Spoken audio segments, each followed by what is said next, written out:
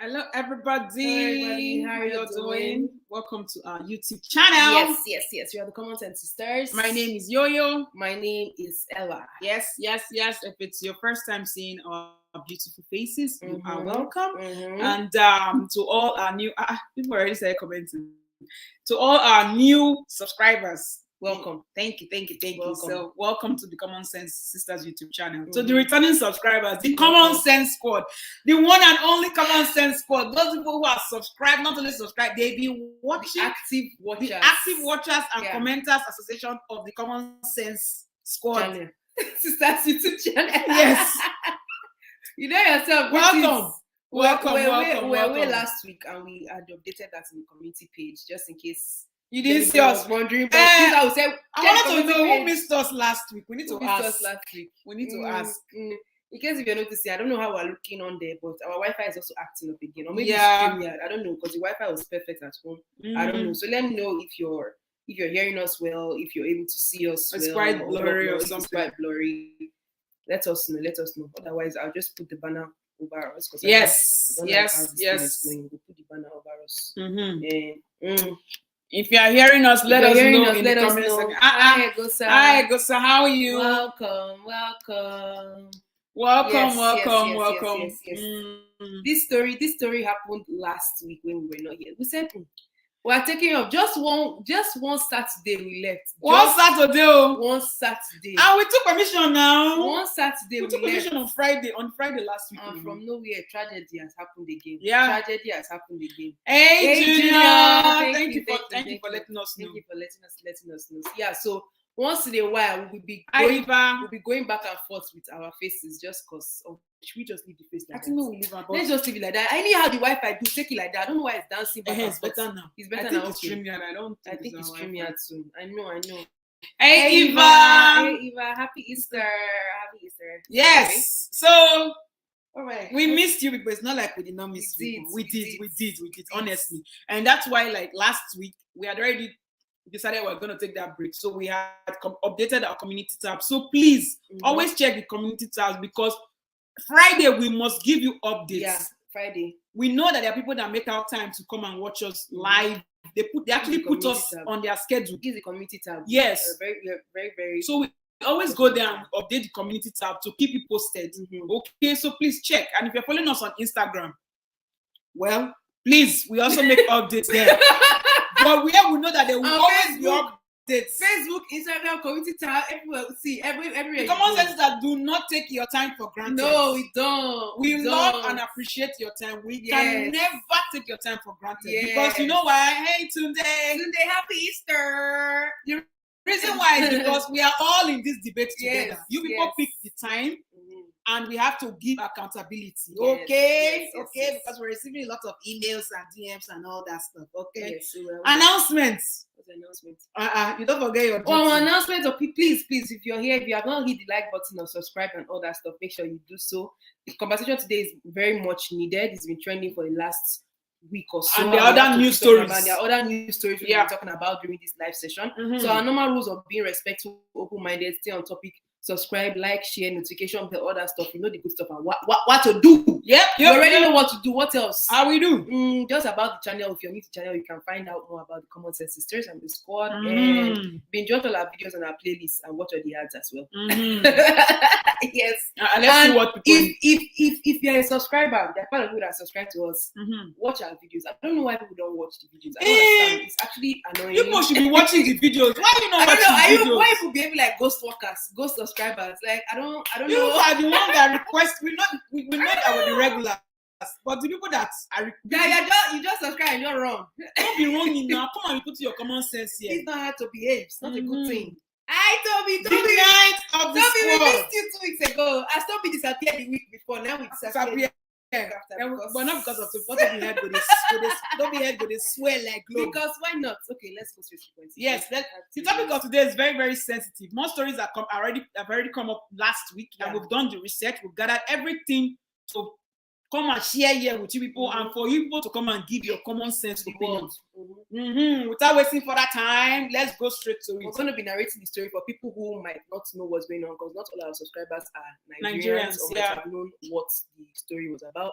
Yep. So give us a second whilst we share our screen. All right. We're going to be talking about Osinachi Nwachukwu today. Okay. Share screen.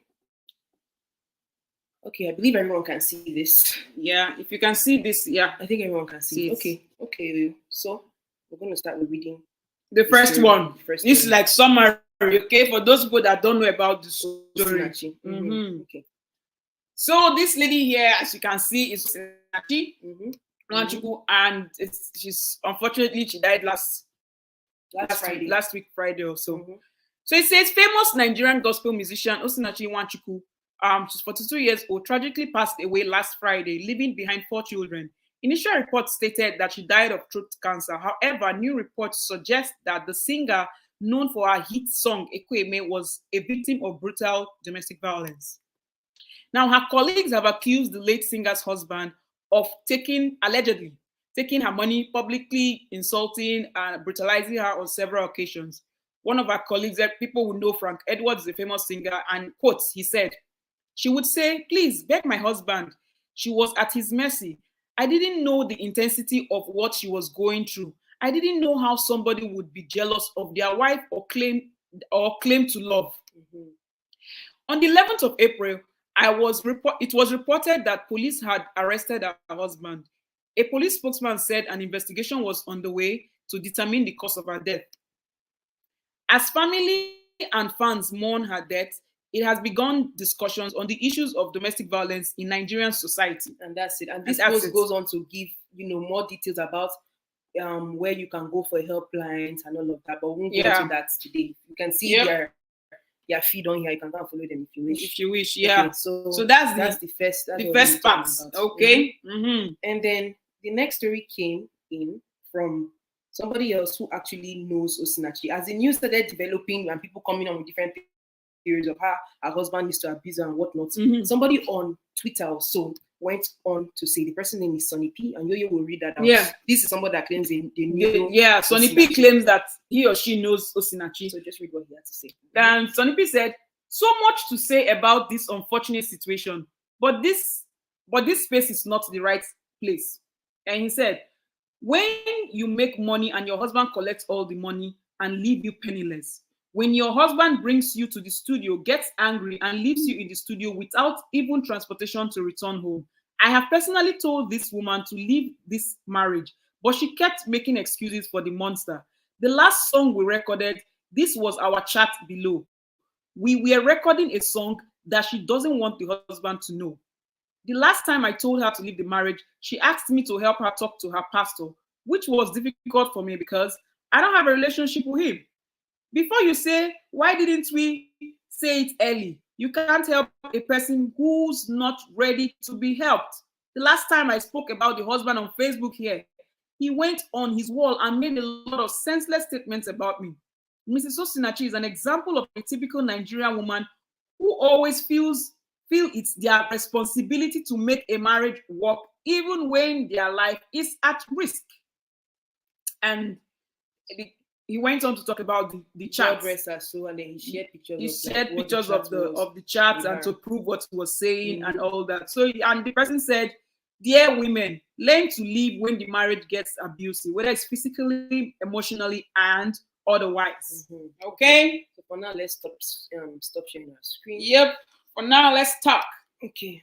Because the title of the video say Osinachi Nwachukwu die for nothing. It's a statement. Who is to blame? So many people here, you yours must have heard about the story. I mean, if you're anywhere on earth, you would have heard about the story because it trended a lot online. Can I have my phone? Yeah, it did. And so we're asking that, and it caused a lot of outrage. Yes, in Nigeria, people started speaking about the domestic violence issues in the country and all of that. This is Osinachi Nwachukwu. For people who don't know, Osinachi Nwachukwu, very beautiful woman. I think John and I came across that song in 2017. Uche Jumbo was the one that even made me know about that song. Ekweme. That song. You are the living God. Oh, yeah. This woman will sing and pour out her heart and her mind. She's a very beautiful. When she sings, it's like it penetrates your soul. You can feel there's a strong connection. You feel. But as as I went back to listen to that song, after hearing about her death and just watching her expression, it felt like she was crying out her soul for help in that situation, right? So I don't know. Like, there's a lot of you come on this live show. I know a lot of times we talk about domestic violence on this live show, the effect it has on family, the effect it has on the victim, the perpetrator of this crime. You know, but it seems like we have to continue talking now. This is the husband whom they are alleging, Peter, whom they are alleging is the cause of the woman's death. Allegedly, they said that he had kicked her chest or something like that, right? And then the woman has been in the hospital, and then she gave up for a couple of days, and then she's dead. This man has also been teaching. Yeah, I agree. All those tears, we cry. Yes, we cry for help. If you go back and listen to that song, when you look at her veins and you look at her expression, you would know that this woman was crying for help. Expressing herself through arts. And it's difficult for people because people are coming there in the sense that they want to be uplifted or uplifted. Some people are coming there to uplift themselves. So your song is really drawing, appealing to their soul. So they wouldn't know. If I pay for money and I go for concert, how am I supposed to know that? To know what the musician is going through and stuff of all that stuff, you know. So yeah, so this is Osinachi and her husband. Osinachi is the one in red, obviously, the man and the woman, you know what we're talking about. Toby is saying, but people thought she was in spirit. Yeah, people thought she was in the spirit, and we cannot even really blame people that feel that way and what they are thinking. So before we keep going, we have to also introduce her kids as well, because the videos and everything is online, and we came across and our kids are speaking. Yeah, our kids are speaking up, and they spoke about how, you know, first of all, we played the video of the last birthday ceremony that they had with their mom. Yeah, and the prayers, how the manner in which they were praying for them, and what we noticed on there. Yeah. So okay, let's do that again. All right. You are giving up.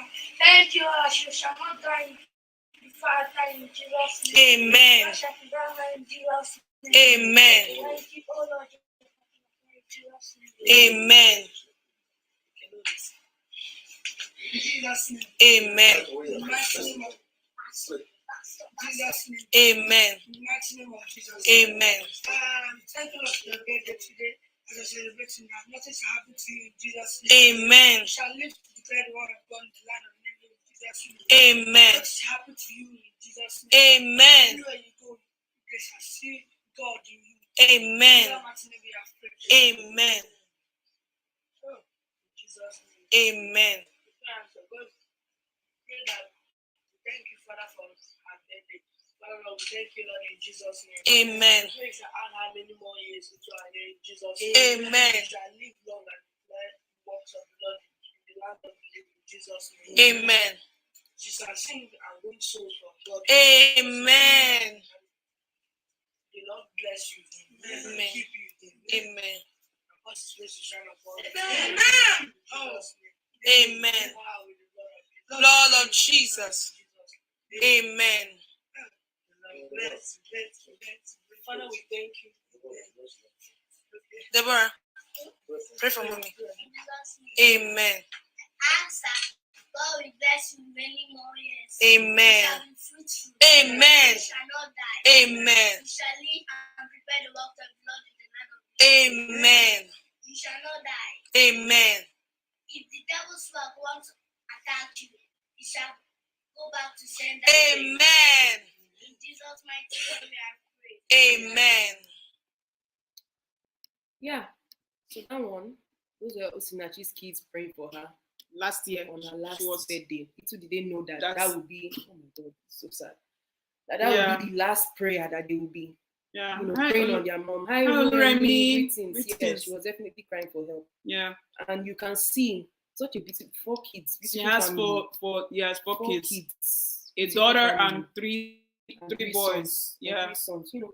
And the language that I think I watched the video for the first time that I picked was each child kept, I don't know if that's how they pray in their house, but each child kept on saying, you shall not die. You shall not die. You shall not die. You shall not. So it's like children feel. Yeah, they know. They are very aware. Yeah, they know. They see what's going on. They feel, they see. They see. It was so sad for me. It's like it was very painful. It's because I know we've prayed on our parents' birthday too. And I never ever remember. They kept on saying this thing. Yeah, you shall live, you shall not die. I don't know. Are we the only ones that picked that up? Did anyone else pick that up during the prayer? Yeah. What did you notice about these kids? You know, and their body language and how they were praying for their mom and all that, because and it was just last year. She was 41. Mm-hmm. 42. Last year she was 42. 42 years, yeah. 42 years young. That's why I want to put it like 42 years young. Mm-hmm.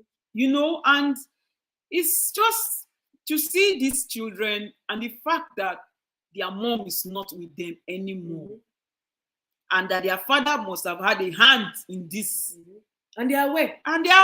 They know. But this is like the introduction to the story. So for anyone who doesn't know, or anyone who needs catching up, we're just introducing you into the story, yeah. But now we've introduced you to her husband and her children. Now we're taking you to what her mother and her twin sister had to say. Mm-hmm. So let's go and speak to the blog where they spoke. Thank you, you shall not die before I die in Jesus' name. Amen. So, all right, let's see what her mother and sister had to say. So gospel singer Osinachi, Nwachukwu's mother and twin sister, have narrated their experience with her husband, Peter. The gospel singer's mother told BBC Igbo that Peter allegedly threatened that his late wife would only leave the marriage in death. She also revealed that she couldn't see her grandchildren for 8 years. So Osinachi's husband did not allow Osinachi's mother to see the grandchildren for 8 years. She was never allowed to come for Omugo, a traditional Igbo custom for postpartum care by the woman's mother. The distraught mother further disclosed that her daughter's husband, who claimed that he's a pastor, separated her from her family. She further revealed that Peter never allowed Osinachi and her children to their house until the pastors intervened and also pushed them out while she, which is Osinachi's mother, was sick. So that means Peter would never allow the children to go be with their grandmother, wouldn't allow Osinachi to go back to her mother's place until, when the mother was sick. The lady further revealed, averred that Osinachi left her marriage for over a year and only returned after her husband came with pastors to beg. So Osinachi left once. According to the singer's mother, Osinachi told her a couple of times, to leave the marriage, but Osinachi insisted on staying and insisted that the Bible frowns at divorce. The woman also disclosed that before her daughter died, she said the husband went for medical checkup and they were told that by medical experts that nothing was wrong with her. She, however, accused Peter of making up claims of his wife being a cancer patient. The gospel singer's sisters, including her twin, also shared painful experiences with Peter. They recounted how he pretended to be a nice person till he got married to their sister. They corroborated with their mother's claim of not being allowed to do omogo for the singer's 4 children, and also claimed that Osinachi was maltreated whilst pregnant and even after childbirth. The singer's twin further disclosed that Osinachi was in distress when she sang her hit song, Ekweme. That's what we're talking about just now. Yeah. And that made her cry in the video, which went viral afterwards. She added that her husband threatened to separate them and also fulfilled his threats. They disclosed that Peter is unemployed and allegedly assaulted and extorted their sister repeatedly when she paid for the song ministration. So probably while she was singing that Ekweme song, the man was also abusing her and maltreating her, like we were saying. Abi? Yeah. Yeah. It just makes me wonder, videos and things that we see on the internet, like what are people actually going through? What are they really experiencing? Mm-hmm. How we, the audience, see it is totally different from the lens of the person that is reading that stuff. Yep. It's totally different. Yep. I can the time when this song came out, That was the time they were I building, remember they were the building the train station, and there was power outage. That time when at York University area, there was power outage in school for 3 hours. So we're in the snow and we're just playing this woman's song. Playing this. Her song is very calming, not knowing that she was crying for help. Because people worship differently now, right? Not knowing that she was in distress. Yep. And then also people had the opportunity to interview the kids. Yep. And this is what the kids had to say about their mother and their father's relationship. I hope everybody is catching up, gathering your points, understanding the story and seeing how we're piecing out everything. After we've given you the introduction, then we'll say what we have to say, and then we'll have people come into the studio. So the next post, let's see what the children have to say. So the post says that Nwachukwu's first son spoke, right? Pastor Peter Nwachukwu, the arrested man of the late singer. The child said, telling them that the late Osinachi Nwachukwu has polluted, the husband has polluted the minds of the children, telling them beating a woman is good.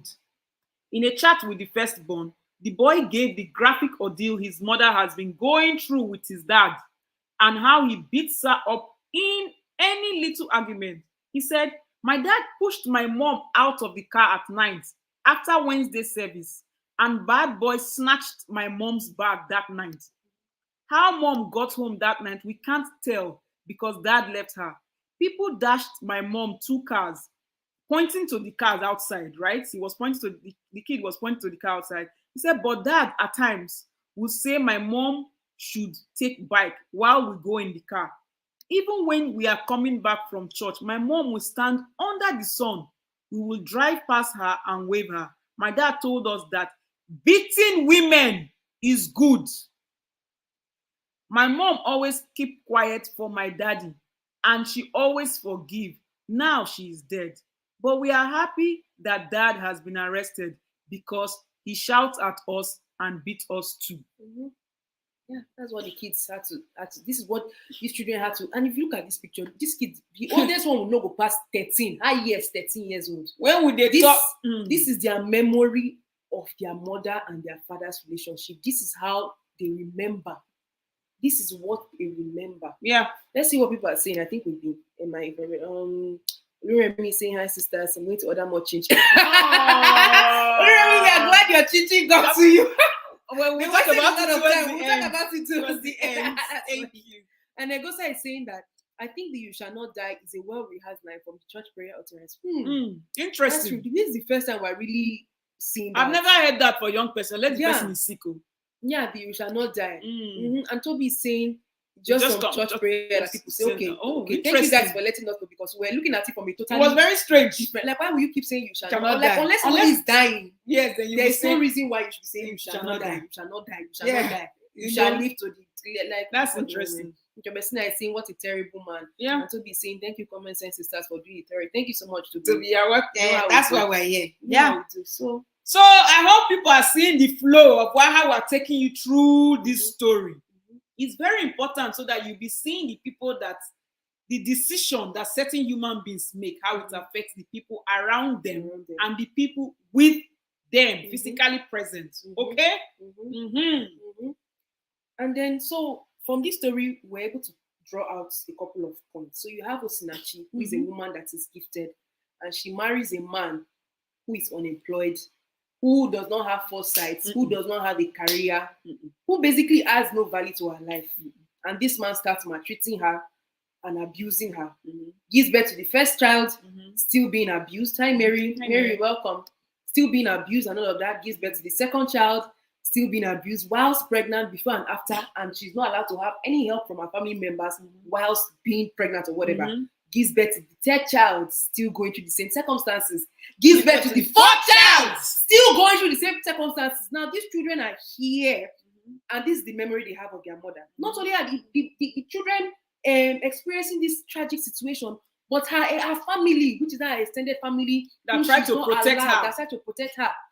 You know, they advised her to leave the marriage. She said she wasn't going to leave the marriage because divorce is a sin. Divorce is against the will of God. You know, to go against her spiritual teachings. When the perpetrator of this crime is supposed to have been locked up since. You are praying for him. The husband should have been locked up since. You know, then you also have her her people who helped her, the pastors, the religious bodies that joined this Mongo pack of doom of Peter of the inside of a useless man and a useless father. The pastors, all of them that joined to go and beg that Osinachi should come back after 1 year. After 1 year that she had left, they go and beg that she should come back. Because why? The church is gaining from the pastors, they are gaining from the marriage now. They don't care whether the thing is toxic or not, so they are gaining from it. So that's why they went to go and beg. They went to go and beg because they are gaining from it. So they went to go and beg, and Osinachi, she went back. This after family making the choice after they had to leave, right? So she went back. Abi, she went back. Did she come back? Is she alive now? The man said what? The only way she will leave this marriage is in death. And you know what? One thing we always say on this channel is whatever people tell you, take them for their word. Yes. Nothing is a joke, especially when it's a threat. I believe we said this thing a couple of times. And it was after her death that we even realized she's a twin. They said the twin went to the hospital. Wanted to see her when she was alive. When she was sick. Yeah. The husband was preventing her.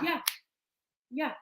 Then she will be begging. So don't tell anybody about it. We're hearing things that she was even her colleagues, because whenever she will go for events, they will pay the man. The money will go to the man's account, not even Osinachi's account. So at the point in time, her colleagues were even advising her, like, leave the marriage. She said no, she doesn't want to leave. She'll be saying they should go and talk to her pastor, or they should not talk to the pastor. He will change, he will whatever. So this led us to the thing where we brought about victims that enable and empower their abusers. Yes.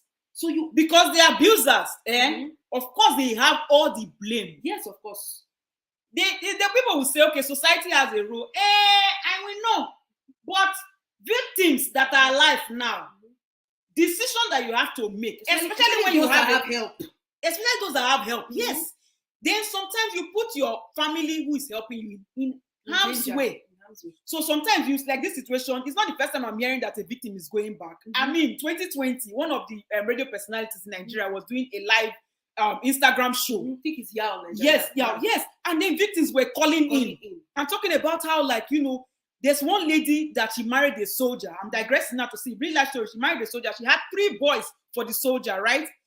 The man that she's married to will be beating her. Her sister-in-law said, leave that marriage. My brother no get head. Make him not kill her. This woman has 3 small baby boys, 3 poor boys. With 5 naira, she said, I left the marriage. And she said, the man is dead now, but I left alive. I did not want to know. With 5 naira. This is what people that be saying, there's no money to live on. So I'm staying because of the children. In this situation where I'm staying because of the children. In this situation where is the breadwinner. What are you doing? What are you doing with somebody that cannot even provide? He cannot protect. Then he's an abuser. Then check this out. See what the son had to say. He's teaching the children, and that now okay to she has a daughter. He's teaching the children that it's okay. He opened his mouth to say it's okay to beat women. They will go to church. He will not allow her use the cars that was gifted to her. The children said he will throw mommy out of the car. He will be waving mommy bye-bye. Under the hot sun. We don't know how mommy will get home. Bad boys we still have back.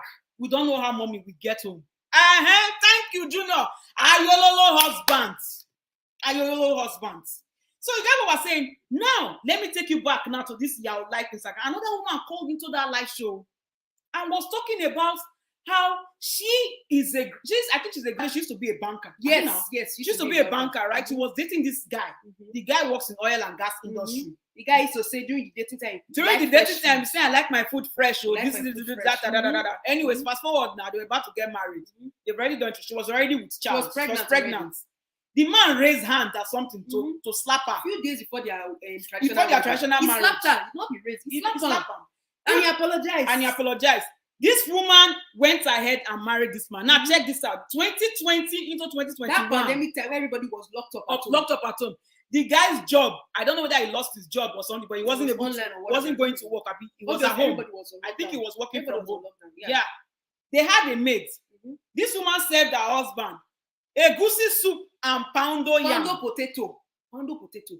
potato. So which means that they did not use mortar to pound the yam. This woman was breastfeeding her child. The man After a dirty slap. Like he caught on the phone and said that this is not pounded yam. How dare you sell me pounded yam? He slapped her. Do you know that this woman's maid ran away from the house? Yes, the housemaid ran away from the house. Now this woman went to go and see her parents, so to go and report. The useless parents say what? Go back to your husband's house. She said she has her own savings, so he told her she cannot continue working and all those things. Yeah, he told her that she cannot continue working and all those things. And I think he said until she gives birth to the child. She gave birth to the child. Now I want to go back to start working. I said no, you cannot. You are serving me pound potato instead of pounded yam. And he slapped a woman that was nursing while she was breastfeeding.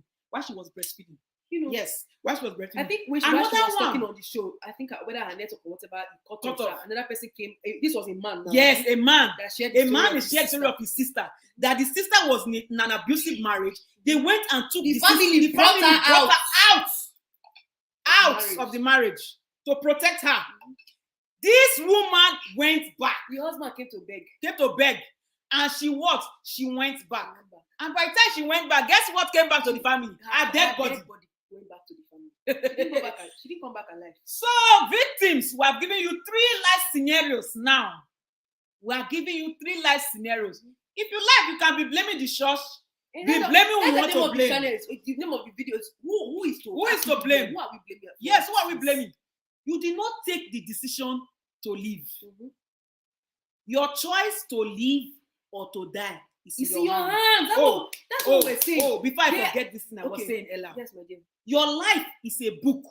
This will not be motivational talk. If you take your life is a book. Whatever age you are right now, multiply it by 365 days. That is the chapter and page of your life right now. You write what you want your life to be. We're sharing the link. Do you want to live a life that is worth talking about? You write your decision, and it's made up of the choices that you make. When you stay in domestic violence relationship, whether it's marriage or relationship, and especially when you have minors, like children, that don't have a choice because they are depending on you, right? You stay there, you say you're staying because of the children. Did you ask them?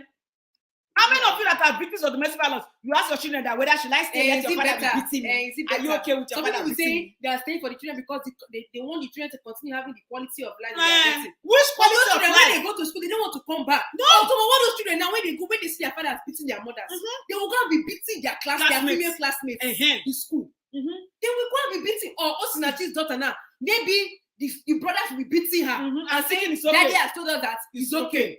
It's okay. Because if anybody people think you can praise somebody and abuse her away. You don't know that when you're praying for them, they will even be thinking, what day you think you want to change? Why are you praying for them to change and still collecting the business? Why? Because it will as if we're taking their power. Abusers. Oh, let me come. I forgot this part before we put the link. Some of you men are friends with abusers. You may not be an abuser, but you are friends with an abuser. And then your friendship involves that. The fact that the man will come and be telling you, this is my mother. I know woman don't talk to me like that. They handle the woman for house. I go beat them. Common woman. You that you are a man, that is not your value. Those are not your stands. You are there listening. Instead of people shut the mouth of that man. Okay, I say, Oga, that's not what you do. That is very, very wrong. I will not sit here and have you talk down on women like that. How many people are bold enough to do that? How many? What is the worst the abuser will tell you? The abuser will tell you, see your business. You say the fact that you are talking to me, it's my business, and I will not have practice quality. When you have a bunch to speak, some men will not speak. You go say, it's not my business, and then they put mouth inside my marriage. All those pastors who follow go beg. Where were they? Where are they? The link is there. That's it now. The link is there. We posted the link if anybody wants to come in. If you want to come in and talk. After we're done speaking about this, we have, I think, a couple of more stories. More new stories to also share with you all. It's going to be like a really, really short live. Yes, so today. Yes, so let's see what they are saying in the comment section. In the comment section. Let's see. Music is saying she was trying to claim a certain image to certain people. Will these people be at a... Another thing, even if they are even in their funeral. No, it doesn't even matter. Another thing is that, but all the people will say, what will people say? I think Was it not last week when we were reporting about Chinyere's story from Scotland? 2 weeks ago, 3 weeks ago. Yeah. Well, people say it's only the dead. Some it's only the living. It's only the living that have access to hear what people will say about them. Yep. When you are dead, you don't have sense. Nothing. No sense organ is working. Nothing. You can never know. People don't care about you. No. For the most part, you are a story. Whether you live, they will talk. They will say, "No, be this man when come on, husband marry her." If you are still there, they will say, "No, be this one when your husband they beat."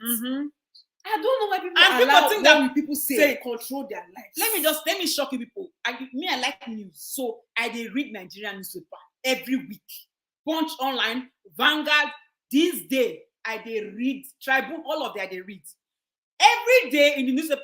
People are living domestic violence marriages in Nigeria. Every day, people that they don't even come online to talk about it. They will take their spouse to court and they will be granted judgments. The perpetrator of the crime will be made to pay what Western people call child support. So there are Nigerian men that are paying child support. Yes, their wives took them to court. Yes. So some people will think that there's no system. It they work. Some people they use them. Some people they use them. Obviously, there needs to be more that should be done in the country. In the sense that if a woman is reporting an abusive husband, that man should be locked up. And he should be locked up. I don't know. He should be locked up. There should be consequence. I don't know. It feels like in Nigeria, if you kill your wife, you can go scot-free. As opposed to if you kill a random stranger. I don't understand why. Because I'm saying, my people, who is to blame for her death is so multifaceted, so complicated, yes, so simple to diagnose the problem. Well, at least you are coming to the studio to explain your statements. So be clicking the link. When you are whoever is coming to the studio, please mute your YouTube so that it will not bounce back. Okay, so that we can hear you when you are coming to give your this thing. Yarn this thing to your fellow. Men should also yarn to their fellow men now. Yeah. But are we not talking to our women? You say that women talk. You know how many women get YouTube. People they talk. Men should start speaking up. Good men start speaking up. I don't care. Continue speaking up. Continue. Because I look at this thing as how are we going? Maybe at the end of the show we're supposed to talk about the consequences of not living and how to end this problem. And obviously, the first step of ending the problem, now we talk about ending towards the end. Yes. But the thing of it's also true to say that, to tell women that your life is more important than being a missus. You are absolutely right. Any woman at this place, to 21st century, where we say you are still thinking that being a missus is more important than or the society is pushing you. Then now society is abstract. We are all members. Even you are a member of the society. Why do you give a damn? There are two choices for people who are in abusive relationships. It's either you take the first one, which is to live a life, like me and my sister are always saying, or the second option is to be prohibited to death. That is it. There is no two ways about it. If you say you're not living, subconsciously you have chosen the second option. Because there's no amount of prayer, no amount of fasting, no amount of mountain you want to go to, no anointed, useless Goya oil. Nothing. No useless Goya oil that will make anybody change, that will make your abuser change. Toby, you are welcome. I think Egos are probably trying to reset his internet. Toby. Yeah, how now day, my people? We do the ninth of the squad. I'm good. How are you guys doing? It's been a minute. Jeez. Yes, I miss you guys. We missed you. We missed you 2 weeks ago. I think Egos will come and express how he missed you more. I was pursuing the American dream, my people, the house, the white picket fence, and 2.5 kids. Now. So, and now the American dream now, your face, they do like say, Sabi American dream. I don't know what the American dream is. I've never pursued it, so I don't know. I'm in Canada pursuing the Canadian dream. People they pursue their dream when they're based. The Nigerian dream. Nigerian dream is to live like Nigerian dream day. It day now, Toby. Those in Nigeria, this question is for you. Day. Anyways, it's good to be back. Thank you for all you guys do. And I just want to take a moment before I chime in on this story. And I really appreciate you guys. It's almost like every time you guys, your passion about this topic knows no bound. Like anybody who doesn't know you guys and this topic has been living under a rock somewhere. The passion, the energy, And then somebody might say, why are they so passionate? Why are they so angry? Why are they so this? Well, this is your reason. This is your why. Because now Osinachi is dead. And there are several other Osinachis out there that are either struggling or they're going to be next, sadly. So I just want to get that out of the way. Now, having said that, it is a sad story. It's a very, very sad story. This woman, a gospel minister, is popular for a song, and then to know that she was going through something like this, and she just kept on doing the ministry work, kept on. I have a lot of choice words for some people this morning, common sense sisters. Toby, please be free. The night. If you know, we know no bounds. The night. Yes. If let's you take break, you forget your stuff. You forget your. No, I'm warming up. I'm warming up gradually. I accept my office. I accept the staff of office. Everything. So here's the deal, right? Yeah. I mean, everything has been said. You guys have said it all about everything. But I have some choice words for some people. At the core of this story is religion. Okay, I'm not suggesting that every abuse case out there is connected to religion. There are people who are not even religious are going through abuse, right? There are people, of other faiths that are going through religion. But this particular story, this very story, it's what we keep seeing every time. Now, let me first of all talk about. I'm hearing some leaders, Christian leaders, are coming out and condemning what happened. They're making videos and they're condemning. Wow, how convenient. How convenient to condemn it when it's popular to do so. Okay. Is it not the same you that have been telling them that divorce is never an option? The same you told them that there's only one door that leads into marriage. No front door, no back door. The same you've been telling them all this crap about whatever happens, you must till death do you part. That colonial bullshit. Till death do you part. You have preached it to them over and over. Now you are making a video condemning this. Which one is it? It seems to me you want to have your cake and eat it too.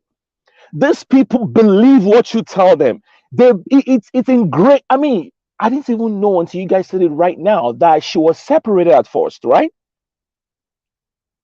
She was separated. Yeah, for a year. So she left for a year. And then they went back to convince this poor woman to go back to that abusive situation. Isn't this typical? Somebody comes to you and say, Pastor sir, this man is irresponsible. He's going to kill me. I am going to die.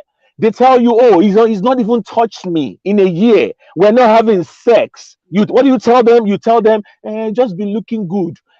Just be praying. Don't worry, be eating. Be feeling fine. I'm telling you the things I've heard with my ears. These are the things they tell these people. They don't objectively look at this story and say, look, and by the way, if it's their own daughters, they will never do that.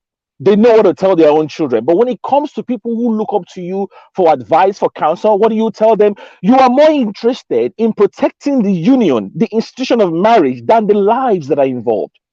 Because of some bullshit testimony, you want it to remain that you stand for marriage being together, even when you know this marriage is doomed to fail. Eventually, somebody is going to wind up dead. And that's exactly what we're seeing right now. So my challenge to these people is that it is time for you to re-examine the nonsense you're telling people. It is time for you to go back to the drawing board and begin to re-examine your teachings. You can't just come out now and make a video and condemn. And then, by the way, some of them are saying, arrest the man. Yes, lock him up. Oh, fine. Yes, we want the man to be arrested. We want him to be locked up. Have you thought about the children? I don't even think the kids want to even have it to do with their dad. Have you thought about, does Nigeria have a system in place for children like this? The freaking church, we never even see them say they go meet the children. They claim exactly. How many of you church people, pastor sir, have you reached out to the family to say, how can we help these children? Because those children are going to need mad, badass therapy. You have children whose father, he's telling them that it's okay to beat women. Now, imagine that for a second. Those kids are going to go on with that abused mindset. They're going to be abusing other people because they think it's normal until they get the kind of help that they need. And so and all the time, these men that do these things, right? Even in the Christian world, they know these women cannot leave because they tell them in their churches, God hates divorce. So you, pastor sir, pastor ma, you stand on that platform, you tell them week in, week out, God hates divorce because you read some obscure passage from a book that was written by men at a time where women were nothing. They were nothing. That was the time this book was written. And you quote that in 2022 and you tell them that God hates. So God hates divorce, but he's interested in dysfunction. He's interested in children, raising children, bringing up children to this world that are continue to perpetuate this cycle of dysfunctionality. Is that what your God wants? It is time for you to go back and change your Sunday school manual. It is time for you to go back and change your message. It is time for you to start preaching things that are relevant that will say you can't come out now and condemn this. No, you have no right to do that because you have been the same person that have been telling them this nonsense, this rubbish, that they need to remain in the marriage, remain and pray and pray and pray and pray when you know for a fact that it is not going to lead to anything and eventually somebody will wind up dead. Common sense sisters, I'm sorry, I got to calm down. Oh, Toby. I'm upset. I am deeply upset. It's very okay to be upset. Don't apologize. You didn't do anything wrong. Toby, you have every right to be angry. Every right to be upset. Go ahead and be angry. You have every right to. No, right. If at any point you want to, if you're okay and you start speaking, then Egosa can goes go next. After Egosa, then to Nigeria, then Junior, and then we proceed with the story. Because more stories that will anger you is coming. They are coming. So we need that righteous anger. Yeah, I think because it's from the righteous. When we talk as common sense sisters, I think when we talk and we talk very passionately, whether it's on this platform or any other person's platform, because we also have a very good sense of humor. I think people always think that we they play, we they laugh, but not the truth. So it's going in line. So Egosa, you can go next. So that after you, then to Nigeria, then Junior, and then we'll lay what our story is. Yeah. Thank you so much. Happy Easter to everyone. To all the people who identify with Christianity here. Happy Easter to you all. Yeah. Can you hear me? Yes, we can hear you clearly. Oh, okay. Thank you very much. Yeah. Please, if it's echoing in the background, you let me know because it's not echoing. We would have let you know. People are watching also at the other side. Okay, thank you. Yeah. Oh my gosh. Where do we start with this? Where do we start? Because it seems as if we have a trend here where every week we talk about DV, domestic violence. Every week. It never gets to an end. Like I said earlier on, it's so multifaceted way to blame, where to really diagnose the issue where this DV thing is emanating from. It's really, it's complicated yet so simple to identify with. You understand? Where, because like Toby said something, the core issue why these women are being deleted every single day is that verse. Malachi, is it Malachi 2:16? Somebody please correct me. God hates divorce. It doesn't matter to me. God hates divorce. That place in that book. They say so a book that somebody called Malachi wrote more than 4,000 or 5,000 years ago, that God hates divorce. That is what some people just cling on to. You understand? Of which, if you look at it, if you read the whole of that book, that chapter, that place, God hates divorce, it was a figurative speech. It referred to the relationship between Yahweh and the Israelites.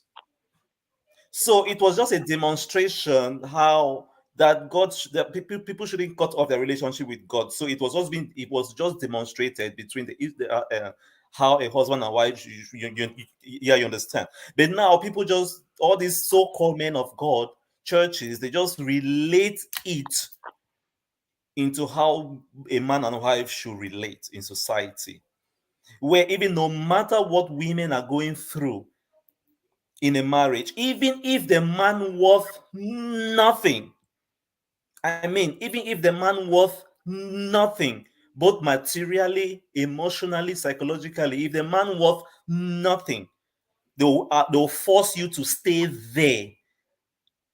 You know, they'll force you to stay there. Even if the man worth nothing, they'll force you to stay there. As if marriage is one I don't just know, it's one heavenly gift or whatsoever. You see, marriage is not a trophy. This is 2022. We need to start saying this. Marriage is not a trophy. Marriage is not a do or die thing.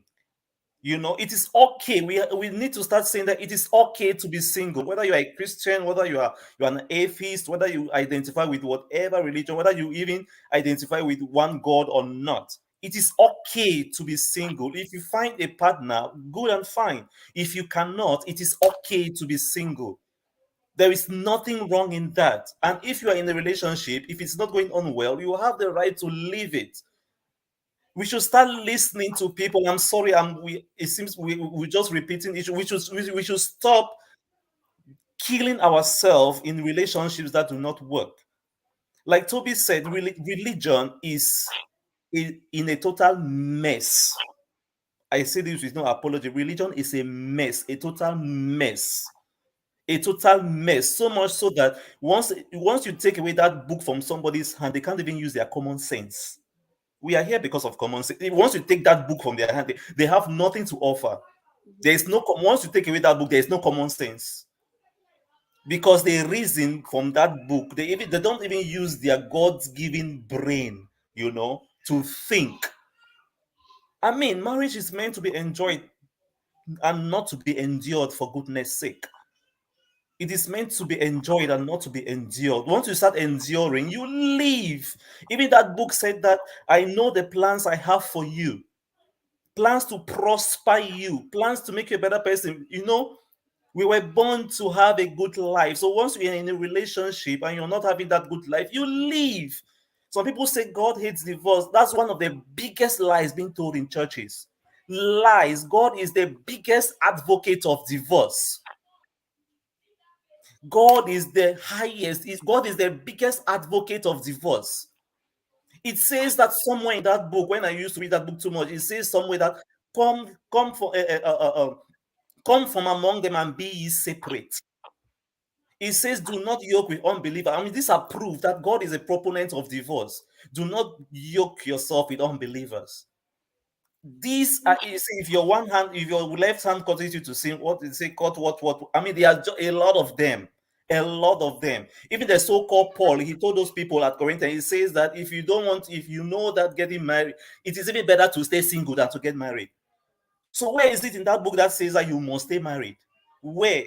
So this issue, please give me 30 seconds more, please. So this issue is that we are merging cultural stuff. We are merging cultural issues into Christianity. That is why these men of God, my dear friends here, these men of God, if you see them talking about marriage and divorce and also other, if you take note of for one thing, they don't quote any scriptures. They don't quote any scriptures to back it up. The truth is that we don't watch all these things. Honestly, I don't. Because it is taken from culture. It is taken from culture into Christianity. It is a mixture of culture into Christianity. So they do culture believing that it's their own interpretation. Yeah, that's what they do. So that's why they don't even quote. They don't even quote nothing. I even saw one. Oh my God! I saw one video this afternoon where a pastor said that if a woman cannot hold down her marriage, she is a bad woman. Like that bad, she emphasized on that bad. I was like, oh my goodness. And why are women attending that church? Yeah. Then you hear women shouting in the background, oh, preach on women themselves. So You see. Anyway, let me just end here, since I think we have a lot of things. Another panel, yeah. Thank you for yeah, like Toby, please, we have to get angry, and I think later on we need to talk about how men can make this better, because this is our problem. We are a huge problem. Of course, no worries.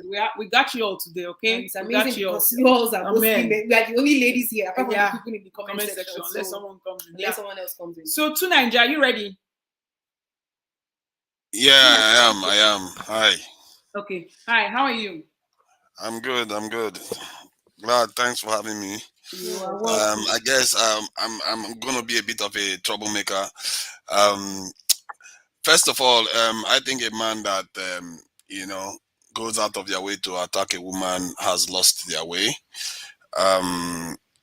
Because I believe the primary duty of a man is to protect their women, their children, and their communities. Everything else is just details. And if you fail from that primary goal, you have lost your way. So that's where I will start from. But I think we have to decouple this issue from marriage. Because if African Americans hear people talking about this, they will be like, wow. Because I mentioned it to an African American panel I was talking to just yesterday. I was like, we have been talking about the opposite, that our families have been decimated. And but Nigerians are talking as if divorce is the solution. You see, the problem comes from the culture itself that allows for men to do something like that and not get reprimanded or made accountable for it. Personally, I will make sure a man that goes out of their way to do something like that recognize they are failing fundamentally as a man. And when churches are told about these things, the way they respond to it is not appropriate. They are also, to an extent, because they are meant to, most of the time, dealing with these things, they become complicit. Because they are human beings, they get complicit too. They are supposed to, they are not just, oh, let's fill the marriage. They are supposed to tell the man off. Tell him that you can't do this and we are going to sanction you if you do this again. But they don't do that because they are human beings again. Because that man that is advising the woman is probably doing the same thing. And the man that is advising another man is probably doing the same things at home that he's not supposed to be doing. Many of our men have lost their way from their primary duty. Let's not mix two things. Marriage is a great institution. It's very important that our children that we are raising have two parents, because it's a problem in the West right now. And I can tell you that about 3,000 women are killed every year in the US. Every year. And they have divorce. So we have to go to the heart of the problem. Where a man goes out of their way to do something like that, they have to be made accountable. And if it's through the church, they have to be made accountable. If it's through the law, men should call other men out. Women should call men out. Because if you do that type of stuff, for me, it's a great sin to your very existence.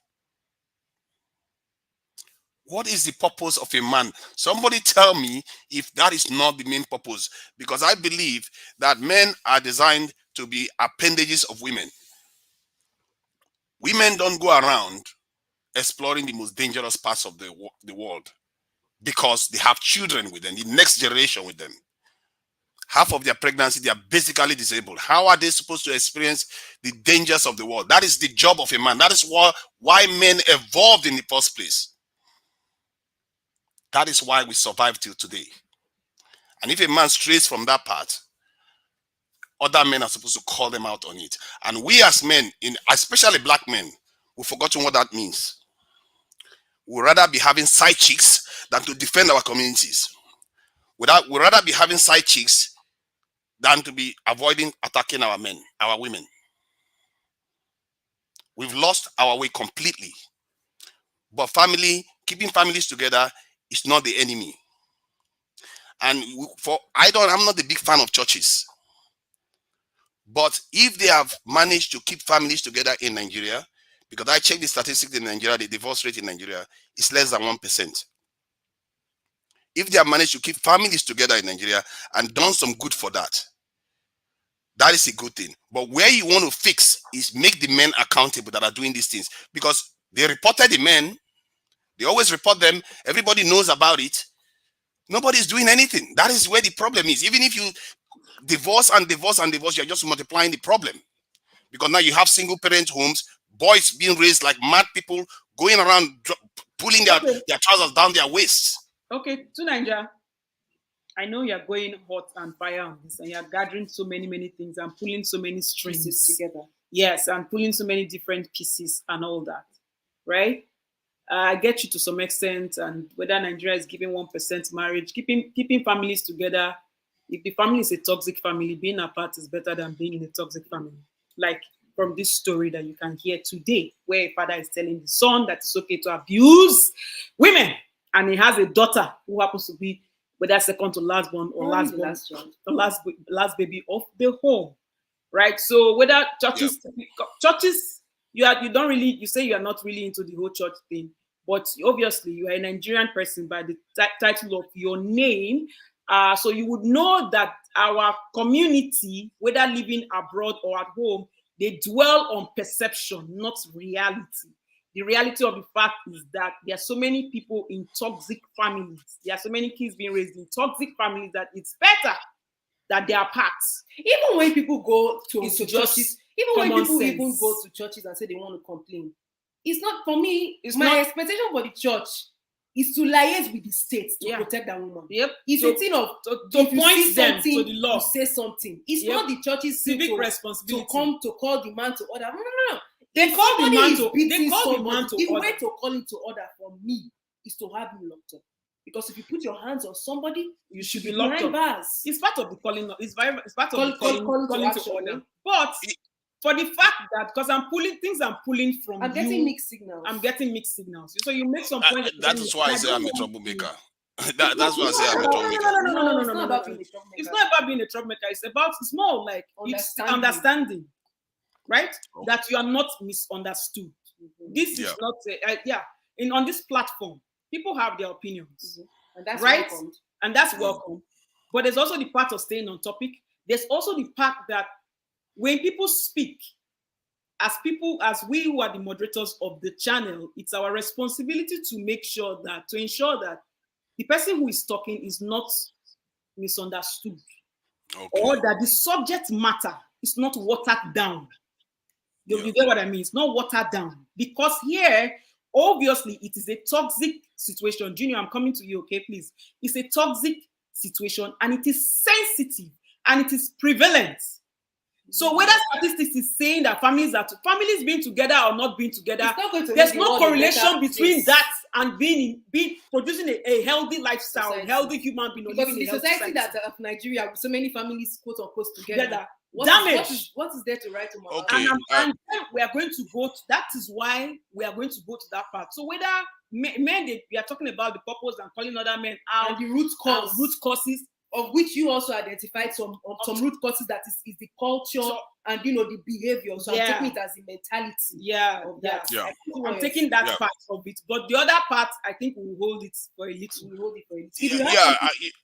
Can I add something? Okay, just a few more seconds, so that we'll have no problem.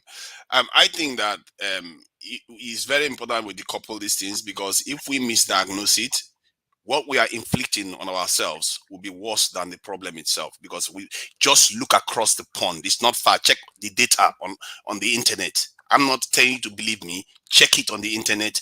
You will see what you're advocating is not leading to very good results out there. No. What are we advocating? What do you think is being advocated for? What is being advocated is divorce. Mm-hmm. And that is what we miss. And I'm telling you now, to Nigeria, that is people's opinion. Mm-hmm. On this platform, I'm telling you that is people's opinion. I believe so. Sisters, I know it's not my turn to speak. Please give me a second. I know it's not my turn to speak. Give me a second. We can advocate for divorce. There is nothing wrong advocating for divorce if it's a situation of DV. There is nothing shameful. There is nothing wrong to advocate for divorce. So this is the issue of the church, where they say you cannot divorce. This is the issue. I'm sorry. Okay. So There's you can no advocate problem. divorce. Can we all hold our points? Because Okay. I don't want to. I do not today. We do not want to stray away from topic. I don't give a hoot whether somebody is going to divorce or not divorce. Life is at stake. That's none of my goddamn business. And if divorce is one way for people to fight to be alive, you better get the hell out. Your that marriage place. is it ain't shit. If you're being beaten every day, yes. Let me just tell you, we are tackling your that marriage, issue. you're not even married. That is it. You just signed up to be beaten up and down. That is it. Your marriage is not adding value. Now the Osinachi is gone. Whose value is that one adding? Educate the men before marriage. So, educate the men before marriage and counsel them to stop it. We are coming to that part. I mean, as a human being, you should know that you should not be hitting that human. That's common sense. If you want me to educate some idiots about that, some people who beat up women are idiots, then we will also do that. It's part of the itinerary for today's show. So yeah, you just hang in there, okay? We will have Junior speak, and then we have a story. No, we have a story after that, and then Yashma will speak. Yeah, we'll have them like that. So Junior, thank you for your patience, Junior. Yeah. Hi everyone. Can you guys hear me? Yes, we can hear you. How are you? Yeah, I'm doing well. Thank you. Happy Easter to everyone. So yeah, so this is a very sad story, man. I mean, I think the world is really gonna miss not just Nigeria, is really gonna miss Osinachi. Yeah, relationship is hard and marriage is difficult, honestly. And I think actually the point I have written down so far is based on the panel that spoke before me. And please, Junior, state your own points first before you respond. Yes, I'm going to state my point. So what I'm trying to say is that and it's sad that Osinachi, left. And I want to go back to when they met. I think the husband claimed that she sang at the song and she loved her voice and blah blah blah, and he loved her and all that. I don't think that was love. I think that was hatred, because I think Osinachi unfortunately was living with a devil. I'm talking about the devil that you can see. I'm not talking about the devil that you bind every day and pray against. I'm thinking that he lives with the devil, because if you think about, I mean, from what you guys have even read, it is heartbreaking. It is heartbreaking that Osinachi was gifted a vehicle, and you as the husband could not even allow her to drive the vehicle. Your kids will witness you after church. She'll be standing in the sun and you will drive past her. She will not even get home. I mean, what kind of a man does that? What kind of a man does that? You will beat her, you will belittle her, you will call her names. It's crazy. It's difficult. And one of the things I want to mention is that all these men so far that have come out on social media to talk about, oh my goodness, the man would not have done that, this and that, oh my God, they are coming to speak out now. They are only speaking out because she's dead. If she was alive and left her marriage, first of all, Paul and Eche's church, the Dunamis church, will not allow her to be singing in that church. That's just the truth. The only reason why people are coming out to debunk this and to say this is not right and all that, it is because she's dead. So let's tell ourselves the truth. When people always want to leave DV, domestic violence, they end up being shamed. Okay, they end up being shamed. That is so wrong. And it's quite unfortunate. There is a lot of women. I do understand that men go through DV as well, but statistics is very low, but compared to women. So when women go, especially living in a patriarchy society like Nigeria, it is very difficult. It is very, nobody, let me make this clear. Nobody is telling any woman to leave her marriage. Even the woman does not want to leave her marriage, because nobody gets married thinking that they are going to leave the marriage. But there comes a time where domestic violence is something that you cannot ignore. And mind you, it comes in different ways and forms and shape. Oh, Junior, there comes a time where you choose to live or you choose to die. If you choose, that is the cocoa here. If you choose to stay where you are being battered, you have subconsciously chosen the other part, which is beating unto death.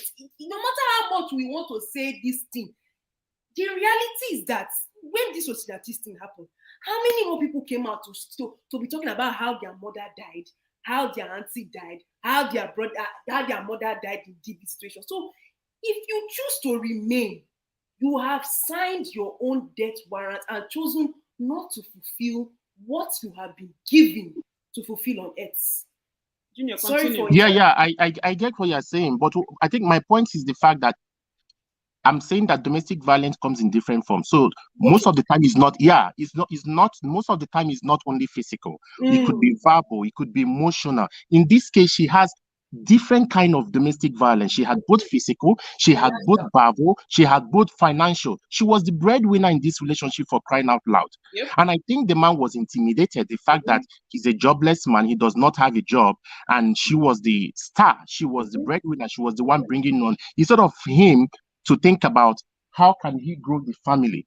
How can I grow the family? How can I support the wife to become somebody? No, but he didn't do that. Rather, what he did was thinking of the ways to bring her down and demeaning her. I mean, it is so sad that this happened to her.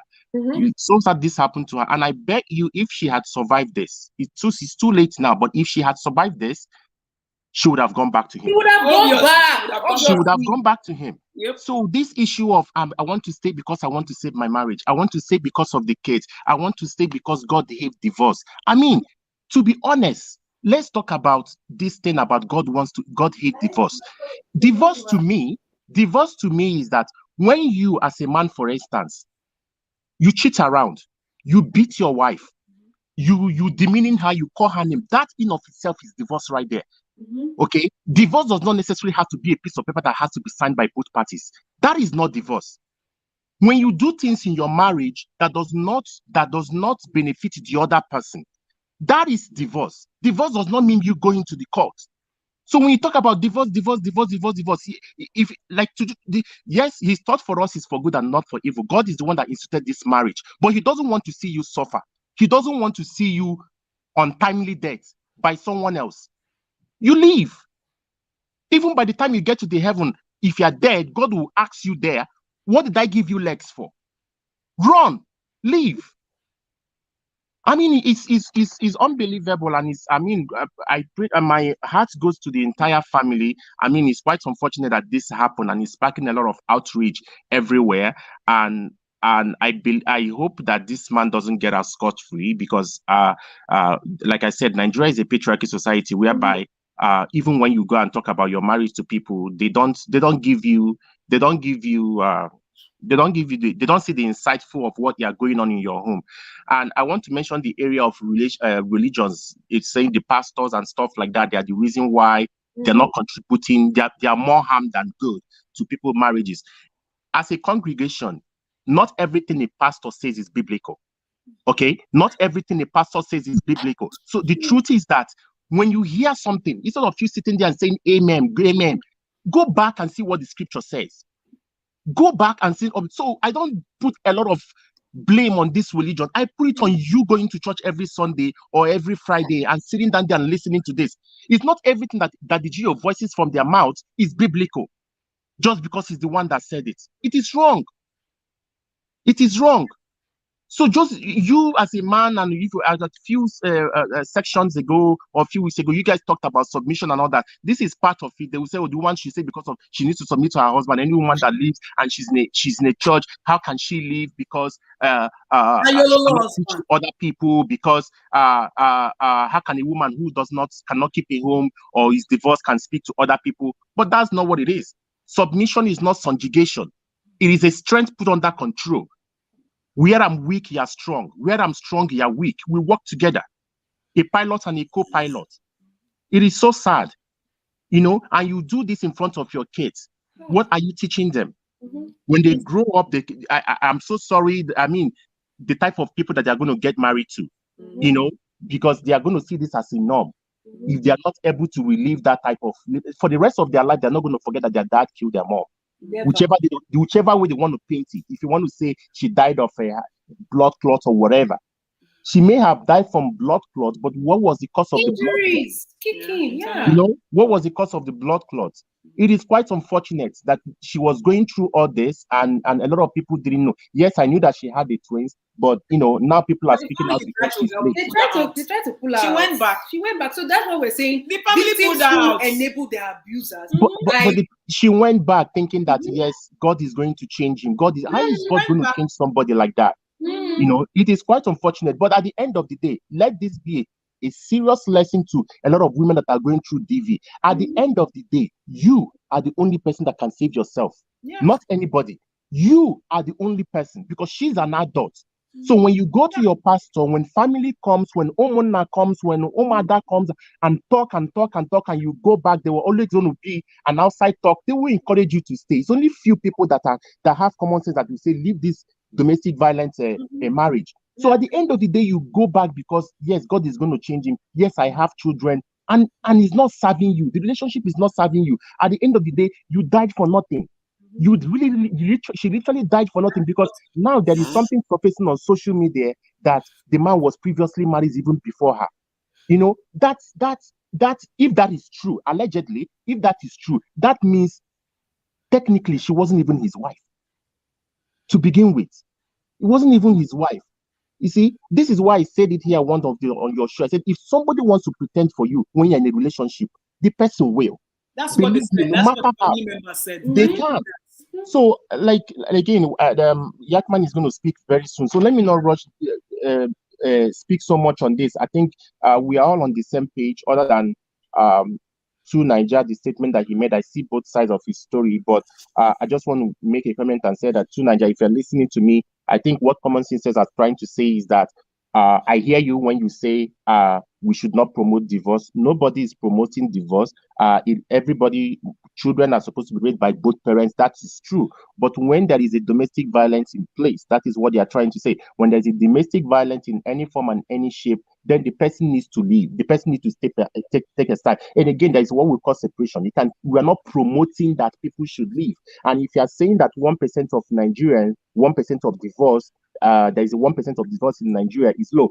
Is it okay? What does that tell you? Does that mean that people are actually going through hell or going through div in their relationship, but they cannot leave just because of what they don't have the means to? If you speak to a lot of women, they will tell you, "Oh, I cannot leave because he's the one that is paying the children's school fees. I cannot leave because he's the one that is paying the rent. I cannot leave because of A, B, C, and D." So this is why we need to empower women. As we are empowering women, I do agree with you when you say we should teach men about this. We start teaching them not from the church, but when they are young, because we put a lot of emphasis on women, how to treat their husband, how to do this, but nobody actually teach the men how to treat your wife. This is how to speak to a woman. This is how to speak to a lady. So all these things need to start from the roots, from the foundation of parents raising their kids, and not being seen that men are more important than women. We are all equal. You know, so if you are able to do this, then the marriage or whatever we want to call it, relationship, will probably be a better place for us. I think I'm going to stop it here and let Thank you so much. Thank you, Junior. Thank you. Yachman, are you ready? We'll have Yachman. After Yachman, Yeah. we have to enter the next story. Yeah. Everything. Let me keep it short and brief. Thank you, Yachman. Thanks you guys for having me once again. Junior just provided a long-term solution to the problem. Mm-hmm. So short-term fixes would be making policies and laws, enforcing those laws in Nigeria to protect women in those kind of situations. Yeah. But this is the harsh reality, and people might not want to hear this. Just give this another week; it will blow over, and we'll act like we care again until the next thing happens again. So we try to pretend like it's something new. We've always known this has been happening for years. And what we call culture sometimes, I was even having a conversation with an older sister of mine, who is a psychotherapist, and she was mentioning something about the Nigerian culture being some sort of a trauma suppressing culture. Yeah. Yes. We've been traumatized a lot from the family, from school, culture, society, church, the government. And it's pretty much we can suppress, so we can pretend that it never happens. Like we live in denial.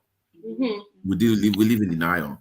And like you had a post out earlier that somebody said that if she had left the marriage, she would have lost on opportunities. Yeah. So that is assuming that she made a business move to stay in the marriage, to secure the bag, which cost her dearly. And the bag was the husband that was controlling the bag. She didn't even see right. So you know, so you have all these reinforcing pointless. Ideologies, yeah. Like the church would tell you, stay in that relationship.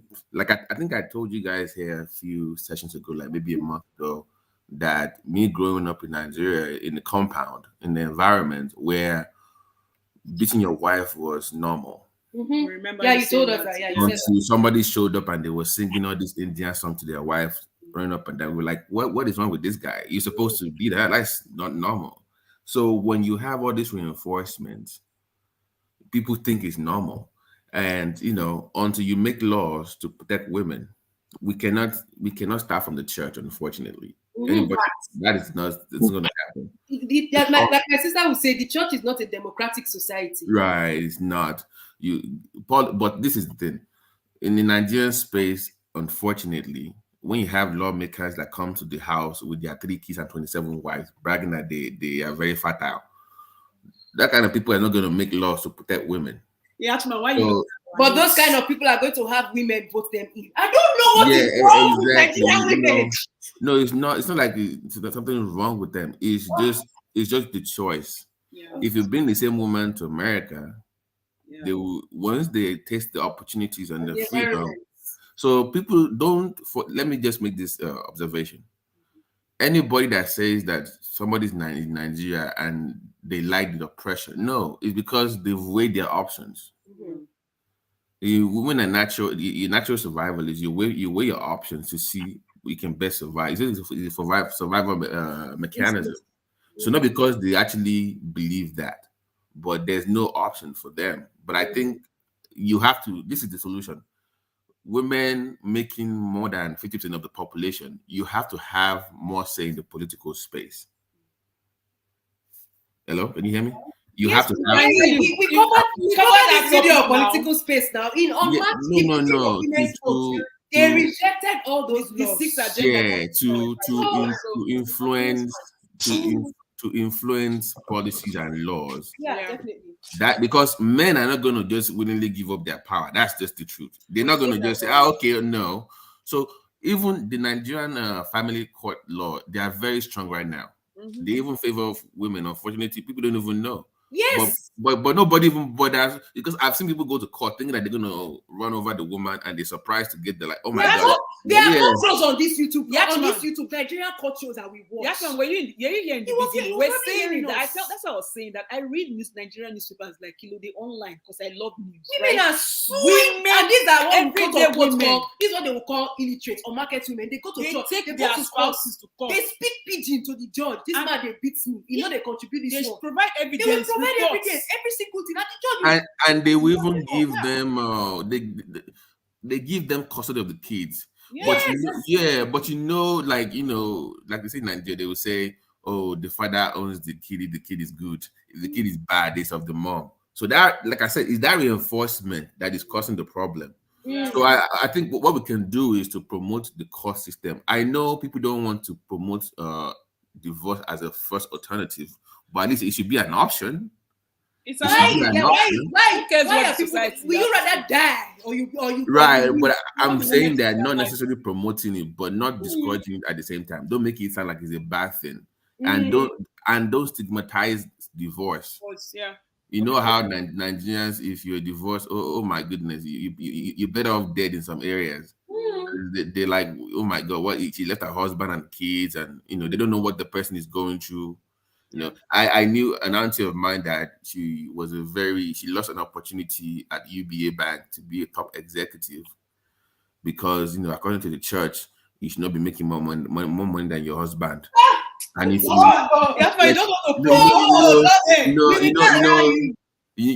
back then in the 80s, it was unheard of for a woman to be a bank manager. And for her to have risen to that height, they're like, oh, she must have slept her way through the position. There's no way they could have given it to her. So they kind of reinforce that stuff that she quit her job, and next thing, I'm not kidding you, she was selling clothes at the market. Yeah, we believe a whole to be former UBA bank manager because she wants to respect the husband and the church. God punish respect. He had to.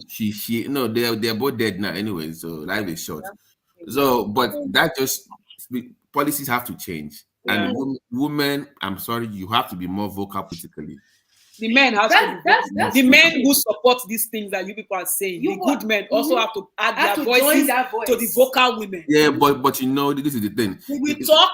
Women are talking. Yachman, I will not agree for that one. Women are talking. No, you know, common sense. I will not agree, Yachman, because you come on our platform, on this platform. Are we not women? Men, are we not women that are talking? You men, you Toby, Egosa, Junior, you are very regular. You come here to give your voices. It's part of you putting your voices out there, right? Yeah, but you can. But when the movement is going to affect the society, because let's look at it, a society where a woman is not protected, is not respected. It's Nigeria. You can see it. That is it. It dies. In Africa, say, look at it. Different countries in Africa. When the woman is not protected, the laws don't protect her. When she's not respected, when she's not acknowledged as a human being, and only seen as a disposable property to come and be a baby-making machine, whether in the form of marriage and no respect inside, or in the form of society where she works very hard to climb to the career ladder. And there are men who do not accept this ideology. They choose to keep quiet. But choose to keep quiet and wait for women. When women are raising their voices, we need the baritonial voices of the men. It's like a choir, man. It's like a choir. I agree with you. I agree with you, but I agree with you. I was just many women YouTube channels that speak up. We can count. There are many of them. We can count how many men that we also watch. That we watch that are speaking of. Yeah, but you know, like I agree with you that in that space, the man's voice is more powerful and influential. But I was speaking to the fact that everyone helps those who help themselves collectively. Like if as women, you know, I'm not trying to be sexist here, but sometimes women don't do well when it comes to group projects. When it comes to binding together for causes, you can easily be frustrated. I also think that that's a myth. Yeah. No. Some of the things when you're fighting, no. Can I say something about when that? you're fighting, no, I'm saying that. No, let me explain what I mean. Okay. Just within the context of, I'm saying that within this context, let me put it in context. I'm saying that if you have a group of women that are rising to fight the system and they have male support, it's within that same space of women that those guys will go and just dislodge that system. They will use the same women. They will use women again to destroy that movement. I've seen that times, I've seen that numerous times where it will still be women that would destroy that so-called progressive women union. Yeah, so that's what I'm saying. We have to. It doesn't stop the purpose. That doesn't also mean that we. Yeah, I know, but I'm saying for policy's sake, you have to find a way to harmonize women. The solution is Yachman. Men should start joining their voices. I don't care whether women are joining together or not joining together. It is good to make up society. Okay, let me round up. Let me just round up. Let me round up, okay? Yeah, where men should speak up and help you, but in a country like Nigeria, not help. That's their contribution. That's their civic responsibility in society. It's a requirement. Yeah, I am with you guys. I'm with you. I support you, but I'm saying that once again, nobody willingly gives up give us their power. It's true. That's my point. Okay, it's true. So you have to push as well. You cannot just rely on men helping you. You have to push too. We are not relying. Don't you get it? You just said that now. You say it's a requirement. You say it's a requirement. That means so you don't want their help, but you want their help. See, Yachman. That means you need their help now. Just confess. Don't confess. If Nigeria is a society where women and men are seen as equal and treated equally, it doesn't only benefit the women. It benefits the men too. If people think that, some men think that they're okay. I heard you. Do you know? Let me just put your bubbles. So this is the thing. If that's the case, then in Nigeria that would never happen. Well, that's the reality. We have to in our lifetime. No. So I want it to happen because you know why, Yachman? Some of the things we are enjoying in the West today, women's movements. It's women's movement. Women fought for it. So it might take years, but we will get there. Nigeria will take centuries, though. Nigeria will be centuries. I'm sorry, guys. I know. Let me say something, please. I think. Let's go to the next. Let's go to the next story. Because we require. Let's drill down. You see, we need to drill down to matters, core of matters. If we don't get to the bottom, we are not going to shine light on the solution. That's okay. We'll go to the next story. For those to be getting to the next thing, we have stories, and I don't want this show not for us not to have this story. We have to bring up stories that we suffer to go and be fighting. So people, just hold on there. This is a story from a young man. Add to stream. It was a second, and we can read. Okay, you want me to read this? Or let me read this. Let me read it. You can. All right. So this young man Abel said, this is in wake of the Osinachi's passing. He said, my father was appointed as an elder in the church by the church council members. The very day I reported to the pastor that my mom was hospitalized because he beats her severally. My mom was shocked that she had the news from her hospital bed. When the pastor's wife came visiting, my mother asked her why, and she said, my husband said they gave him the position, so they monitored him closely. Some weeks later, it happened again. My father came back home and started beating my mother for not paying our school fees. She ran to the pastor's house for help. The pastor said, trust God. This is part of marriage. It's meant to strengthen your love for your husband. When she was about to leave, he called her back and said, Psalm 91. And the wife also added Psalm 40. That's the wife of the pastor. That's the wife of the pastor, the mommy Gio. That was how my mother returned home to face her horror. Every time it happens, she will recite Psalm 91 and Psalm 40. There came a day when my mother ran to the pastor for safety again, and that was when the pastor gave her the following instructions. So fast for 21 days. Whatever happens within these 21 days, don't be afraid. Recite Psalm 91. Take this anointing oil and sprinkle it on your husband's clothes while you recite Psalm 40. By the end of the fast, you will see God's wonders. That was how my mother would recite Psalm 91 with swollen eyes and bleeding arms while she was fasting. The beatings did not stop. On the 19th day of the fast, my father caught my mother sprinkling anointing oil on his shirt and reciting Psalm 40 on it. He thought my mother was trying to kill him by rituals, and he smashed her head with his bottle of beer. She fell unconscious and was in coma for 2 days. Like Osinachi, she was in coma for 5 days. Later, when she opened her eyes, she said Psalm 91, and she closed her eyes forever. Some months later, my father got married to another woman. Some months later, my father got married to another woman. Our pastor, while officiating the goddamn wedding, said to my dad, behold, all things have passed away. Life must go on. Psalm 91. Now, una see what they talk so the church, when people are giving their opinion on religion, that is why we have to hear everybody's side of what they think is the cause of the problem. Are we going to the next one before this one? Oh, escape! Somebody dropped that. Are we going to the next? No. One? Should I go to the next story? I think so.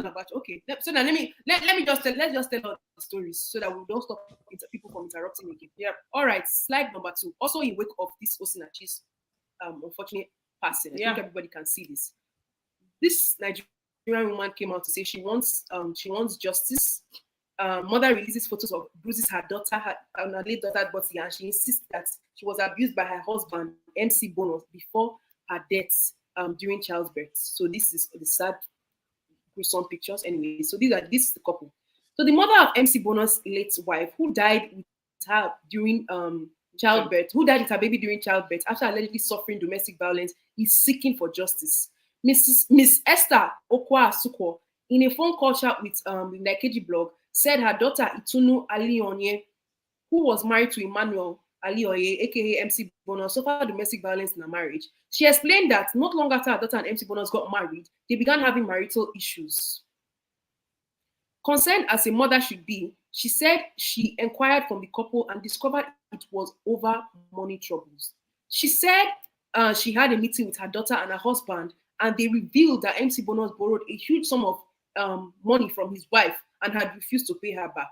Mrs. Asukwo said that she resolved the issue between the couple, and the husband promised to pay what he owed his wife. However, their marital crisis went beyond money issues to domestic violence. They welcomed their first child while Itunu was pregnant with the second child. The domestic violence continued. Itunu opened up to her mother about suffering domestic violence, and Miss Asukwo said she kept calling MC Bonus, asking him to meet him so that the issues he had with her daughter, his wife, would be resolved. But he kept on avoiding her. So these are some of the pictures that the woman was saying. Unfortunately, that's the late daughter. So she explained that while her daughter was close to delivering her second child, she tried to intervene again, but her daughter told her that her husband, MC Bonner, had insisted, and she apologizes to his mother for them to have peace in her marriage. So the husband wanted her to apologize to her mother-in-law for them to have peace in marriage. That doesn't make sense to me. Ms. Asukwo said the couple were still having crisis in their marriage when she received a call on the morning of March from Itonu's father's family. The caller, Alahaja Savage, who is married to Itonu's father's family, told her to come to the mother and child hospital in Festa that her daughter is in labor. She said she wondered what her daughter could be doing in the hospital in Festa when she lives in Okota, and that's not the hospital where she registered for antenatal. On her way there, she got another call telling her that to come to Isolo General Hospital instead. When she got there, she was told her daughter had died during childbirth, and she saw her daughter and the newborn grandchild's body. This is how they let. Oh God! Oh my goodness! Oh my goodness! Anyways, these are the photos. If you want to see the photos, you can go and check them out on them. We won't be showing that. We're scrolling through that fast. And then Ms. Asukwo said she's been seeking answers and justice. Then, all to no avail. She explained that MC Bonus was nowhere to be found when her daughter had to be rushed to the hospital and was in labor. That took Itonu to the hospital. She added that when she spoke to the doctor after her daughter's death, the doctor told her that the daughter had signs of physical abuse on her body. She said that all her calls to MC Bonus went unanswered, and she began trying to seek justice. She visited the police station and was told to go to Panti. When she got there, she said they brought out her daughter's body. I brought out her husband and showed her that he was behind bars. However, she said MC Bonus has now been released and is walking free. She added that he's been planning her daughter's burial without getting involved and just sent her an invitation to her daughter's service of song and burial slated for April 12th and 13th, meaning that the burial will not even pass. Ms. Asukwo said she wants answers and wants justice for her dead daughter. Among the questions she has is why her daughter's father's family waited till her daughter had died to call her. She alleged her Itodu's father family took the disease to Alagbo, a traditional medic, first before taking her to the hospital. She said the hospital report shows that Itunu was dead on arrival. She called the Nigerian police to investigate what led to her daughter's death and also to investigate MC Bonus for domestic violence. Everybody be taking that one in. Be absorbing it. Be absorbing that one in. Now, the last two slides we'll share is of religious leaders because we're talking about this thing as problem from the religious angle and whatever. Now, we might want to categorize religious leaders and say, they are not doing enough, they're not doing this. But there are two Reverend Fathers who posted online and shared their own story of some domestic violence victims that came to them for help and how that went. The first one, some of you might know, some of you might not know, is Father Oloma. And this was his post on Instagram. He said, "Don't die an avoidable death. In one of the parishes I worked, a woman always came to me with bloodied nose and swollen face. Fatal discoloration from the man she called her husband. It was always a dilemma counseling her because I could see her helplessness. The next thing she feared more than losing her life to her beastly husband was actually losing her marriage to him. To worsen her case, she didn't have anything doing economically. Long story short, I finally convinced her to run for her life after receiving more bouts of life-threatening beatings. I paid for her transportation to her uncle's house, and after 2 weeks, she came telling me that the man called to beg her to come back. She was obviously looking for my approval for her chicken-hearted and lily-livered disposition. In my magnanimity, I chased her back to her uncle's house. After some months, the man went to beg. When I was consulted, I told the uncle to give the man two major conditions. One, empower the woman economically, and two, deposit an undertaking never to beat her when with the police and the uncle. Death in marriage by the hands of an abusive spouse is avoidable. Don't honor it. We all woke up to the sad news of the death of Osinachi, a gospel singer famously known for the song Ekweme. Suddenly, because of her death, started filtering. I'm now reading that she died from injuries from violence by her husband.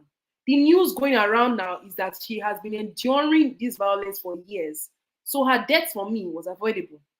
And whatever made her to stay in that marriage despite constant life-threatening violence can never be godly. There is nothing pious and righteous about enduring life-threatening violence till death. The Bible never said, blessed are those who are killed by their husbands or wives, for theirs is the kingdom. No, it rather says, blessed are you when men persecute you and speak all kinds of calumny against you on my account. Rejoice and be glad, for your reward will be great in heaven. Matthew 5:11-12.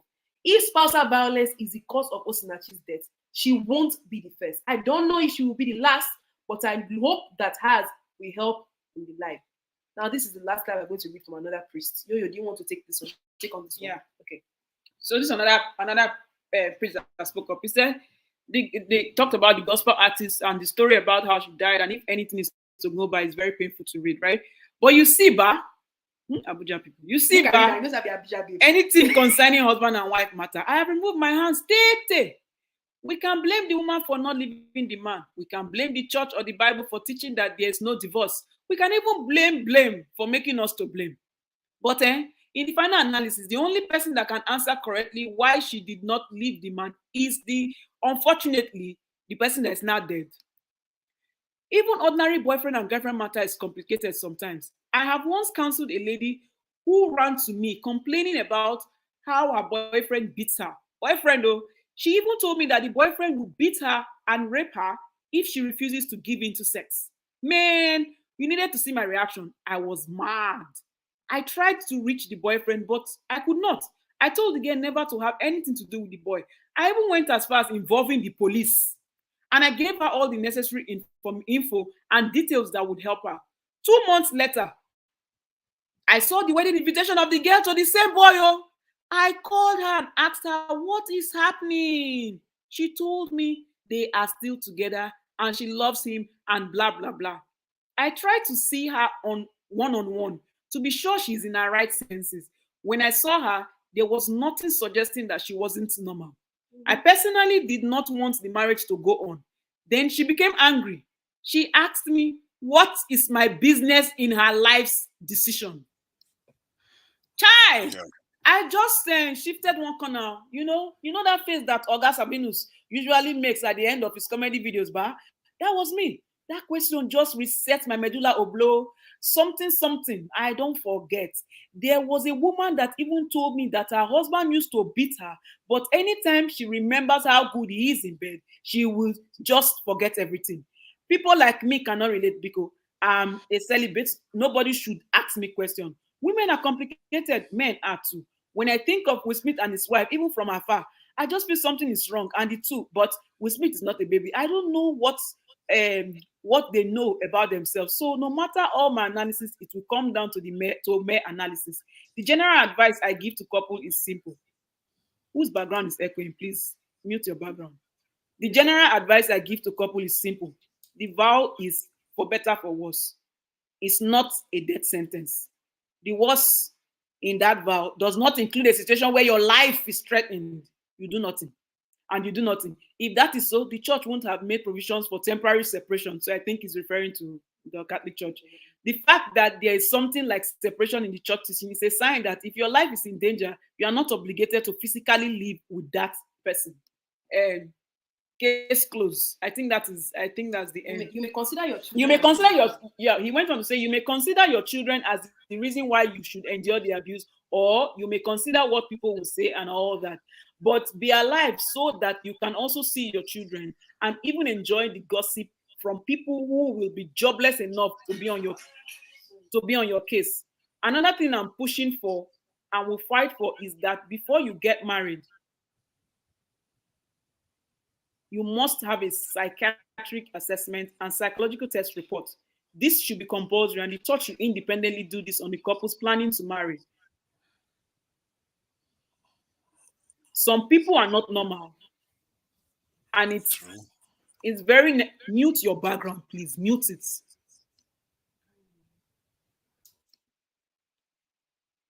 Another thing I'm pushing for and will fight for is that before you get married, you must have a psychiatric assessment and psychological test report.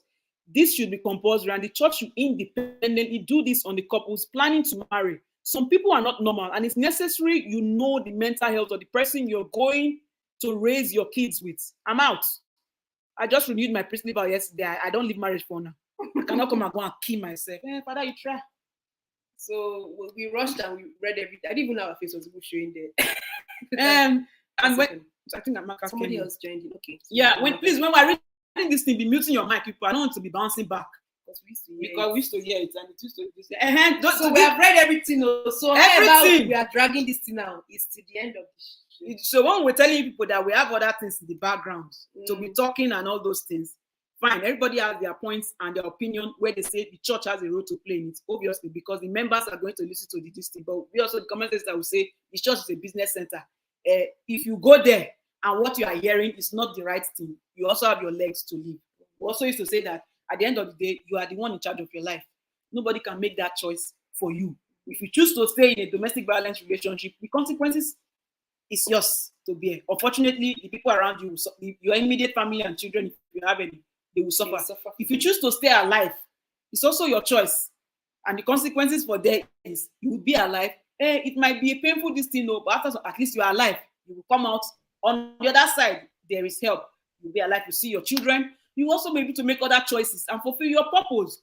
Either ways, you make a choice. My own, and then the government also has their own role to play. A big role to play in society, where you have to start creating laws that will be protecting victims. Where a victim is a complaint, the perpetrator of the crime, which means the abuser, has to be taken away from that environment. I don't care. Taken away from that environment and be dropped somewhere so that you protect the life of the victim. Those of them, I've said this on this platform before. If you're in the tech space, those of you that are saying I'm a software developer, I'm a this developer and all those things, start thinking of how you create apps called Panic Alerts app, where victims can press on that app. It gives out their geographical, their GPS location and all those things. Then there's help. If these things are synchronized with the government, that is another step. There are also places where victims can go, where victims cannot be. They are not. It's a safe space. Government-funded places, like apart from what they call family and all those things. The reason why many people go to church is because that is where they there's no system in Nigeria. There's no system in Nigeria. Like 911 you can call. Obviously. Like that. That's where people will run to, and that's why I think many people blame religious leaders because that is where the people who are victims run to. And they have a lot of responsibilities because they are eating money from these people. So they run to first. So the government has a role to play in it.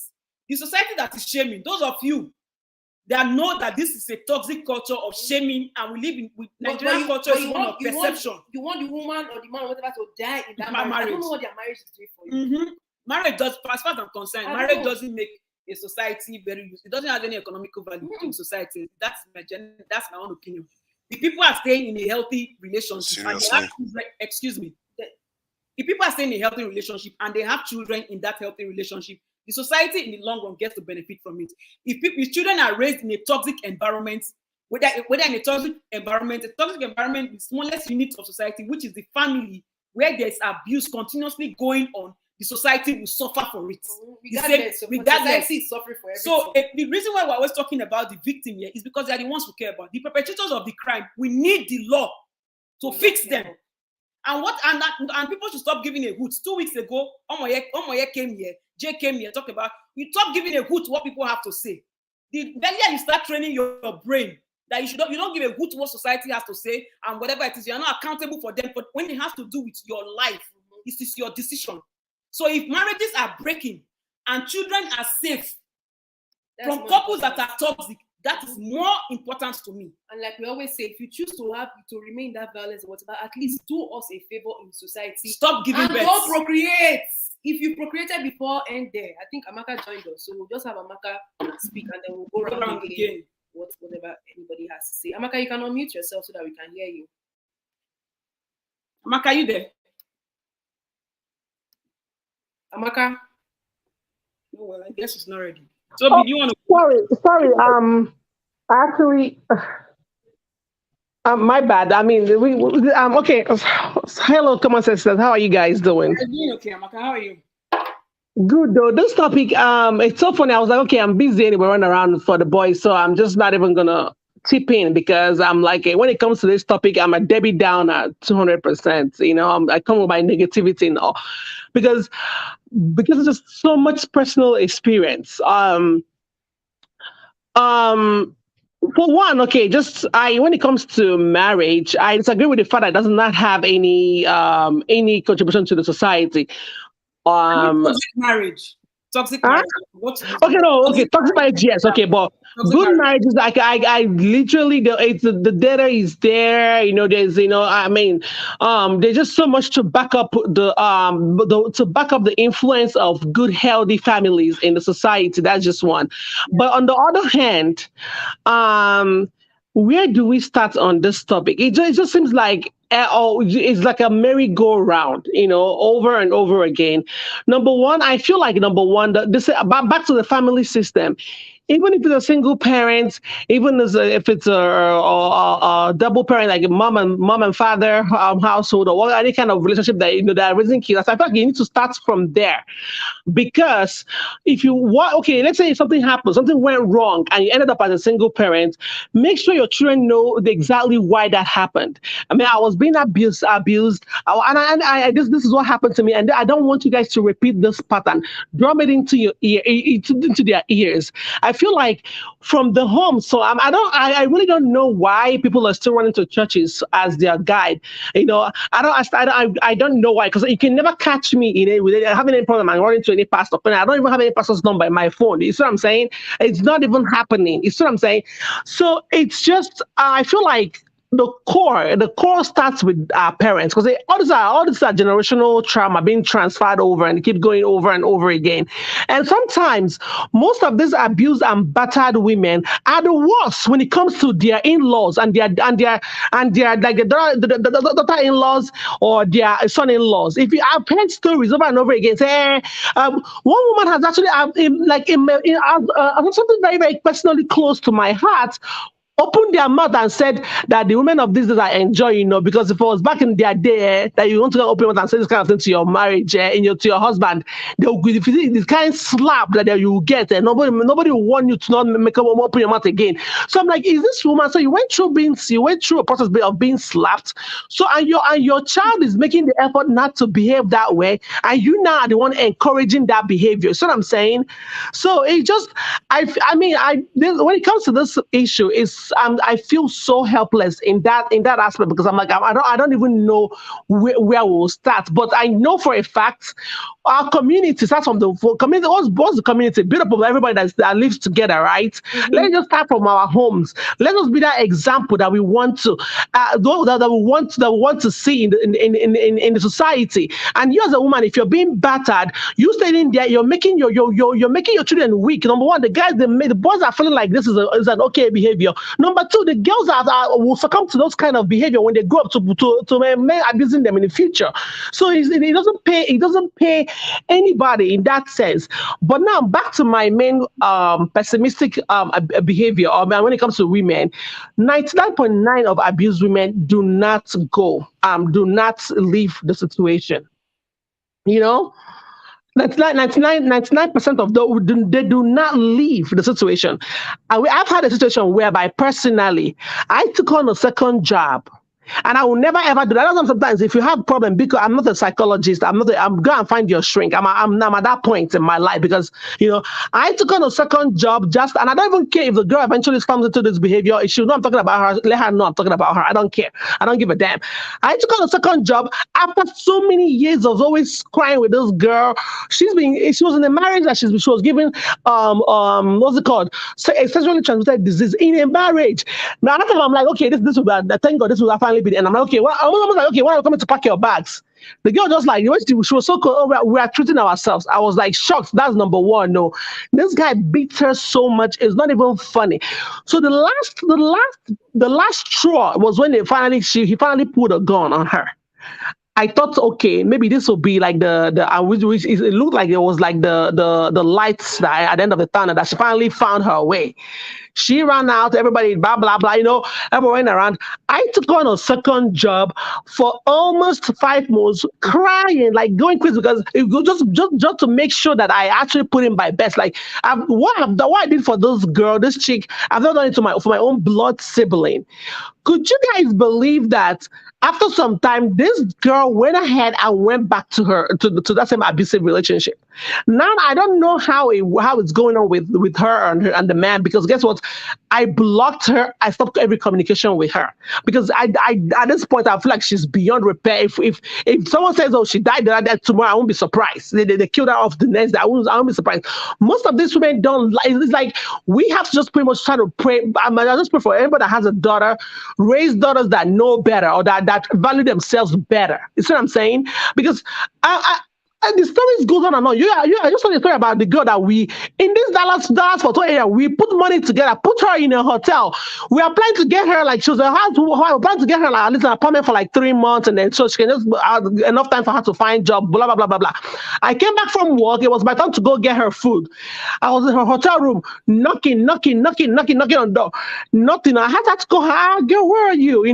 She said, oh, whatever. I had to come pick me up. We just kind of were talking over it. Blah blah blah. And I'm like, what's in the world? You people, the women there, you people try to help her. You even got on a second job and then got her a hotel room and everything, trying to ease her. No, that's another story. This is another story. Pick her up from the hotel. Yes, this is another second story altogether. And that's another separate person altogether. Like literally, she ran out to helpless case. So we, as a group of friends, we put money together. Just left her in the hotel for now. We'll take turns to get her food, and then we're not planning to now like put money together. Let's get her accommodation for at least 3 months. And then she can just somehow sort her way. While in the transition process of just calling everybody, hey, we have a friend that's going, how it is now, people putting money together now. While in the process of putting money together, I'm still taking care of how. It was my turn to go get her food that evening. I got off work, went to her hotel. That this chick was so entitled that she didn't even care about the people that she dragged into this mess. You see what I'm saying? That she left the place, left the whole plan, started even consulting about telling anybody. You see what I'm saying? And by the time I called her up, she's like, oh, yeah, we went, I decided we said to just talk things over, blah, blah, blah, blah, blah, blah, blah. My dear, I was so pissed off. I hung up. And the same thing I did with, I almost said her name, the other girl. Yeah. I blocked her. Huh? With the other girl. Yeah, I blocked her number, canceled her up, and then she just started gossiping about me like, that I'm in my own marriage and I wanted to end her marriage. That all I want to do is just I'll stay in my own marriage comfortably and championing other people to leave their marriage. Like, I'm like, dude, half of the things I've gone through your marriage, I don't even know what it feels like. You see what I'm saying? See, you are the one that husband gave STD to. You are the one that they are beating. So that's your own business. Exactly what I'm saying. It gets to the point. I'm at the point where that's what I'm saying. I'm pessimistic with this. I mean, I'm just saying, okay, maybe let's just start grooming the younger ones to do better. My son now, my son's like, I better know your wife for anybody that even dating. Better not come and say you raise your hands. You know what I'm saying? For my own generation to do better. I'm at that point because some of this is like a helpless situation. Some of this we give them this advice. That's why nobody tells anybody now to leave their marriages, because you give them this advice, they reconcile and you don't become the bad one. And the next thing they say, two people have said on 2 different occasions. They say that, oh, you're trying to break their marriage. I mean, you can only hear that for so long, And just me now is like, please don't tell me. I don't get close enough for anybody. I have my own baggages. Please carry your own baggages. So deal with whatever you have on, And let me try to see what I can do with raising my own children, Because it's like so help. I'm like so like, what is going on here? The stories that you hear, and then you cannot keep blaming pastors all the time. We cannot keep blaming the side. I mean, at some point, we women have to look deep down in our own heart and just say, how much can you hate yourself so bad that you want to stick your head in a place where you're being treated like crap? No appreciation. There's no laughter. There's nothing. It's always fight, and you're the one being beaten. Because I feel like most of the time, most of these women they don't even defend themselves because how can you, if you defend yourself very well, like somebody hits you one, even if you don't have the strength, grab bottle wherever you can, make sure that the person feels the pain, and even people in this Western world, freaking call the cops and make sure you file that charges and substitute that. And let me see that man try it again. Let me see the man that will try it again. At least make it difficult for you to be abused. It's like you just cross your hand. You're being like, are you a child? So I'm just like, I'm sorry. That's why I'm like, now I'm going losing my voice. So it just, when it comes to me and those cases, I feel like as we're always looking like places to someone to blame, always screaming why. So that at some point we maybe we're having more women empowerment seminars and women talking to women and women encouraging women. Maybe that might be a case whereby we're having impacts. But just. Oh, sorry. Sorry. Amaka. Yes. Sorry, are we encouraging violence when you say that when somebody beats you should take a bottle and revenge? No, I'm saying don't make it easy. I'm not encouraging violence, but I'm not gonna make it easy for an abuse. Like I'm here, I'm here with nobody around me, nobody to help, nobody, and I'm gonna make it easy. Have you seen most of these videos? Some of these are so grim. People just hold their hands. Oh my God! And so one time, like you literally boiling down in a cradle position and letting the man have their way. No. In that case, I would definitely encourage that violence. Okay, I'm not gonna make it easy for you to just raise your hands and do it because that's why it keeps escalating. For once, that is what I mean. If you get at least defend yourself in that state. I think we shouldn't even call it violence. Like self-defense. Self-defense. Yeah, it's self-defense. I'm not gonna at least defend yourself in that state. So don't make it easy for the guy because I think that most of them they make it easy for this guy. This guy keeps escalating this mess. Because if you make it so hard for him, if he thinks about what he has to go through, if he tries to raise his hand, nobody will tell him to keep his damn hands to himself. For crying out loud. If I had it, no man would do that. What I'm saying is, I'm going to tell that woman, do not. And I advocate for women, do not touch any. If you don't want any man to beat you, please hold your hands. Do not raise your hands and hit any man for no reason. You see what I'm saying? But if you're in a state whereby a guy doesn't have the self, no, a guy that's supposed to protect you, cherish you, guard you from all any kind of harm, comes in and feels like you're their punching bag, please, by all means, necessary, defend yourself. Trust me. So, okay. Nice.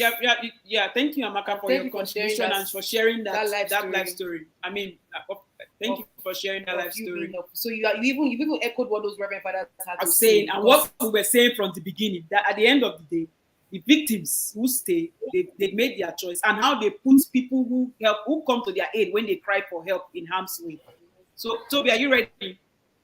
Yes, I'm still here. Yeah. Okay. So you see what we read in the second part of the show, right? I did. Mm-hmm. I did, and I'm just gonna say a few things, but I'm gonna piggyback on that story, the Psalm 91 story. Yeah. Such a sad story. Sad story.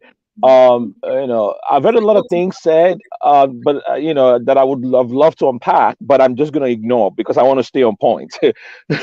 So that it's your time. So yeah, we have a Gosa and then to Niger. Yes, thank you. So let me speak to that. That story you guys highlighted is at the core of what we're talking about here.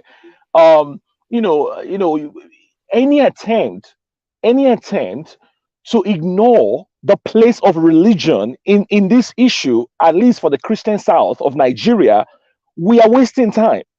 We're not properly diagnosing the issue. We're talking about a people that they have yielded, they've ceded their common sense to their church leaders. That's what we're dealing with until the day comes where people are able to reason for themselves without calling a pastor, without calling somebody a religious leader.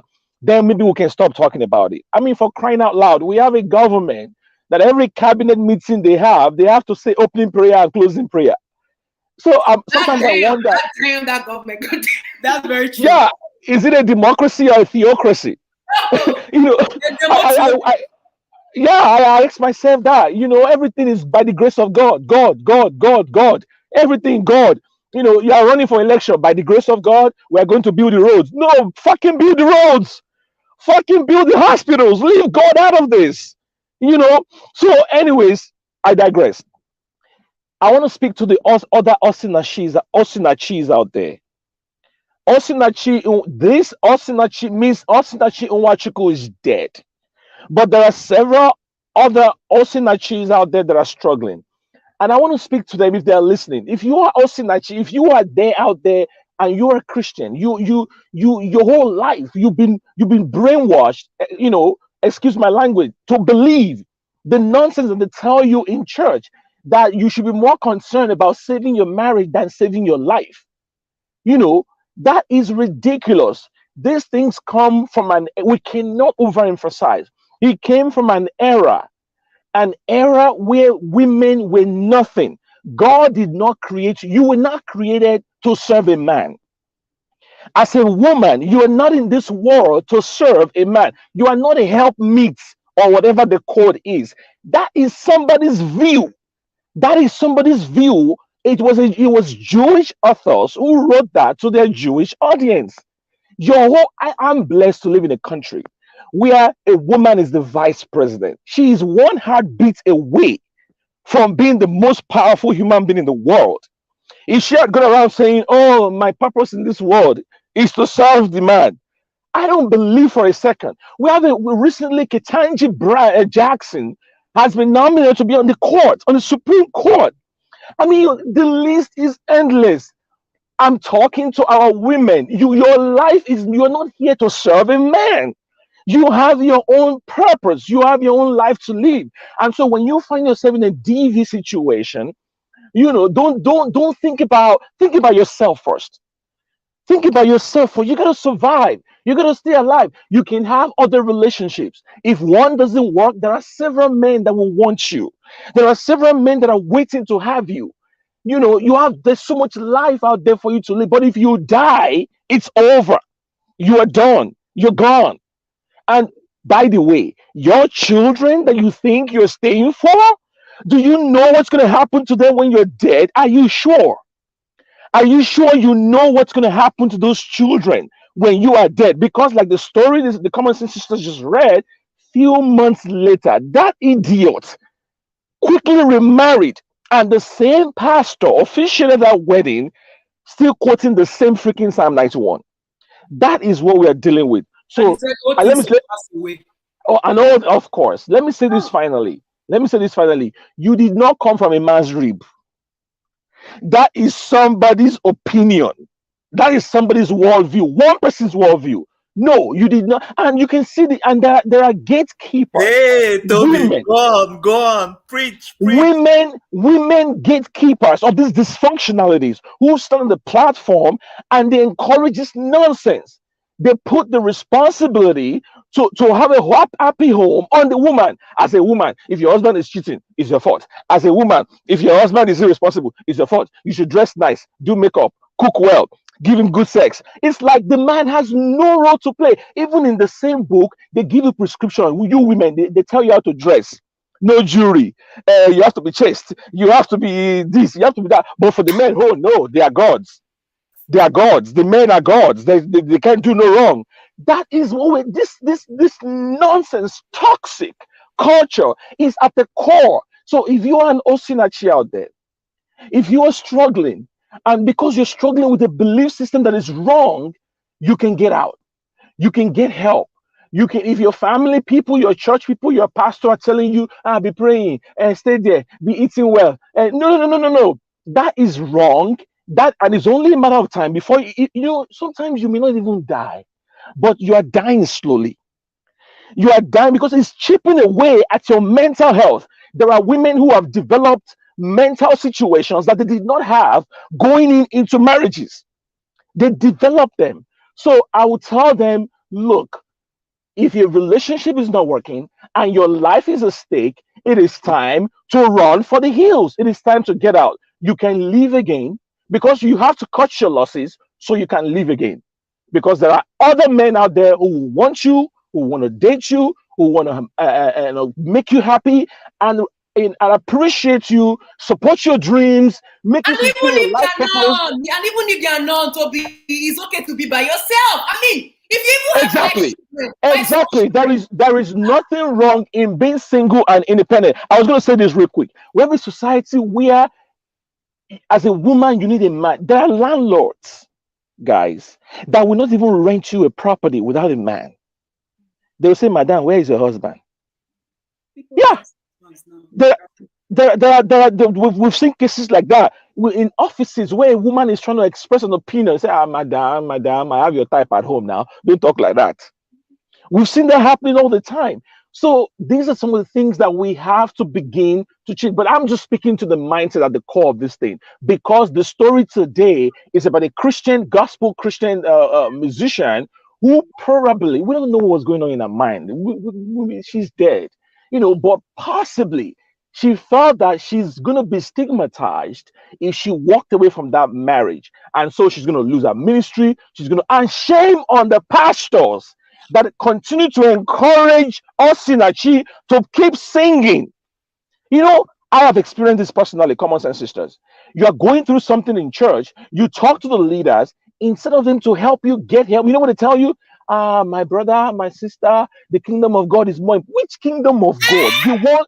The one you created? Your shit show that you set up, that you are calling the kingdom of God. It's your shit show. It's your edifice, your cathedral, everything. It's your show. It's not the kingdom of God. So you lie. You lie under the guise of so-called kingdom of God, and you're like, whatever is going on in your life, the kingdom of God is more important. Yeah, no. That is nonsense. They tell you. So for you, pastor, for you, leader, you continue to encourage the Osinachis out there to keep coming to sing in the choir, to keep coming to do Sunday school, to keep coming to do evangelism and all the noise you're making up and down. But instead of you to tell them, step aside, get help, seek help, be well, be normal, be healthy. You don't do that because of your selfish, aggrandizing attitude. That's why you're doing it, not for God. I yield back. I'm tired. We appreciate you for this strength that you have. We really do need it. Thank you. Okay, I think Egosa too has been itching to talk since. So Egosa is next. I am not even itching to talk anymore. I just wanted Toby to just take like 10 hours, and I think 2Naija has been waiting. I am literally on the floor. 2Naija, do you want to say something? Can I give him the floor to say something? Yes, 2Naija can go on. Okay, yeah, thanks. Okay. Yeah, and let me say, thanks. I think this matter is something that we have to be careful about going by our feelings, and as I say in our culture, use your tongue to count the number of teeth you have in your mouth. We should be careful about trying to copy other people. Because just 120 years ago in the UK here, they were selling women wives in market town squares. So societies respond according to the situation they are in. They have the luxury to be able to be advocating for all these things today because it suits them. Our situation is not there. We don't have nuclear missiles. We don't have space programs. We don't have those things. And we have to know where we are in the scheme of things. The Indians know where they are. The Chinese know where they are. They have different systems. They have honor killings and different kinds of systems. And the men set the tone. Men are nation founders. Women support the men to do. They are both equally important. I believe that women evolutionarily are more valuable because while men are more potent and men don't like to hear this. They are more expendable because they are risk takers. They can go to war. They can afford to lose their lives. You can't afford to lose women. And this is why I hate when men turn around and attack some of the most valuable thing they have. And that is wrong. And I think we have to change our mindset. We can't keep thinking the Western way. We have to solve our problem in our own way. I've seen that happen in the banking system of Nigeria. Nigeria has the most advanced banking system, more advanced than the Western banking system. You guys don't know that. Because of we had the fraudulent issues in Nigeria, and because of that, we built a more robust system. We have to use our own ways of solving problems. We can have a more informed culture, a more advanced way of men seeing women. Because even in the West, they are killing women all over the place. Many of them after separation. That is why I say we shouldn't talk about using reason about these things. We have to use cold, hard facts and logic here. Because if we go with our feelings, we are just going to be railroaded by other people's saying, oh, this people, they have shiny stuff on the hill. We should copy it. Okay, so Toby, respond. Yeah, sorry, brother. What I actually would like for him to explain, with all due respect, is what do you mean by using Western solutions? Because here is my take. Then I will yield to you to respond. Every society, yes, there might be commonalities in terms of abuse, whatever is going on, but each society is unique in what's causing it. For instance, there are predominantly Muslim countries where honor killing is a thing, So for them, if you want to fix the problem of honor killing, where a sibling can kill their own sister or whatever because maybe they brought shame to the family, you have to address the religious angle. So, we might have commonalities globally in terms of the issues, but I'm saying that every society is unique in terms of what is causing those issues. I believe that our women, especially educated Christian Southern women, they've swapped cultures. We've come from a time where our great grandparents, they did not value women. They buried brides with kings. I mean, that's the history we're coming from. Now, these women can say, okay, oh no, we don't want that anymore. We've moved away from that. But you swapped abuse though, because that's what you did. So you left the way of the ancestors. Now you're back in a system, a colonial system, where you are being abused, and that abuse is being sustained by a mindset. So please kindly explain what you mean by because what I'm hearing you say is that I can tell that you are against divorce. It doesn't matter what's going on, but I think majority of people on the planet are saying divorce can be a necessary thing if someone's life is at stake. So would you please explain exactly what you mean when you say to not adopt Western cultures or something like that, please? When I say we should not adopt Western cultures, is because where we are in our own development and progress is different. And the people that colonized us, conquered us, enslaved our forefathers, they were not practicing what we are advocating today. I can assure you of that. They were far more brutal than our men have ever been. And that's the thing that our people don't understand, how generally docile Africans are compared to the other groups in the world. They are bloody and cold. They slaughter each other in the millions and are brutal to their women to the extreme. Can you can I come in, please? Because I think, to Nigeria, the more I try to bring you to topic, you've come here with your mindset. It's like you say you come here with your mindset. Because right? I have my mind and my eyes. Which is good. But you have to talk about the colonial or whatever. It's not colonial men that are killing Nigerian women. It is Nigerian men that are killing Nigerian women. Even their abroad you're talking about. For the most part, it is African men that are killing African women. That's why I'm saying that we should stop. I'm saying we should stop it. Don't mistake me thinking that I'm advocating it. I'm saying it's one of the greatest sin a man can commit. This is the second time. I remember the first time I told you that when we interject, it's so that you're not misunderstood. But don't take us outside the context of today's topic. About Westerners. I don't care about the West. I don't care about the white people. It's not about. I do not care about whether something was happening in the history in the colonial master time. What we are talking, I have read the stories today. One of the rules on this platform is that anybody contributing to the platform has to stay on topic. And we have a reason why.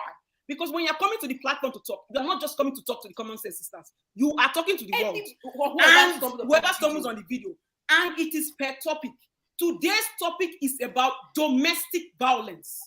It is about intimate, I needed to get it, intimate partner violence. Intimate partner violence that is leading to the loss of lives. When lives are lost, there's nothing logical about it.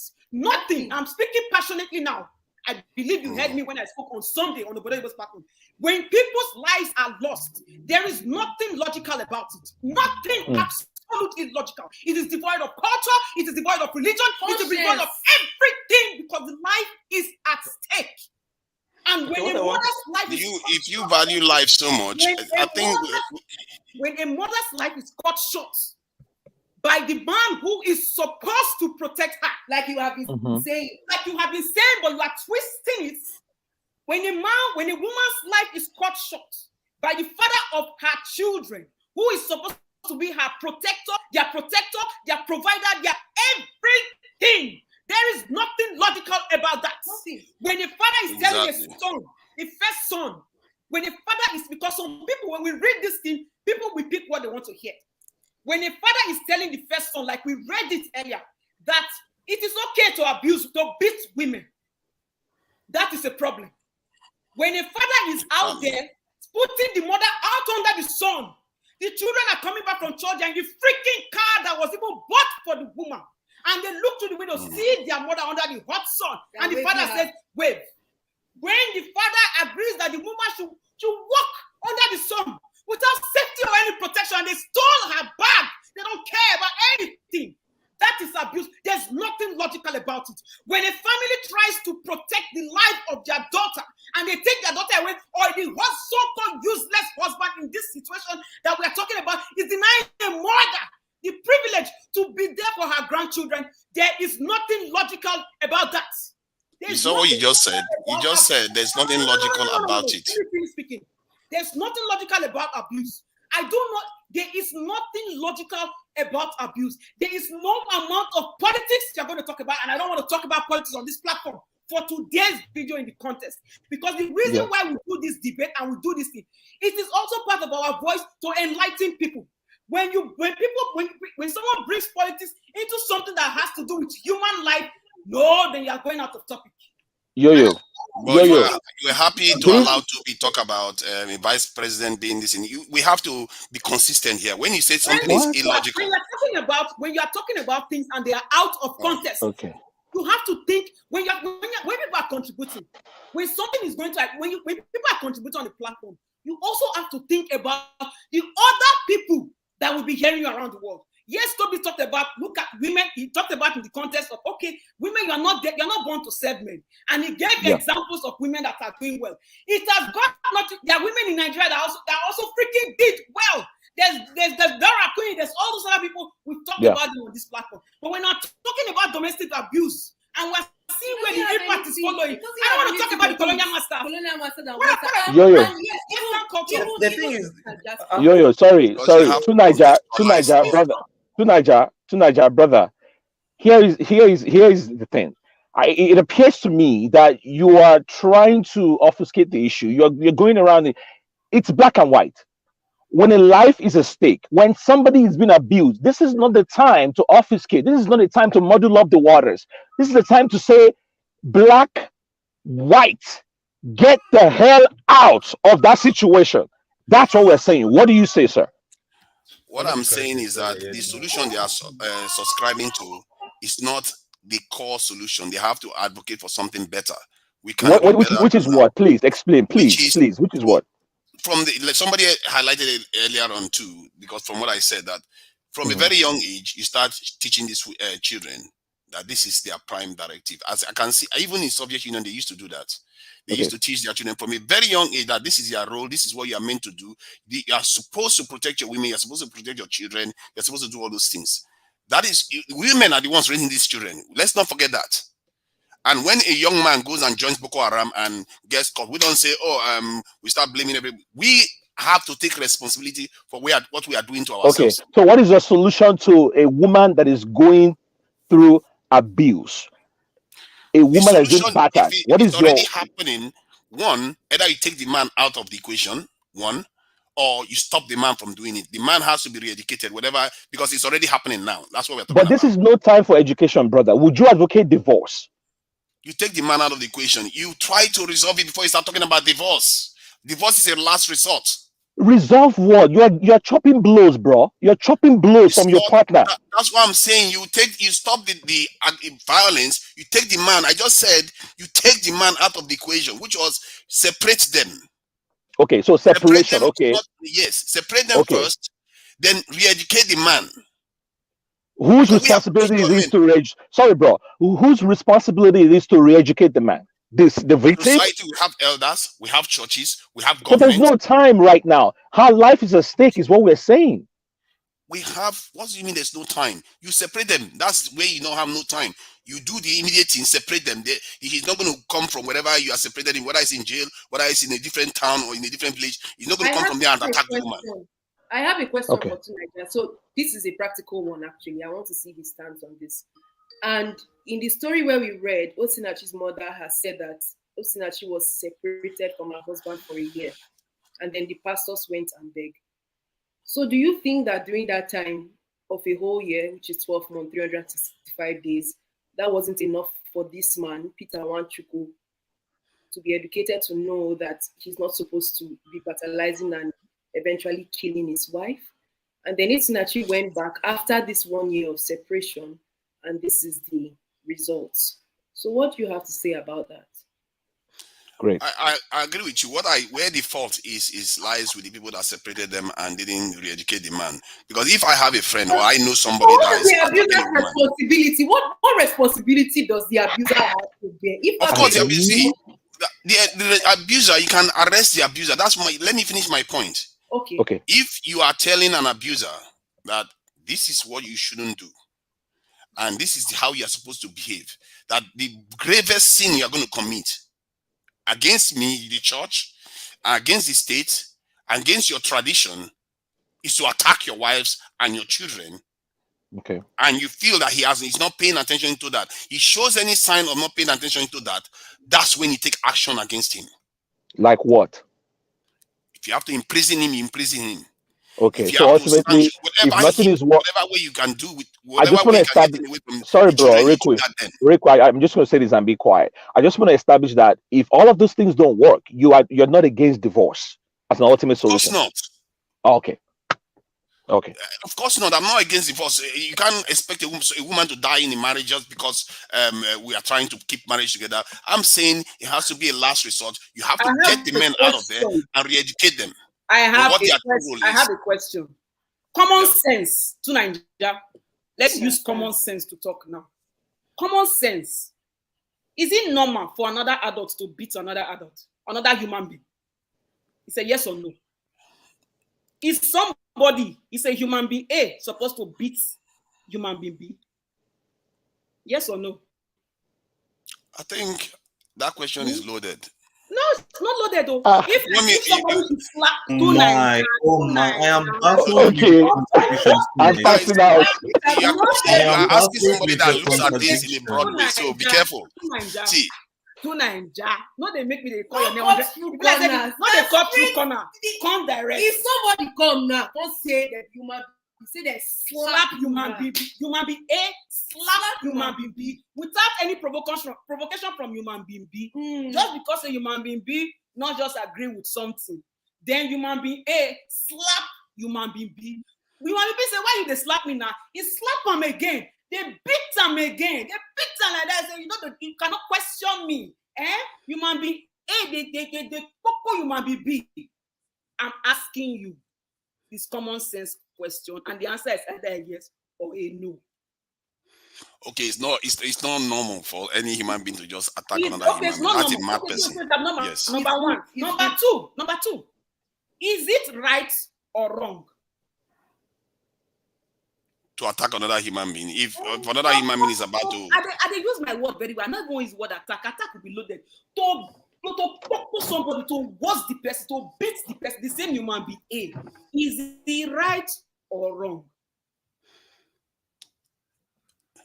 You have to be careful about asking me questions, because the way I will look at it is I will tell you, if the person is a Boko Haram official, if the person is Boko Haram, it's normal.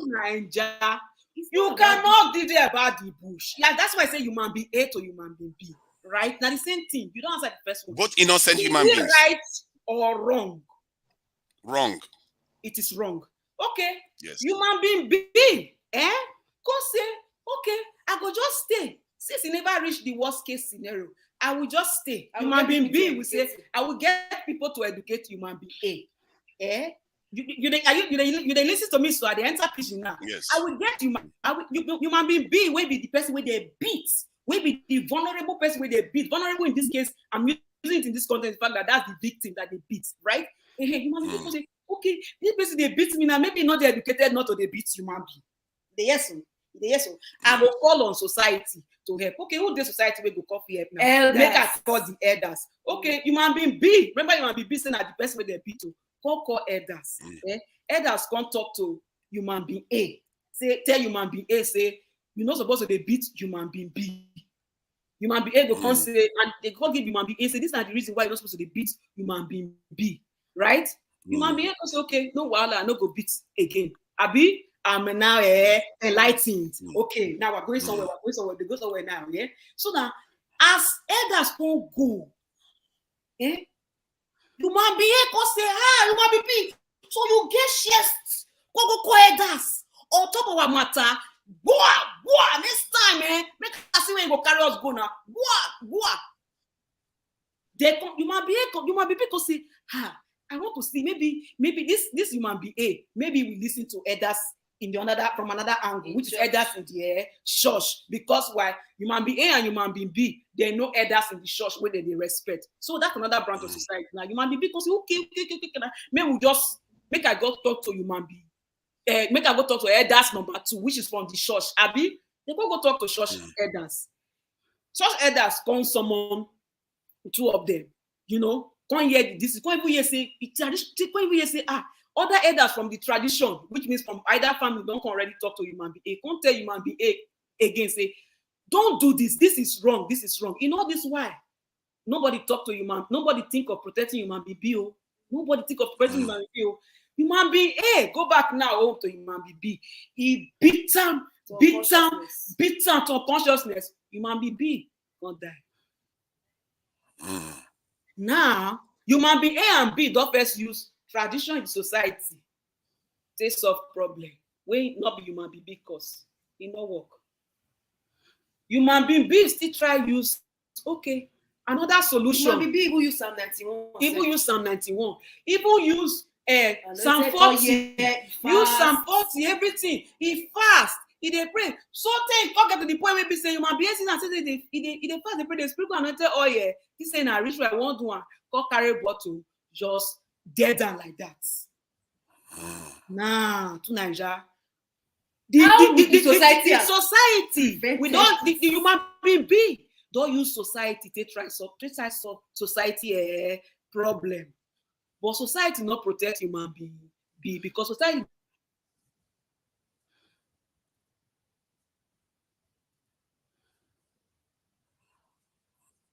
signal issues. Yeah, I think they're frozen. Are we still frozen? Oh, okay. No, we can hear you now. Internet. You see where we enter now, right? They don't use society. We use waiting we get within our society. Human being A, human being B. Use waiting the tools within the society to try to stop, to try to educate, not even stop, try to educate human being A. Because human being B thinks say, if the society, in terms of the traditional elders, come and talk to human being A, at least he go supposed to respect them. Okay, he beats me now for doing that. Okay, make I call other elders. Okay, I try now. But after the second intervention, human being B God die. Human being B get children. Human being A never waste time after some few months. The same elders from the second branch wait give human being B solution. Now then still wait human being A got up where the children of human being A and B they say all things are passing away. Is it logical to die? Where human being B go wrong, where human being B na the victim. We be saying that human being A they popo. But human being B try follow tradition and culture. Common sense. Common self-will. Put himself aside. Because why? Human being B won't try to educate human being A. To Nigeria, you dey see where we dey come from. You dey see am. But anytime when you want contribute your opinion, you go dey gather other people's opinion. We come from different parts of the world. Your opinion your opinion, which means what do you think for yourself?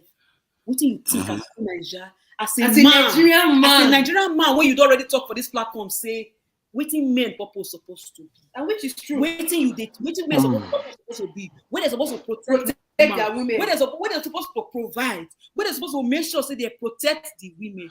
You, as a Nigerian man, in your prestige and in your dignity, and I want to assume in your commonsensical doing, your own opinion, without pulling whether a statistical from Israel or from anywhere where you go when India all this, because why?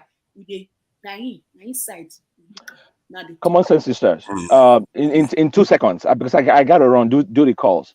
I just want to say thank you for the breakdown analysis that you just did. I just want to say that when abuse is going on, it is no time for education. It is no time for a renaissance. It is no time for enlightenment. There is no excuse, making excuse for the abuser. It is time to run. Run for your life. I leave it there. Thank you, guys. I really got to run now. It's been fun. Thank you for all you do. I really appreciate you guys. Thank you. Love you. Yeah, bye-bye. Bye. Have a wonderful Saturday. Bye to you. Yeah.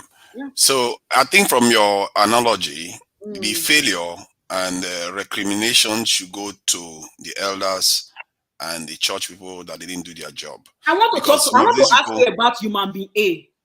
What is human being A role? They to go in. It's a child that is an idiot that should. Let me not call him an idiot. It's an immature human being, because if a human being decides that bullying a woman is the way to go, clearly that man is not mature. And the elders that are supposed to be mature too, that should know the prime directive of what a human man should be. If they don't know that, they too should face the consequences of their actions. The same thing goes for the church, because these things don't happen in a vacuum. We have to rejig the way we see our society. If we rejig it, we are going to get a better outcome. We have to understand the true roles of these genders. This is why things evolved the way they did. The men's primary duty is to protect their women and their children. We wouldn't be here if our forefathers didn't do a good job of it. And if these elders today forget that, and they don't fulfill it, because if our forefathers were busy killing our women, we wouldn't be around today. But our forefathers were killing our women, and that's why I don't want to go back to forefathers. That's why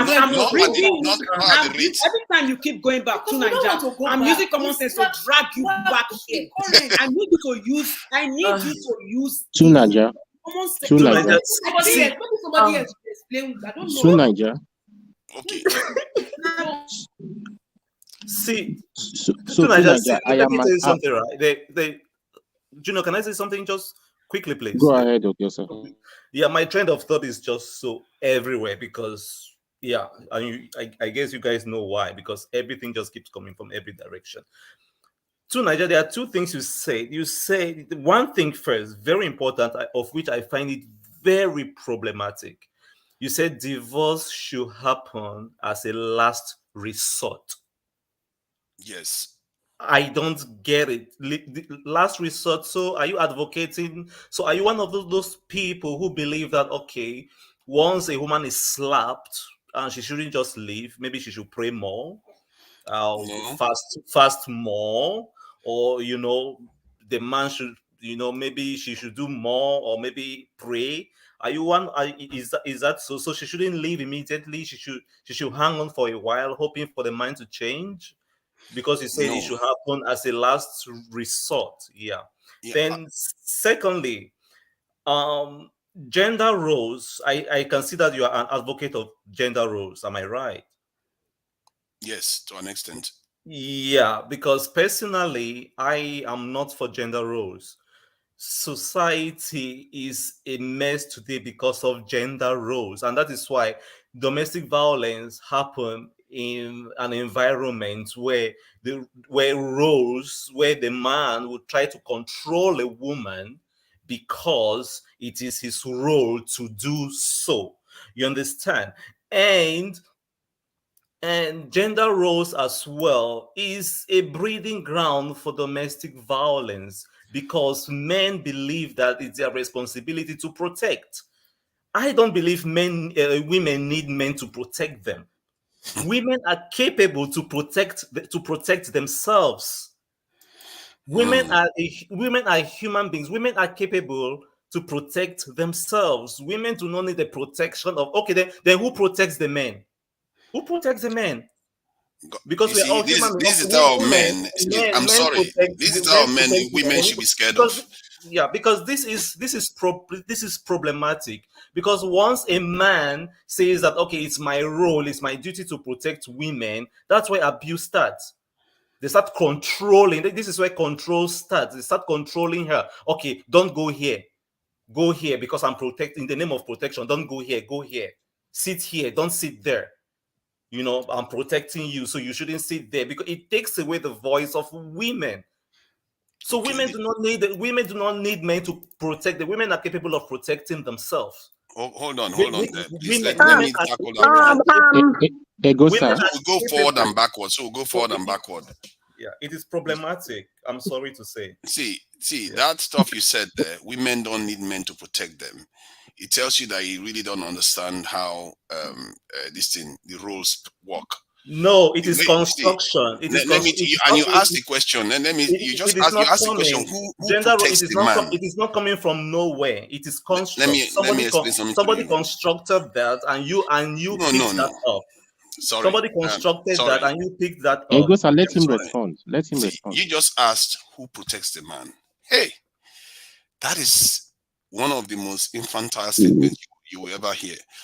A man's role is to protect everything else, is to own this world, not to expect to be protected. A man's role is to do what in this world? This is one of the things I really have against our black men. Oh my goodness, that is the most. I'm sorry. Without respect, that is the most ridiculous thing you can say. That men's role is to rule the world. This is the problem. What do you think men do? What do you think a man's role is? Who created the nation that you are in? What do you think a man's role is? If you're afraid of the dark, you are not a man. You have to grow up, and our men have to grow up. I'm sorry, tonight. You are the problem. This lady died. This lady died because of a mentality. Because of this mentality. You just ask who protects a man. This lady died. Women die mentality is because wrong. of this mentality that you're portraying here. People like you, an arm robber will come to your house. You send a woman to the front. Sorry, women are capable of protecting themselves because your mentality, you're a mess. I'm sorry. Sorry, let us not insult. Let us not insult people. I'm sorry. To Naija. Listen, it's probably your first time on this platform. I know it's your first time calling into this platform. Probably your first time commenting on the live show. One of the rules here is that we do not abuse each other, whether in the comment section or the live show. We don't always agree with each other. We attack the points. We can attack the points that people make, address it. But to call somebody and disrespect another human being, we do not tolerate it on this platform. I don't know, maybe you've not watched our previous video. We've done jingle. Here is debates with common sense. And we need to have these debates. And in as much, but insulting people directly or indirectly, in terms of complimentary insults, like saying somebody is too emotional or say somebody is too this thing, we don't approve, we don't tolerate it here on this platform. So I apologize for insulting. I advocate that too. So, but I'm a little bit passionate about. You can be passionate. It's okay to be passionate. Very okay to be passionate. It's okay to be passionate, but to call another fellow human being and all that. It's okay. Yeah, I think. Okay. Why would we give to Nigerian some time to ease off? Cool off, right? Let me interject here. I'm good. Yeah, and that's another thing too. I'm gonna disagree with Agosa in this sense when it comes to protection. and it's still with the utmost respect, just like for an example, because obviously I've heard Kosa speak so many times, and I love what he puts out there, especially when it comes to women. I feel like when they say it's a man's duty to serve. Remember, don't forget to serve first. You have to serve and protect. They forget the self part too. I know. You forget. I mean, no how. I'm one of the women, and trust me, my mouth too they sharp. And if you also see me in person, my heart's still there way up there. So I'm one of the one like I feel like I can be intimidating or even like I like to shine my eyes. But one thing I don't take lightly is when it comes to a strength of a man and a woman. And there's an extent to where we know how we go. What a man can do, a woman can also do. If you actually watch the dynamics, there's an extent that's like literally you as a woman will be like, I am not able to. So when it comes to when it says a man's supposed to serve and protect, having a man just being there to like, okay, number one, also the pregnancy. For an example. I had a horrible first pregnancy. I'm just going to put myself out there. I was bleeding from the first month up until the time I had my baby. And if it was not for the man that actually got me pregnant, that was there throughout the whole time and putting that work, to make sure I was okay, even to the point where I almost lost my life at the last minute. It was the guy that was still there to make sure that he drove me to the hospital and got through that process. It's not like I'm not going to be able to do it on my own. Let's say push come to shove, but just having someone there to make the load lighter was good, felt good. And then I know there's a different dynamics when it comes to like duties. Okay, man. Okay, now with modern age and everything, and also with women being able to work as much as the men do, we try to kind of have the line blurred as far as there's no gender duties when it comes to the home. I understand that, but there are things that could happen, like like something could spoil, like something electrical or whatever. Me as a woman, I don't care. I'm just gonna I usually cross my hands and legs and be like, go call your father, And there's something also I get to say we have like, let's say somehow there's a pest or there's something going on wrong. If you have a man in the home, it feels nice to be able to say, hey babe, take care of this, and then the guy comes in and actually do what he's supposed to do. When in the terms of protection from me, it does not signal abuse. It does not signal demeaning. It signals, I'm there for you. I'll be your guide. I'll be your help in any way. And there's nothing abusive about that at all. In my own case, and I feel like it's more of just when it comes to that strength, there's a different. I mean, women are strong. Trust me. When it comes to what we can do, what we can bear with, trust me. But when it comes to that physical strength-ish, there's no comparison, And having to have a man that will just like be there to support, be there to guide, be there to, and when push come to shove, show that his strength in protecting me and serving me. I feel like there's really nothing. I mean, it's a no-brainer. I mean, there's no comparison having to do that by myself or having to have that person do that for me. That's my point in that aspect. Okay, Junior. Thank you, Amaka. I really agree with you from A to Z. What you've said about the protection and support. I just want to put something out there to Niger, if Niger can hear me. Niger, by the way, I'm the only person in this platform that actually agrees with you to some certain extent.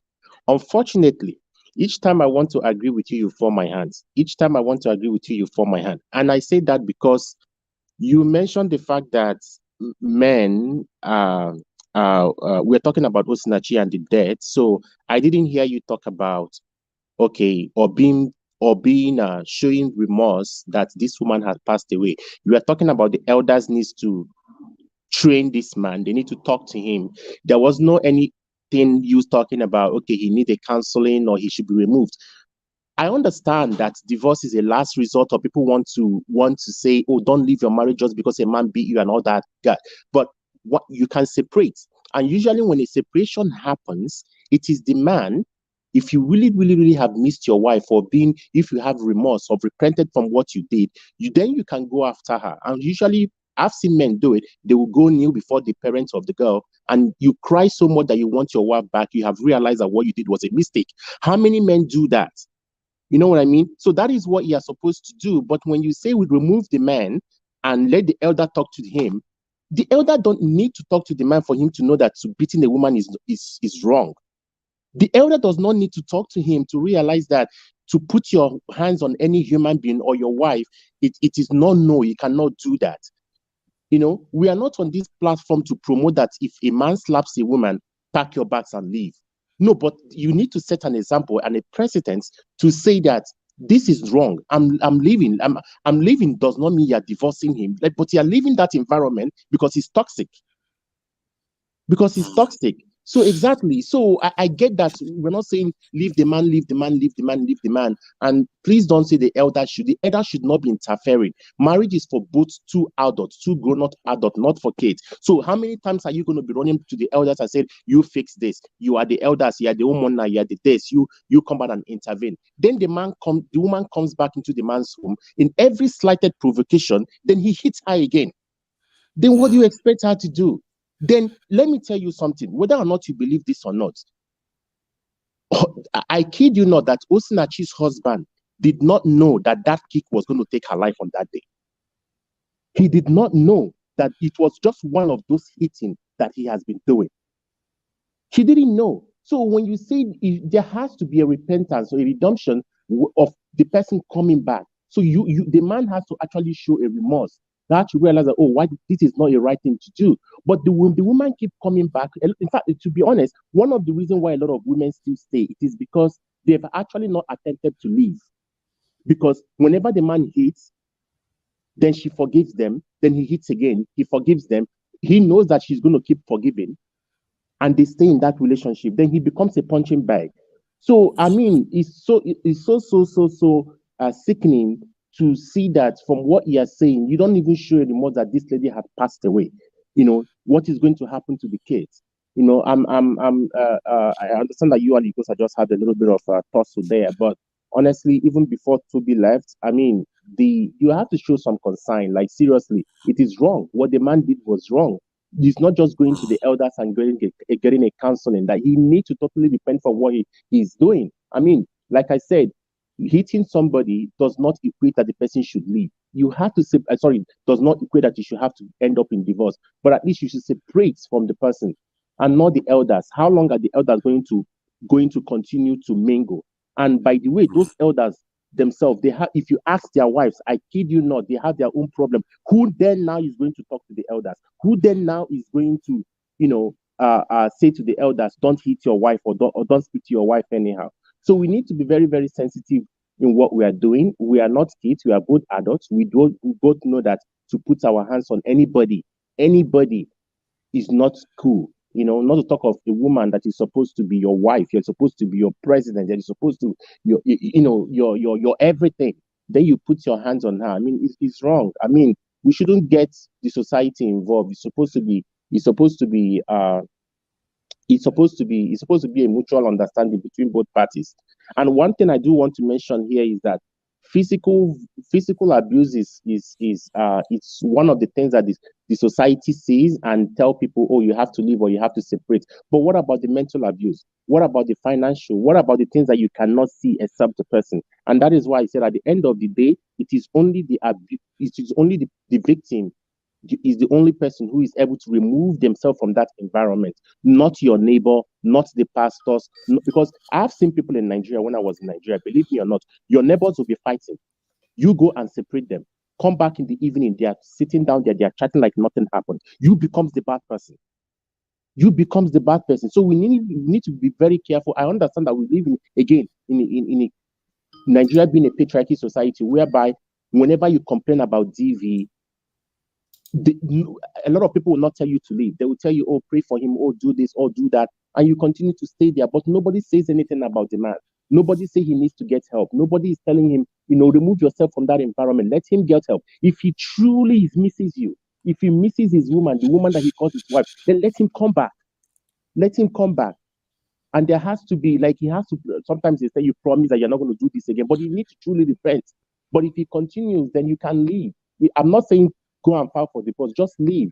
Women need to be able to do that. I think at the end of the day, I just hope that in the next few months, this Osinachi's Day doesn't just become, is just one of those. I hope a lot of DV ladies, both men and women, because I think men go through the same thing, will realize that life is precious. You know, we are living for and we've also spoken about men that go to domestic violence. All of us that this life, everybody is important in this life. There is no reason why we should die for another person. You are very important first before anybody else.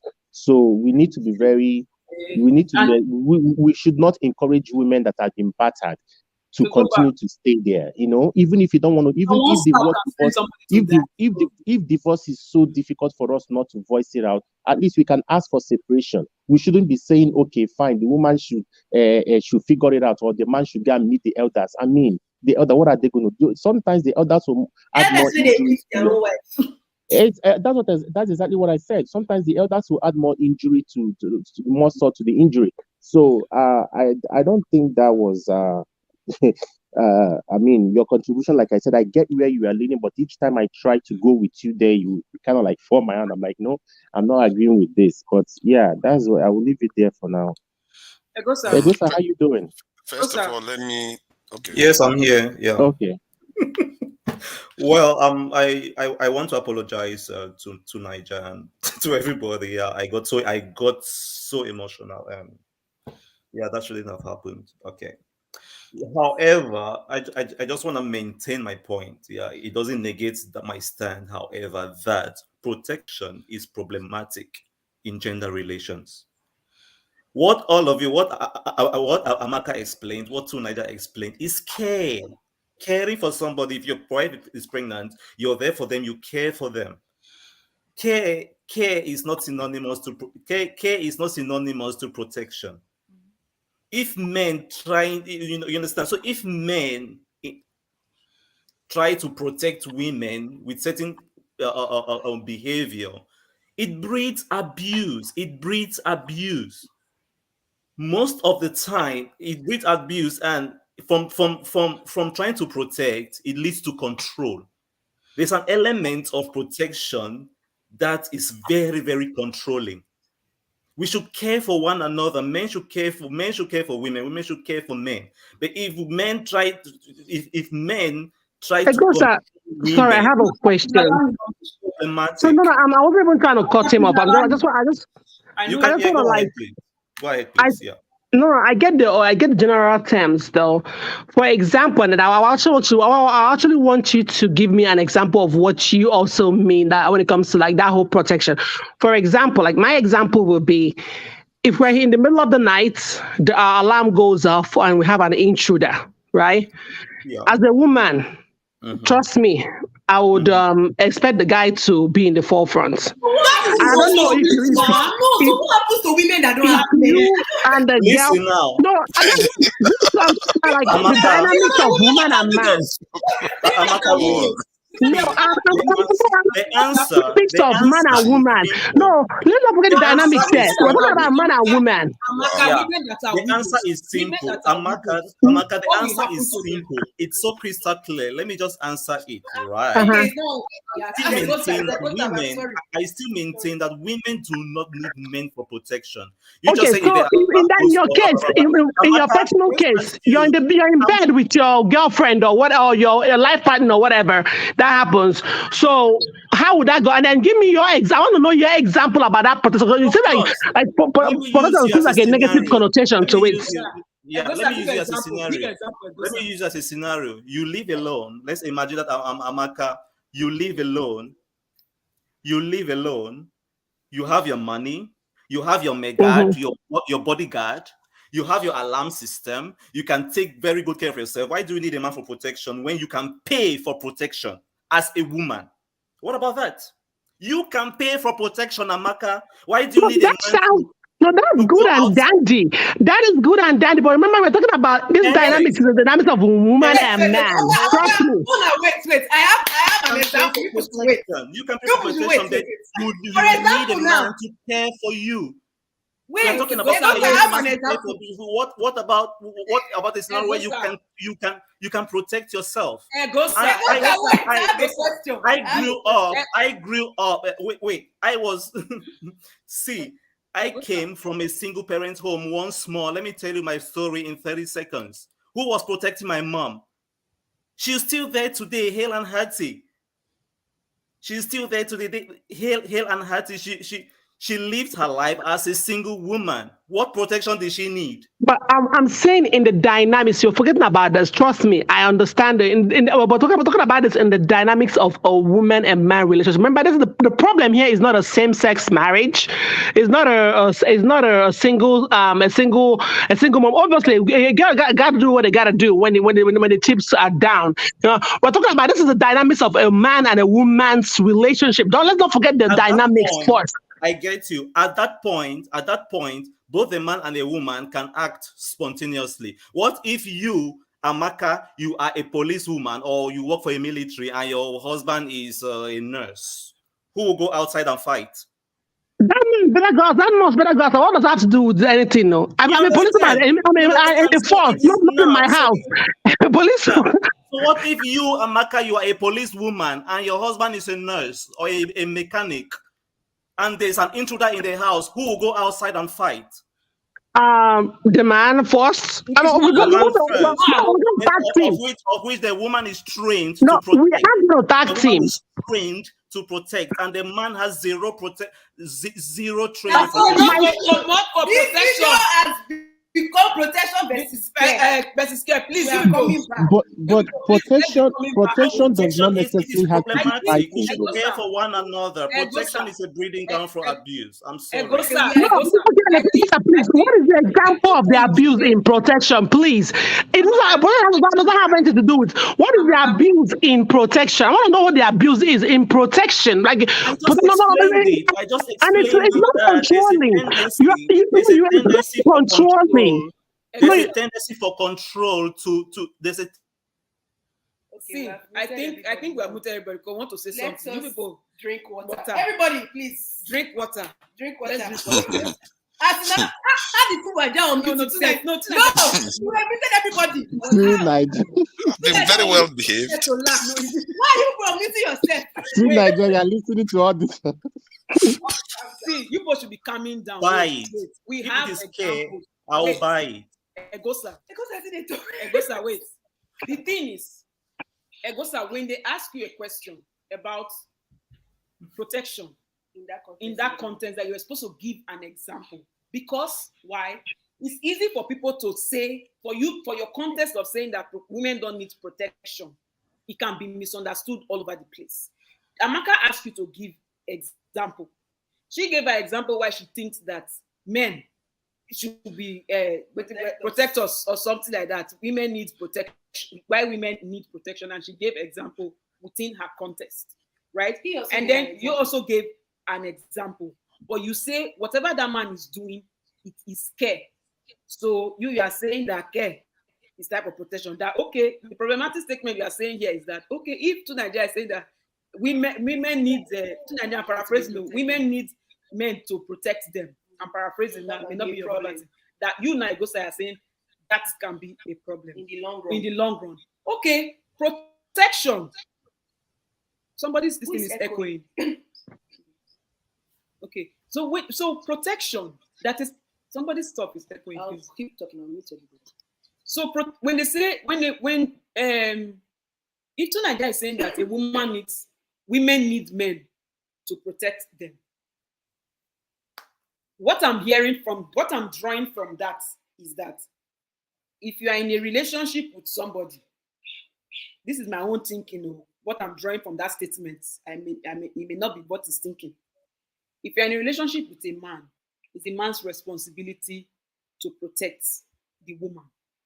Protect the woman from danger, protect the woman from embarrassment, protect. So if your protection is that way, you're protecting in love and not in abuse or control.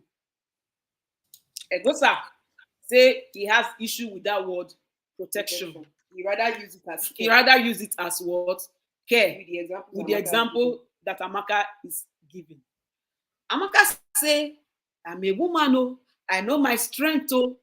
The man better be out there, be doing what he's supposed to do for me. That is our own man, our own understanding, and our own man. So I think everybody has what they want to call definition of their protection. If a woman is saying that I need a man, the man that I'm going to be with, he has to be able to protect me. And so be with the man that. But now, not with the kind of protection. Is it a Will Smith type of protection? Why are we dragging Will Smith into this? I'm not dragging him. This guy is on mute. No. They bring them into context. Okay, I promise you guys, this thing I'm saying is just coming organically from my head. Because now the protection, we enter protection now, not the protection empire. Is he a Will Smith type of protection? Or is he a protection that is a nurturing and a serving protection? That is it. Is it a Will Smith type? And I'm using Will Smith because it's the latest one now. Is it with Smith type of protection? Or it is the protection of nurturing and serving? Because in nurturing and serving is care. Because common sense will say that if I'm with a man that I'm with, if he cannot protect me or protect the family, it doesn't mean I cannot protect myself. But why should I come out first when there's danger, which is where Amaka is coming from? When woman having a bodyguard and having a gateman, that is existing in Nigeria. It's not existing here in the West. Yes, now. And before now, and don't forget, women are also responders to 911. And women are also first responders. So women protect the community as well. Yes. So there's every argument all over the place. But I want to also say that sisters, I'll leave soon, but let me try to say something, right? Now we are going back. We are going back on our words. We have already said that it is okay to be single. There's nothing wrong being single. Of course. And now again, we are trying to say that women need men for protection. So when somebody's opinion, stop saying we. What happens to single women? What are we telling single women in abusive relationships? So they shouldn't leave because they'll lose their protection. No, it goes. I think Amaka was putting it in context. Yes, exactly. For man and a woman. That's what I'm saying. That is the context. Yeah. That's the context that Amaka puts in context. And Egosa also puts his own context of talking about his own background of like for single women. He also puts in the comment section who is protecting widows. And that's true. That's Amaka's protection may not be your type of protection, and it's okay. It's okay. To Egosa, that was care. Of which is also okay. Mm-hmm. So Amaka, what do you call it? To Amaka, Amaka has also come here to give an example using the Ukrainian war. When I remember, when someone was saying that women are not able to partake in the war, Amaka corrected and said, well, there are women who are learning and are going die hard and are also partaking in the war. They may not be as much as the men, but they are also there, which means that everybody know their strength. If you see a woman and you say you require the protection of a man, then be with the man. Be with a man that wants to protect a woman. Now, if your protection is leading to abuse, that's your. Now, if your protection that you are having is leading to abuse, then you decide what you want to do. What you want to do with your protectionists. Mm-hmm. There are also women who think like a Gosa. There are also women who think that don't think a man should be there to protect them because they can protect themselves, and that's perfectly fine.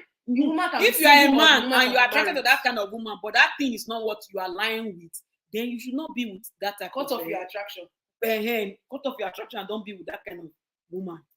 You get what I mean? So I cannot categorically come and say protection leads to violence or protection leads to abuse without putting it in context. It's control. I know that control is what leads to abuse. But to say protection leads to abuse, I cannot say that categorically. You get what I mean? If anything, what I was saying, let me apologize to Ehosa first. By the way, I'm a fan of your name. I didn't mean to be insulting, and so I apologize about that.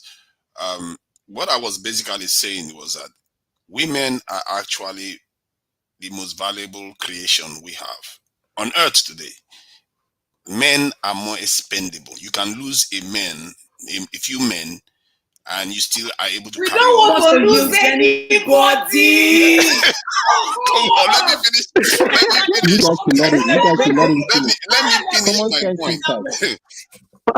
Let me finish because when you get to the core of it, you start understanding where I'm coming from here. Okay.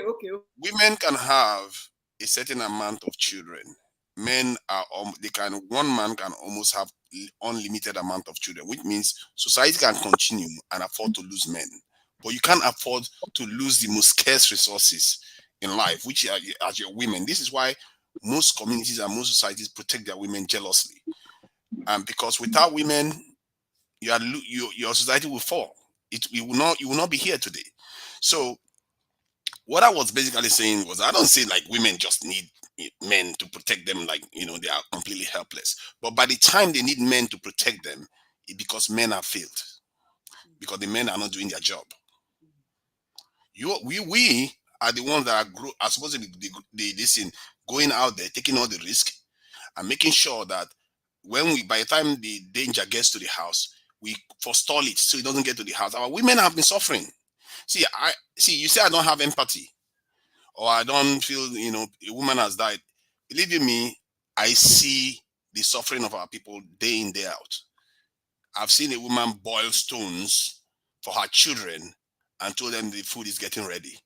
Before the food is getting ready, until the children go to bed and they don't eat. I know the suffering of our people. I see some of the ills. So when I say that the disfigurement that has happened, the men have to own responsibility for what is going on. We can't keep pretending as if, we want to be metrosexual. You want to act as if your job is not your job anymore. So why are you getting side chicks all over the place? Being proud to have this in baby mamas and all that nonsense. You have to, because you are missing the point. You are missing the point of your very existence. And I believe if we learn that again, if we learn as men what our true roles are, you will find it, personally, I will find it hard to even turn around to think of using violence against any woman. Because it's a total opposite of what you are supposed to represent. And I believe what those elders can learn too is to go back to the very fundamentals and teach other men what their true roles are. And the women should be teaching their children the same things. They should be teaching them that your job is to protect your wife, protect your children, and protect your community. That's your primary duty. Everything else, if you want to be gay, all that comes later. Because if you understand that, you are going to find it hard to ever raise a hand against another woman. And if you don't raise a hand against another woman, you are not likely to raise a hand against another man. Let me put it this way: you are not going to send women to battlefield. Where are the children going to be? You want to women who actually go to danger. Okay. Yeah, that's my point. By the time you start doing that, it's because either the society has totally changed or the men have failed. When men, because you are exposing, can you imagine when you didn't have all this technology going around? You are sending women to battlefield with children. It's the opposite that happens, even in the animal kingdom. When two male lions start fighting, the women just take the children, run away. Because the children die, your future is gone. If a woman is pregnant, 8 months pregnant, you want to send her to go and check who is knocking the door? What are you doing? What is your purpose? There is a reason why God created you to be free and be able to move. Okay, so thank you for clarifying that. So I think QJ just joined us. So we'll have QJ speak. QJ, graciousness, thank you for the super chat. Yes, thank you. The story of Osinachi, they pain me, by the way. I don't actually know specifically what happened, but it breaks my heart. Graciousness, after the live show, what from the beginning? We narrated everything. We narrated everything. Thanks for the super chat. Thank you. QJ. Hello, sisters. Hi, sisters. I have to come on camera for this one. I'm telling you, my dad is a twin. So what happened to Osinachi was so painful. I just left Obodo Invo's show. That was like an amazing topic tonight. You need to, do the replay for that one. And it's just too much. Everything going on right now it just reminds me of the way I felt when this NSAS thing happened.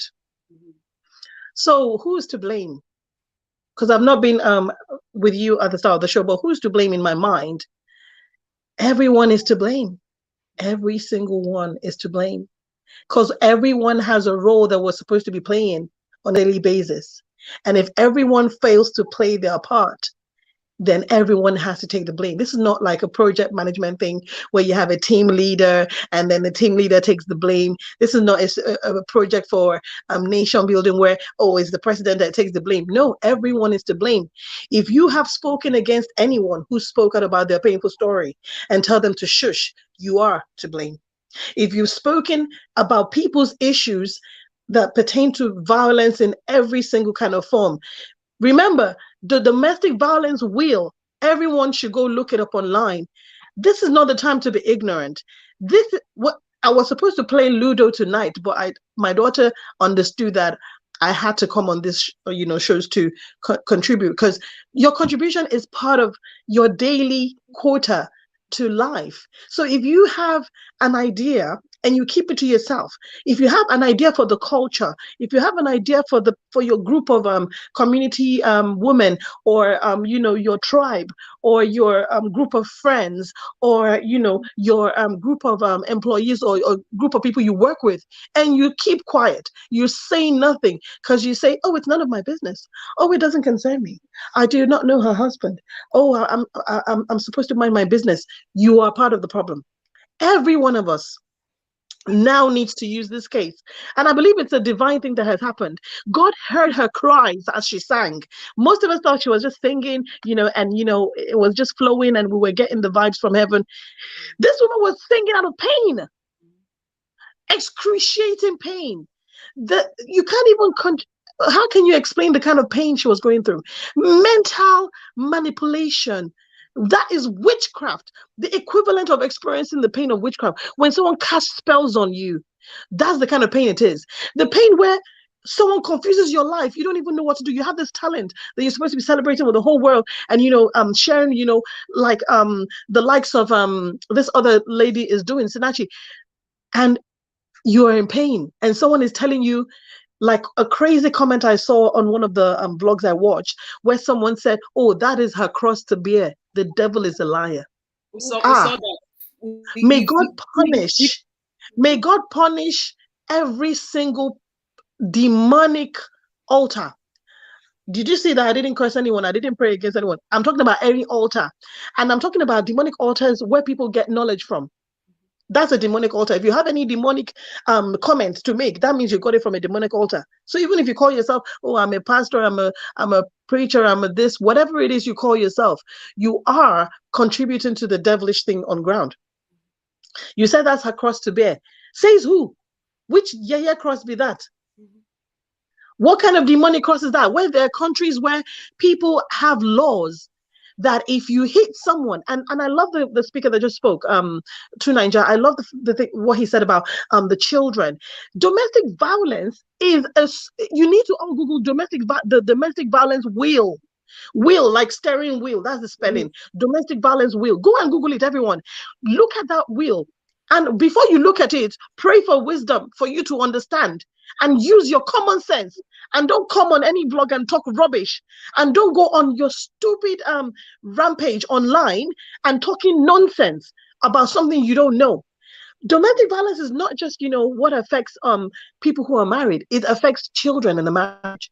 So, for example, child abuse is domestic violence. Domestic is what is happening in a home. That's what domestic is. It's happening in a home. So when you have domestic chores, what does it mean of domestic chores? Is the chores that everyone does in the house. Father, mother, children. Parents and children. So there are some things that, you can't even leave for your children to do on their own. You have to do it first, and then you teach them how to do it. And then while you say, oh, you do this on Saturday morning, then while you're doing that, I'm going to be doing that. Those are the domestic chores that we've created as in a family unit. So when it comes to domestic violence, this is not just, a woman's. The children have gone through domestic violence as well. For those of you who don't know, Osinachi's children have suffered domestic violence as well, because they told them to beat their mother at the point. Like I heard that they told them to beat the woman, and that is violence against the children. So that is child abuse. It's all under the domestic violence wheel. So if you subject yourself as a man or woman to any form of abuse from your partner, you are encouraging your children. That you are talking about. Is it spelled like this? Yes, that's it. Go and study every form of will you see called domestic violence will. Okay. Everyone should do that from now on. Go and review it and take each section and Google each section. Stop being ignorant, dear Nigerians. Stop being ignorant, dear Africans. Stop being full of ignorance, dear world. This is a vlog going to the world because it's not just Nigerians or just Africans watching this. Some people decide to watch, things from other cultures. I watch other vlogs that are not Nigerian. I watch other vlogs that are not African. Hello? Yeah, facts. Why are we still acting ignorant? Why are we still trying to say, oh, the blame is on only the church? The blame is on only this person. We are all to blame at this point. And therefore, this is a divine clarion call on each and every one of us. Each and every one of us must begin right now to speak out against all these evils. How can you be in the house or be a neighbor and say nothing? They said something. Thank goodness. Thank God for the good neighbors that helped me. Good neighbors helped me when I had my first, rocket hit me. The DV rocket. When it hits you like a rocket because you don't expect it. You don't know it's coming. So it can be in form of a slap from your partner. It could be in form of a blow, and it could be in form of a long beating. I'm talking about continuous, like throwing things at you. Using weapons, throwing things that, it could be in form of that. And when it hits you, you don't know when it's coming. What are you talking about? So when we come on here, every single person, if you've got rubbish in your mind, I'm just here tonight to say, once I saw that you guys were on live, I thought, oh my God, I'm going to be joining so late. But I said, no, I'm going to come in. I'm going to, still, speak my truth. And I'm glad that you're still on because I thought, maybe you probably have finished. So this is what we need to do. Every single person has to start speaking out. From the children. If you're someone who's experienced it, I love Summer Aku's narration. She told us these things. I think it was some years ago about what she experienced as a child, witnessing her mother being abused. And then after that, some people in the comments were saying things like, "Oh, you're exposing your family. You're exposing your family secrets."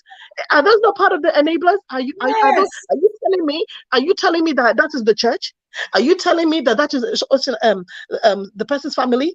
These are citizens in the comment section talking a whole lot of rubbish, like the British would say, talking bloody nonsense. Bloody nonsense. So we've come to this point in 2022 where these amazing things are happening in the first quarter of the year. Remember, this is Easter. Everyone should take this Easter. We should remember this Easter of 2022 as the Easter that Osinachi was taken out. It will never be forgotten. It's gone in the history book of the Nigerian historical wickedness. She died a week before Friday. She died exactly a week before Good Friday. So people telling us that, oh, that was her cross to bear. Oh, God's wrath is gonna fall upon people. You watch and see. God's wrath is coming to fall upon every citizen. I don't care if you're a citizen of the world. I don't care if you're a citizen of your village. I don't care if you're a citizen of your tribe. Whatever kind of citizen you choose to be, God's wrath is going to come upon anyone who claims, oh, it's only the fault of the church. Oh, it's a fault of everyone. But so everyone from now on, like I said, go and study the domestic violence will and start speaking out against the rubbish. Thank goodness for neighbors in the UK who called the police. I didn't even. Where would you get a phone when someone is trying to hate you? Where are you going to get a phone from when you're trying to defend yourself? When you're trying to look for something to cover yourself, as you're in here, where are you gonna get a phone to call anyone? Thank God for the neighbors who did that for me. QJ. And I bless them all. And we thank you, QJ, too, for even choosing to leave. Not even that. No, first of all, QJ, we just want to appreciate for bringing us back to the topic. For not just bringing us back to topic, for choosing to call in, even when the show has gone far. Amen. We want to also appreciate. I was supposed to be baking cupcakes. No, I know that it's out of your busy schedule. You will still make that time because within you believe as a survivor, you must tell your story, and we appreciate you. You are. Yeah, it's very painful to share. Some people even told me, You know, some of my friends even told me, oh, somebody came to my DP when I shared it on my secondary school group, because I went to a boarding school in Nigeria, and I shared it, you know, confidently. And someone came to my DMs and said, oh, you know, don't talk about it again. Just, you know, when my own happened, I left him for 1 year. His people came to beg me. And I was saying to myself, what is the point of us being alive? You are alive to tell your story. You're alive to share your testimony. Yes. I love the man I married. I love him even till now. Guess what? But I love from afar. And you love yourself more. And I love myself first. Yes. Because when people think that, oh, it happens to people that have no confidence. Oh, it happens to people that are very mouthy. People that are very you know, rude to their husbands. It was Osinachi. Even if you want to consider me, as someone who's like, you know, verbal, vocal, and, you know, rude. If you want to assume that those kind of things, that's fine. But how about Osinachi? Was Osinachi Ekweme? Her surname is Ekweme. Did she have that countenance? QJ. Can you judge her as that kind of person, Osinachi? QJ, I want to bring you back. Right? You know why I want to bring you back? As a survivor. I'm bringing you back within this context as a survivor. You know why? Because when your neighbors did civic responsibility to call the cops. Civic responsibility, that's it. Yes, to call the cops. I'm going somewhere. I'm leading you somewhere. To call the cops, right? And they took out the person that was abusing you and all that. Exactly, yeah. And then you that was the victim. You chose to write the chapter of your life as a survivor by leaving the domestic violence situation, by accepting help, retaining help, leaving, choosing to leave, LEAVE, so that you can leave. My situation was even far better than me leaving. I'm going somewhere. I didn't have to suffer to leave. That person left. QJ, I'm going somewhere. I'm going somewhere, right? So, you everything comes at the end of the day. Either way, you did not go back to the abuser. Yes. But I'm coming now. You did not go back to the abuser. That's why we're happy to see you here today. You're sharing your story. You did not go back. Osinachi, Osinachi, her family intervened. Osinachi, when you watch the video, when you watch the life from the beginning, you understand where I'm coming from, right? Osinachi, I see what you mean. Okay. Her family intervened. Mommy, her colleagues, her siblings. In fact, there was a time she was separated from him for a year, living with her family. When the pastor and her abusive husband came to come and beg her. If Osinachi has chosen not to go back, she will be alive today. That's right. That's all right. That is why people are picking where people are coming in their conviction of where they see the blame is coming from. There was help, and you accepted help. QJ. That's right. Accepted help, and we thank you for accepting help. This is what we're. Thank God. Thank God. Thank God.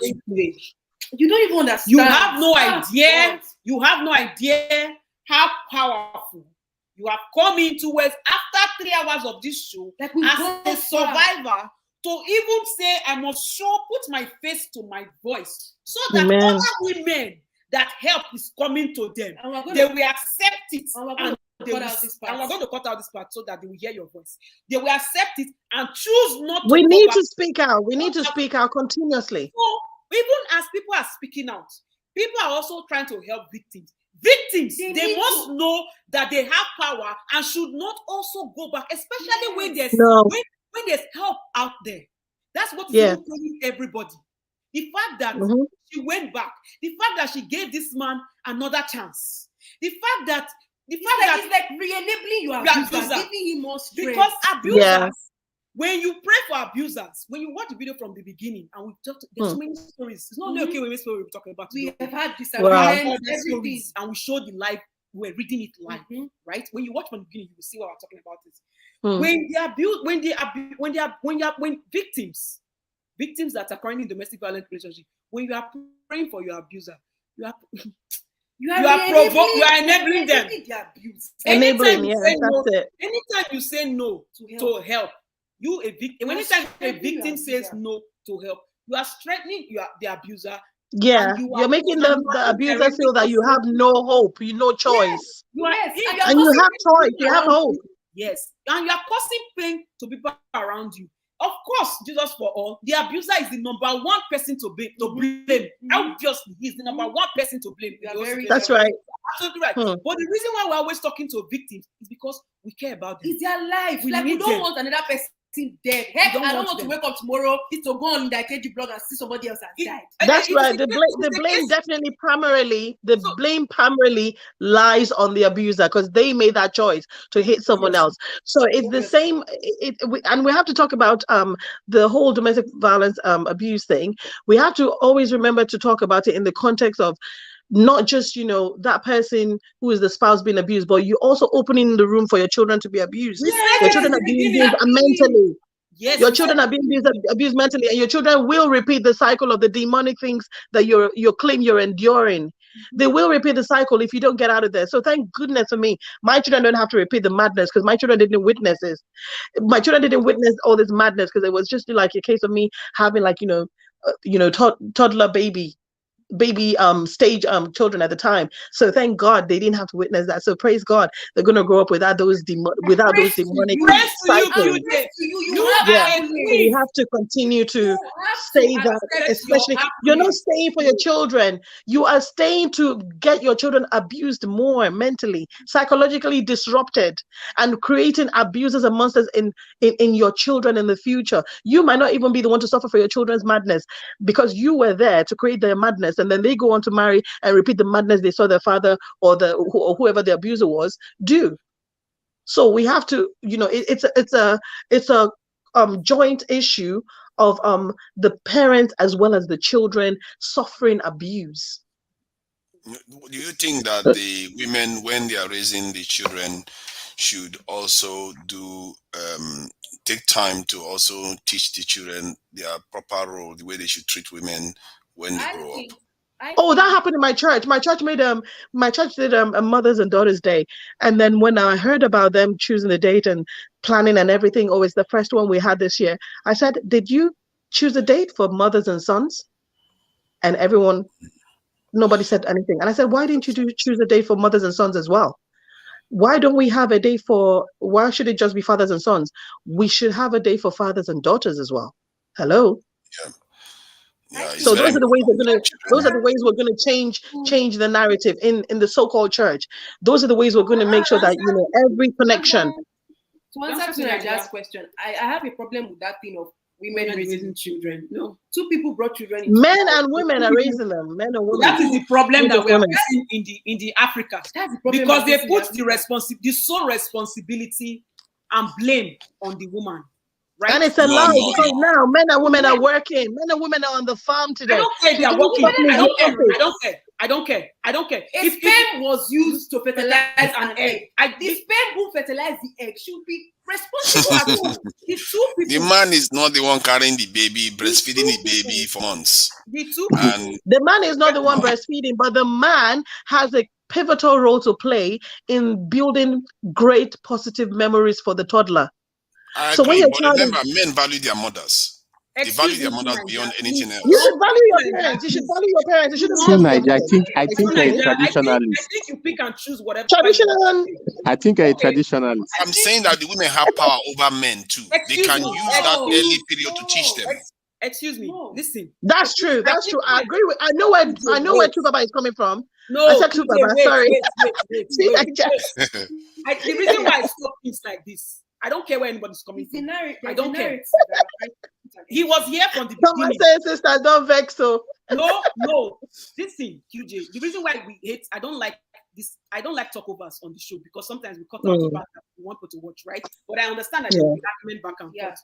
But the thing is this: men, the toxic African culture we have, some of them, number one today, is leaving sole responsibility for raising a male and a female child, the burden on the woman. Number one.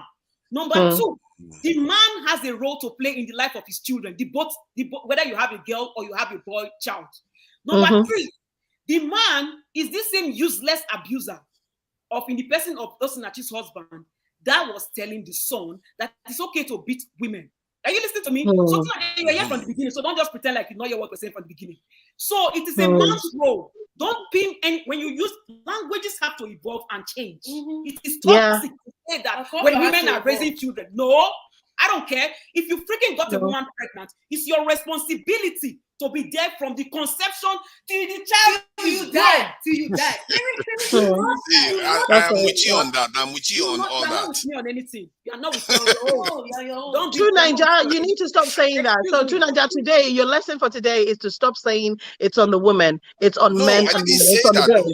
QJ, I don't care whether it takes lesson or doesn't take lesson. I'm not here to enlighten him. I didn't say that. What I actually said, I don't. It's not nice for people to put words in my mouth, though. No, what I actually said that when women are raising children, that's a toxic statement. That is a toxic. How is it toxic? Don't you raise children? Because women and men, they are the one that creates children. I don't care whether you talk about pregnancy or whatever. I just spent 3 hours saying that men have to make sure that they teach their children. We're telling you today that it is toxic to say that women are the ones. When women are raising children, that's what you use it several times to do. It's a problem. It's both. How should I put it? How should I put it? When parents, you say parents. You say parents. You don't say women. Okay. It's a problem that has landed many women in trouble. It's very true. I get where you're coming from. But Yo, calm down. Because Nigeria know this thing. But in just the talk, you know this thing. You know this thing. Now that you explained it, I understand where you are coming from. It was an honest mistake on his part. A young man, somebody actually said earlier on that whenever children do badly, they say it's a woman's child. I get where you're coming from. Yeah, I get where you're coming from that point of view. However, what I'm saying is that men too, we all know men value their mothers a lot. And if they hold their mothers in such high esteem, you can see that the mothers I don't care about the man's mother. That's problem. Not dragging away from the argument. Now the mama and the man fuck. Is it the mother of the man that is carrying the pregnancy? Oh, come on, man. Let me. You don't want your. Calm down. Let me go that deep with you. Is the son the one that impregnated his mother? I'm asking I'm trying to break the chain of domestic violence here, because if from a young age they are raised not to believe in these things, to understand how to behave around women, maybe it will reduce. That's what I'm saying. A man can teach his son how to behave around women. A man can teach it as well. So both parents can teach it. I agree. It's not just a woman. Teach too. But I'm saying that because most of the time the women have that. I'm saying it from the point of view of earlier we are saying that we shouldn't say, oh, men should lie on women or women should lie on men. I'm saying that from the point of view of the women too, it's also in their interest to say, okay, you know what, these men are growing up to behave like this. Yeah. Maybe we should be doing this so that they don't grow up to behave like this. Men that impregnated the women. What is that? Don't tell me that. No matter how you want to twist it, they are your children.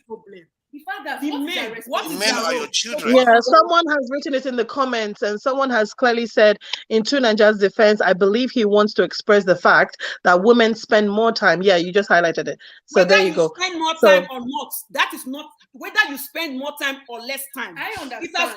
Both parents should do the job. We all come from Africa. We know historically that they place the burden on raising a child on a woman. Where the man will say, I will drop money for you, and we go out. It's not there. It's not there for the children. Many of the African men, they are not present. I don't care what kind of job you have. If you are too busy as an adult, then stop having children. Don't get married. Don't get married. If you're going to be busy, don't get married. To get married to have children. People are having children. Don't just bring children to the world if you're not available to be there. Because the thing I'm saying is that it is a problem. It is a toxic culture that's been permeating every time, and that is why when a child doesn't do right, they will say, "Hey, Nadi Mama." Meanwhile, the useless man that impregnated that was never there. He will say, "Hey, I'm dropping money now." You don't care about the child's welfare. You don't care about their schools. You don't care about knowing whether their teacher, whatever teacher they are doing. When the children want to talk to their father, you're not available. And obviously, to beat on that point, obviously, if a child is there and is getting that abandonment, you can be in your child's life providing money as a father, and there is still abandonment from the father. Exactly. From the father, there's no love from the father. You see children when their father they are running away. Before I forget, let them go, please. To Nigeria, whenever you have time, go to the YouTube live playlist. watch our intentional parenting video from men. Intentional parenting, that's right. Yeah, it has to be men that came to speak on the platform. So I fathers, what I'm even Nigerian saying fathers. So what I'm even saying now, yes, historically, women were the ones raising men. That's the African culture. That was the African culture. So why can't we move away from that? Why can't we move away from that? Two people if you move away from that, the men will have to stop whatever they are doing. The men don't, but women are working. Whatever else they are doing. Women are working today. Women are pregnant. Women are coming back. They are working while pregnant and doing all sorts of things. So what use are you? This is a man who doesn't obviously believe in being in their children's life. Of what use are you to the earth if all you have to do is to sow a seed and leave and say you are working? You want the seed to be we have women that have been pregnant while attending law school. I think we have to be careful here. Let me give you one example. We're not being careful. How many nations has women founded? It is careful that is silencing everybody. It is a toxic culture that makes it is a toxic culture that has been permeating in the African context. We've done toxic culture video before now. Check the playlist. It is a toxic culture that thinks that it's a woman's sole responsibility to rear and bear the children. And raise that's them. not what I said. No, I just said that you should use the time you have with the children to teach them not to treat women properly. The time you have with them. But why is it more? Why should the why should the yoke be more? Why should the responsibility be more on a woman? Just because she's one of to Nigeria, why don't you say father should spend more time with their sons? That to Nigeria is a traditionalist. I agree that men because the reason why I say this about this is because I feel like our men are not even doing their job. I'm like, why you didn't laugh? We're not going back to this. We're not going back to this. Okay, guys, quick question to QJ. Junior, I'm listening. When children are being raised by when children are being the statement when children are being raised by women, why don't they tell this and that? It's a toxic statement. It's not toxic. What else can anybody say then? Just when parents are raising their children. Yes. Because it's Osinachi's husband that told her son, you were here, we read it. The boy said it with his own mouth. My father, he said, and I quote, beating women is good or whatever. It's good. Exactly. No, please don't come here and be saying. But the woman could have taught the child that is wrong. The woman could have. Who should have taught the child? From because most of the time the man is not at home. She could have taught the man. Osinachi's husband is jobless. Osinachi's husband is jobless. He did not have a job. For the most part, I don't think Nigeria understands the power of manipulation. For 3 hours. So now if you're a traditional man, you speak like that and say as a traditional man. In my own belief, as a traditional man, this is what it doesn't even matter whether you're a traditional man. Is there anything like traditional sperm? Sperm fertilized egg. You don't know whether it's traditional or not. You have the responsibility to tell those give a hoot whether you're going to hunt, whether you're going to walk, unless if you're an animal, you're a lion, you're a dog, or you're a cockerel. That means you're an animal. You impregnate the female species and you walk away. I don't have So human men, if you have the balls to impregnate, you better be in your children's life. There's no excuse. Just because you have a penis does not mean that somebody has a vagina has more responsibility. So what happens if your country is at war? What happens if your country is at war? The guy has to go My outside. brother, We should be rational here. So guys, hold on. So to Nigeria, everything is black and white. It's not black and white. To avoid being an acceptive father, to avoid being an acceptive dad, I should say. So whether or not you are busy or not you are working, you can come back. It could be on a weekend when you're not working. Sit your kids down, talk to them, like train them how to treat. Like you talk to them at so many things as a dad, being involved in their life. Why does it have to be weekend? Every single day you come back. No. I said weekend because to Nigeria said that work. He will be protecting the whole world.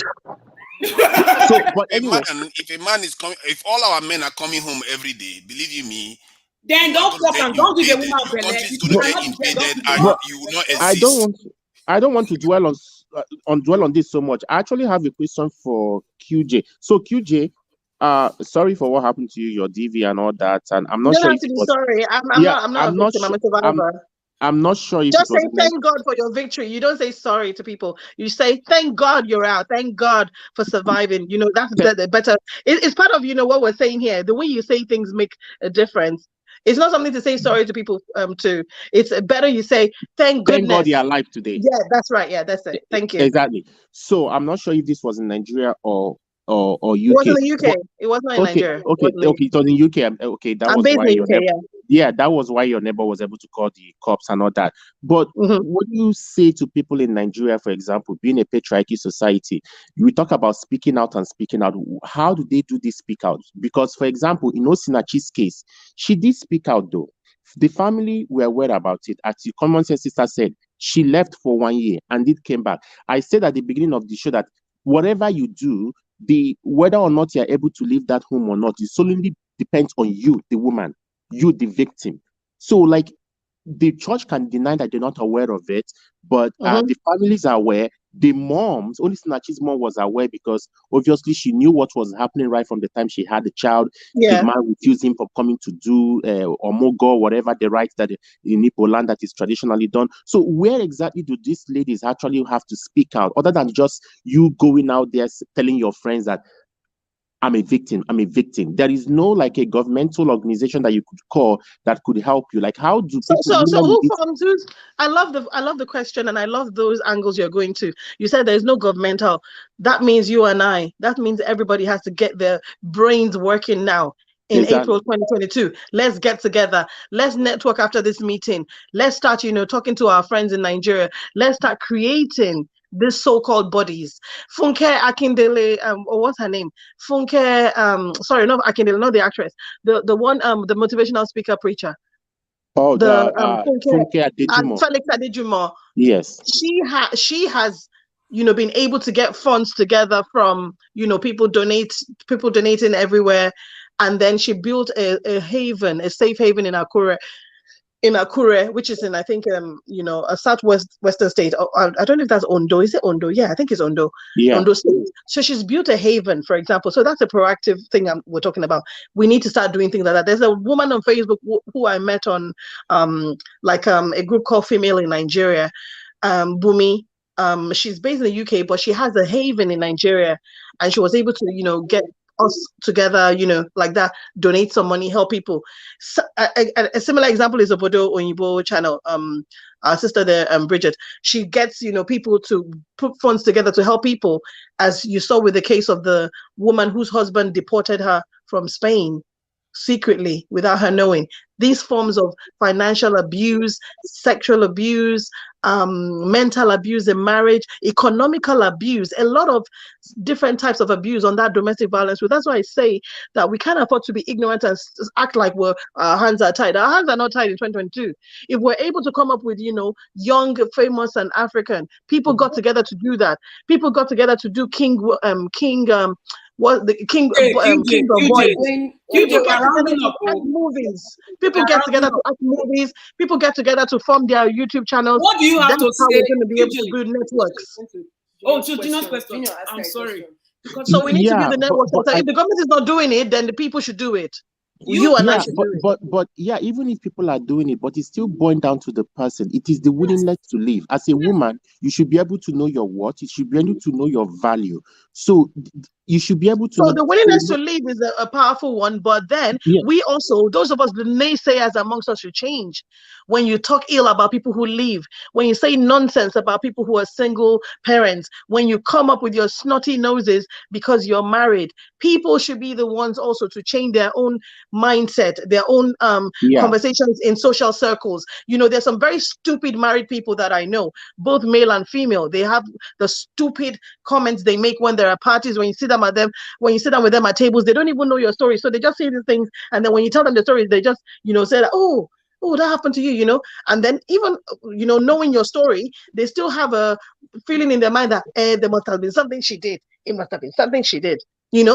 They still come up with all these nonsensical comments. So people, you and I, human beings around each other, even if we don't have a system where we have official laws made to protect everyone abused, be it male or female, because females too can attack men in marriages as well. So it's not just a woman thing being it's not that the men also it's not just the men being violent, but the women can also be violent in their own situations as well. But this night we're talking about the case of Osinachi, and where the husband was violent and led to her death.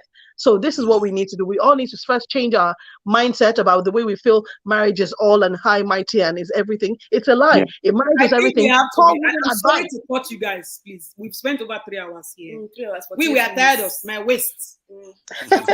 Well done. I do not see this thing. Thank you. All young women, eh? So we have Come on. I beg. I don't make them cry.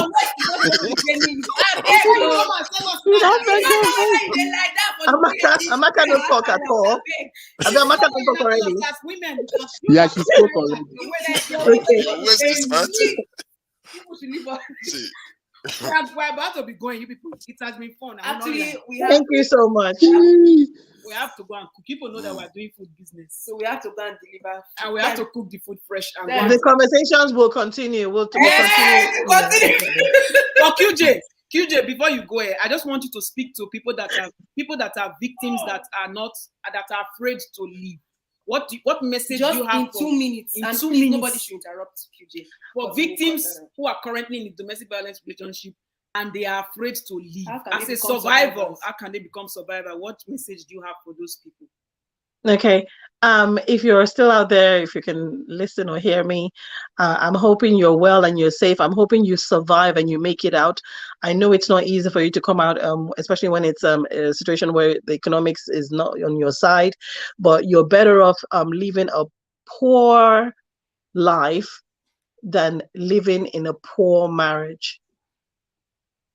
Because when you're poor, when you don't have financial means and you're on your own and you're not in an abusive marriage, you can still make, your brain can still think of ideas of what you can do to improve yourself. But when you're in a poorly ventilated marriage where you have a lot of abuse and, a lot of physical violence and other kinds of violence is being,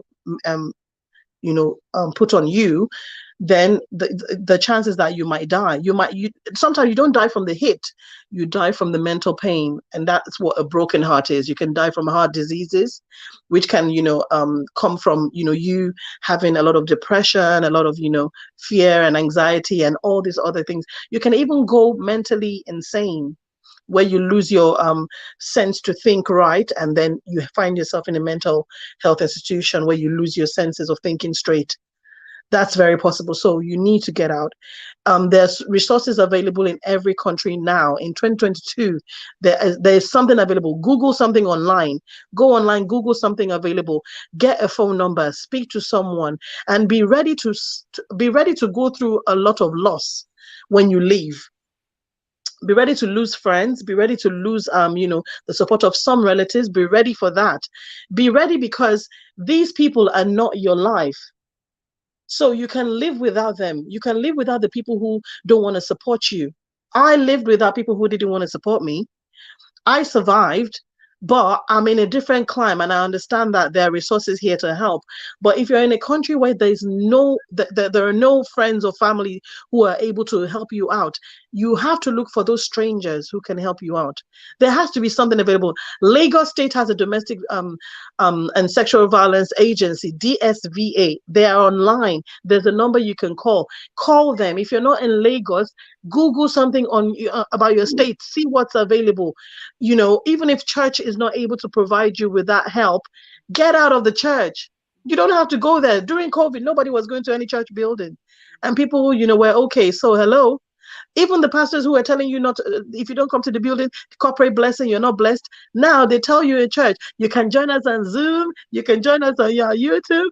Hello. So, borrow yourself brain, Mobali Sange, emancipate, release yourself, free yourself from mental slavery. There's a lot of mental slavery going on in a lot of African countries, but guess what? You can free yourself. The first way you free yourself is to be ready to lose all these crazy friends and crazy family members in your life. You are going to lose communication with them. Be ready. Call me. put my I don't know. Maybe I can put my number No. I beg. Call some bodies. There are bodies in your state. Call someone. Make that call. Leave that situation. If you've got children, live with them. Your children will appreciate you being alive and hugging them every day and telling them everything will be better. Everything will be okay. Things will get better. That's all you have to say to yourself. Look at yourself in the mirror and say, things will get better. Things will get better. And things do get better. Thank you so much. That's it. We'll be needing more of you every Saturday. I'll see you in the DMs. No wahala. Thank you so much and have a wonderful night. And thank you for your wisdom. Thank you for your passion. Thank you all. Thank you, Junior. My new brother, newly found brother. Thank you, Kiju. And to Niger Baba. Hey, traditional. From the beginning, what to Niger has been putting everybody through. Thank you. I'm a very nice person. Bye, everyone. Happy Easter. Happy Easter, Bye. God of mercy. Who left again? No, Nakuje. Tunaja, where did Tunaja? Oh, Tunaja thinking you put us for this press and depart. Tunaja, come back. Bring yourself here. Come back. Because you have to have a closing remark. Very important. So, who did it? Let it come back. Great. I think this is Festus from Australia. Festus, is this you? It is me. Okay, so because before Festus, should we take closing argument from them? Yes, we will just take closing argument from Amaka and Junior because they've been here all through and people will be here. So Amaka will speak, then Junior, and then we'll come to Festus. And Tunaja, put the link there. Tunaja, come back and give a closing statement. How can you stream us off of hours and just depart like that? And please, Amaka, sorry, please 2 minutes. Sorry, I didn't hear. Please, final words. What do you have to say to victims that are currently in domestic? Tunaja is back. But Tunaja, after we'll come back to him. Amaka, what do you have to say to victims that are currently in domestic violence situation? What do you have to say? Final remarks in 2 minutes. I think just pretty much get help. Or get out. Okay. If it keeps escalating, it's never going to stop. That is one thing about abuse. By the time you allow that first slap go untouched or unchecked, it continues down the line. At the point of where a man is like literally beating you, like they're beating their fellow man, or like they're pounding yam. There's nothing to talk about. There's nothing to mend. In my own case, if it ever gets down to that point where hands are being thrown, tools are being used, total disregard and disrespect in front of your children. For me alone, I already know that whole situation is already messed up. Those kids are not going to unsee what they've seen. And there's really nothing to talk about. There's really nothing an elder will tell me at that point. There's really nothing any pastor will tell me at that point, because like everything has been broken. If it ever gets to that point, and my advice would be get help, and get help for whoever that is willing to help, because I think I'm at a space. I can donate money in general terms that someone is out, but I'm in a space where personally I've seen it, been there, done that. Like I'm not even in the space to entertain any questions from some women, in general. But that's on the side. But get out as fast as you can. It's not gonna get. I don't think it's gonna get better if you're in that situation. It's not. It's never gonna get better. Thank you so much, Amaka. Get help. Get help or get out. Thank you so much. Thank you. Bye, ladies. Bye. Another nice one too. To Baba, I said, look with my peripheral eye shot. No, two Niger. Peripheral eyes. So that will make us stay here for another 1 hour. Bye, guys. I thought you were closing out. That's why I left. Oh, please, Tunaja, hang in there, Tunaja. Just mute your mic for us to hear, please. Okay, thank you, Junior. Yeah. Please, what do you have to say to final words? Who am I asking him to now? So the abusers and everything. We know Junior knows how to summarize and put everything together. Final words. So the abusers. Yeah. So in context of all we've said, I think Yeah, anyone, both a man or a woman going through DV should, and we have to understand that it's not only a slap that will make you leave your home. Domestic violence, like I said, is in a different form. It could be financial, it could be mental stress or mental violence. So we need to recognize them when they come and seek help if needed, and realize that you are very important. You put yourself first before the other person, and think about what will happen if you don't survive that. The world will still go on, and learn from what have happened to other people, just like Osinachi, and not necessarily from your own experience. Don't wait before you delete, because it might be too late. Get professional help if you can, and make a decision that is best known to you, a decision that works for you, and probably maybe your children as well, if you do have. Please do not die in silence, and speak out, because I think it is better to speak than to die in silence. So let us not ignore this. This is a very serious thing that is happening in the community. It's becoming so prevalent. So we cannot fold our hands and watch this continue. How many more are we going to lose before we call a spade a spade? So I hope people are watching. I hope people get across this video and share more awareness and light to this, and think about their life and said, no, I cannot take this. I need to take a break. Again, not divorce like to Niger said, but at least take a break from it, means separation, and said, no, if you truly repent and recognize that what you're doing is wrong, then you can come back. But for then, just leave that environment, because it's toxic and it's not serving you. So Thank you so much, Junior. It's toxic, leave that environment, and it's not serving you. Thank you. We appreciate you. Have a wonderful weekend. Okay, bye, Junior. Bye. And I want to, Mary. Thank you, Mary, and thank you, Mary's clients. Mary's clients, I hope you have subscribed to our channel. Mary, tell your clients that you are beautifying. And I hope you are tipping Mary. Thank you, Mary, for the super chat. Thank you for the super chat. Thank you. Festus, are you there? Unmute yourself. Festus, Yeah, I'm here. I am here. Festus from Australia. Festus Good morning. How are you? Good. I'm all right. Good morning. Good evening. Good evening. Good morning. Saturday. All right. Unfortunately, I didn't get notified when you guys went live. I usually. Is your notification bell on? It's on. I just went on YouTube. I said, let me just watch something a bit relaxing as I just got home. So I saw that you guys were on. I said, oh my God, I've been missing. 3 hours gone. Oh, geez.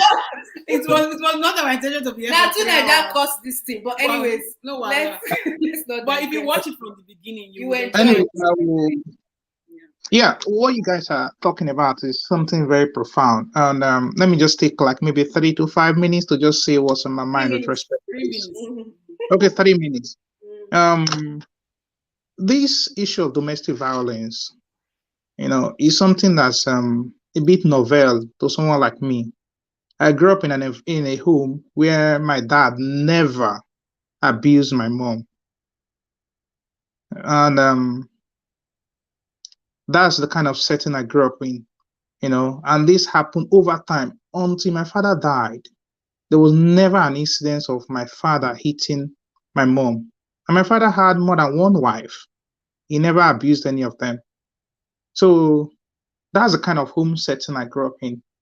But as time passes, I see women being beaten, and they still stay put in a relationship like that. Firstly, I think we need to start deconstructing our mindsets when it has to do with things of domestic violence, because it sets a very wrong and negative precedent for the children. For me, as a person and as a man, it will be practically impossible for me to hit my wife or hit a woman. Not that women cannot get me upset, but the reality is I didn't see that in my father, and I cannot exhibit traits that my father that I didn't see in him in terms of good qualities. So that cannot happen. So for women who are going through abusive relationship, we need to start supporting them. This idea that if a woman divorces the husband, it's like she has committed the abominable. We need to start deviating from that. Divorce doesn't make you less of a Christian, doesn't make you less godly. Any relationship, if you are starting a relationship with someone, there are warning signals. You are dating someone and he asks you a question, maybe as about answering, or he flared up, the next thing he gives you a slap. That's a warning signal. There's no, I hear some women say, some ladies say, oh, he loves me, that's why he hits me, he was upset. You don't defend an abusive person. There are so many ways you can handle conflict without resorting to physical confrontation. Conflict in itself is beneficial to both parties, but the ideal is how you handle it is what makes the difference. If I am in a relationship with common sense sisters that like they are my friends, at some point we will have friction because we grow from different background and with different ideas, we have different mindsets. But when we have friction, how we resolve it is what makes the difference. Let me share something personal. If my dad and my mom has like a heated argument, my father will just walk away from the house. He will leave the house, come back when my mom is calm. Then they discuss it like two mature adults. You will never see my dad maybe respond to my mom when she's upset. He leaves. Some people will say, oh, maybe he's not a man. No. It's not every fight you must fight. Even the Bible says a man who cannot control himself, it's like a broken wall. In Iceland, there's a saying there that a man without discipline will die without honor. So you need to learn to exercise self-restraint. Women by nature speak more than men. Yes, that's how we hear people say mother tongue, not father tongue, because fathers were never allowed to speak, because generally women speak more than men. That aside, when women say things, sometimes they don't say it thoughtfully. They are just trying to express themselves. They are trying to express something that they have been trying to communicate to you, either via their body language, but you refuse to understand. So when they are saying those things, they may use some kind of words that get men excited. This will result in men trying to hit them.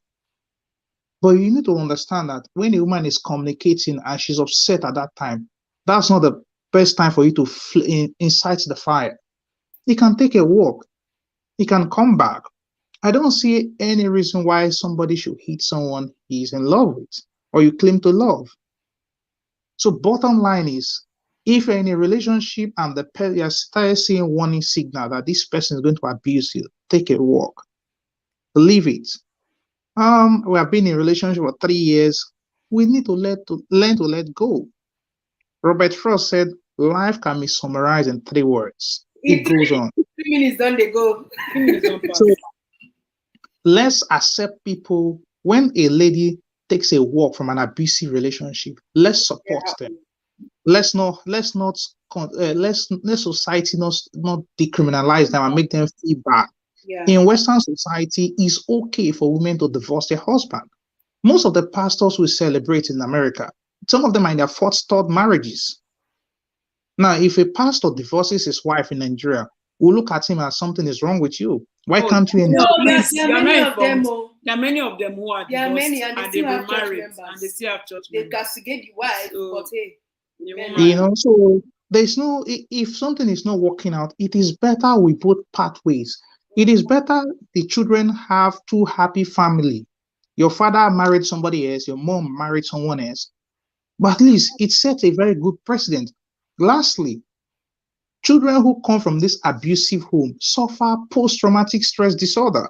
Some of them begin to hate men. And it builds their psyche in terms of how they view relationship. The women become more subdued. They say, oh, I can't speak out because when my mom used to speak out, she gets spanked by my father. Why the male child will see that, oh, anything my wife does, I should hit her, she's under me and she need to take orders from me. So let's learn to accept people when they pull out of abusive relationship. And for the ladies, if your guy is abusing you or saying those warning signals, please let him go. It is better to be single and keep your mental sanity and keep your health intact than to be in a relationship with someone who will treat you with the most despicable manner.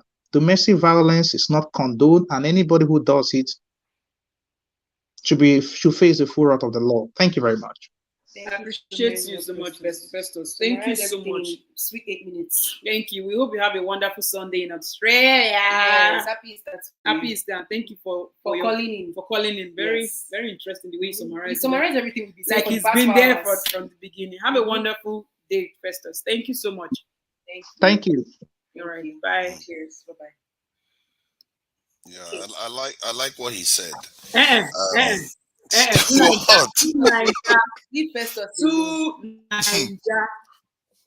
Now we go ask the question. When we ask the closing, because if we are live, we have to go. We have to go.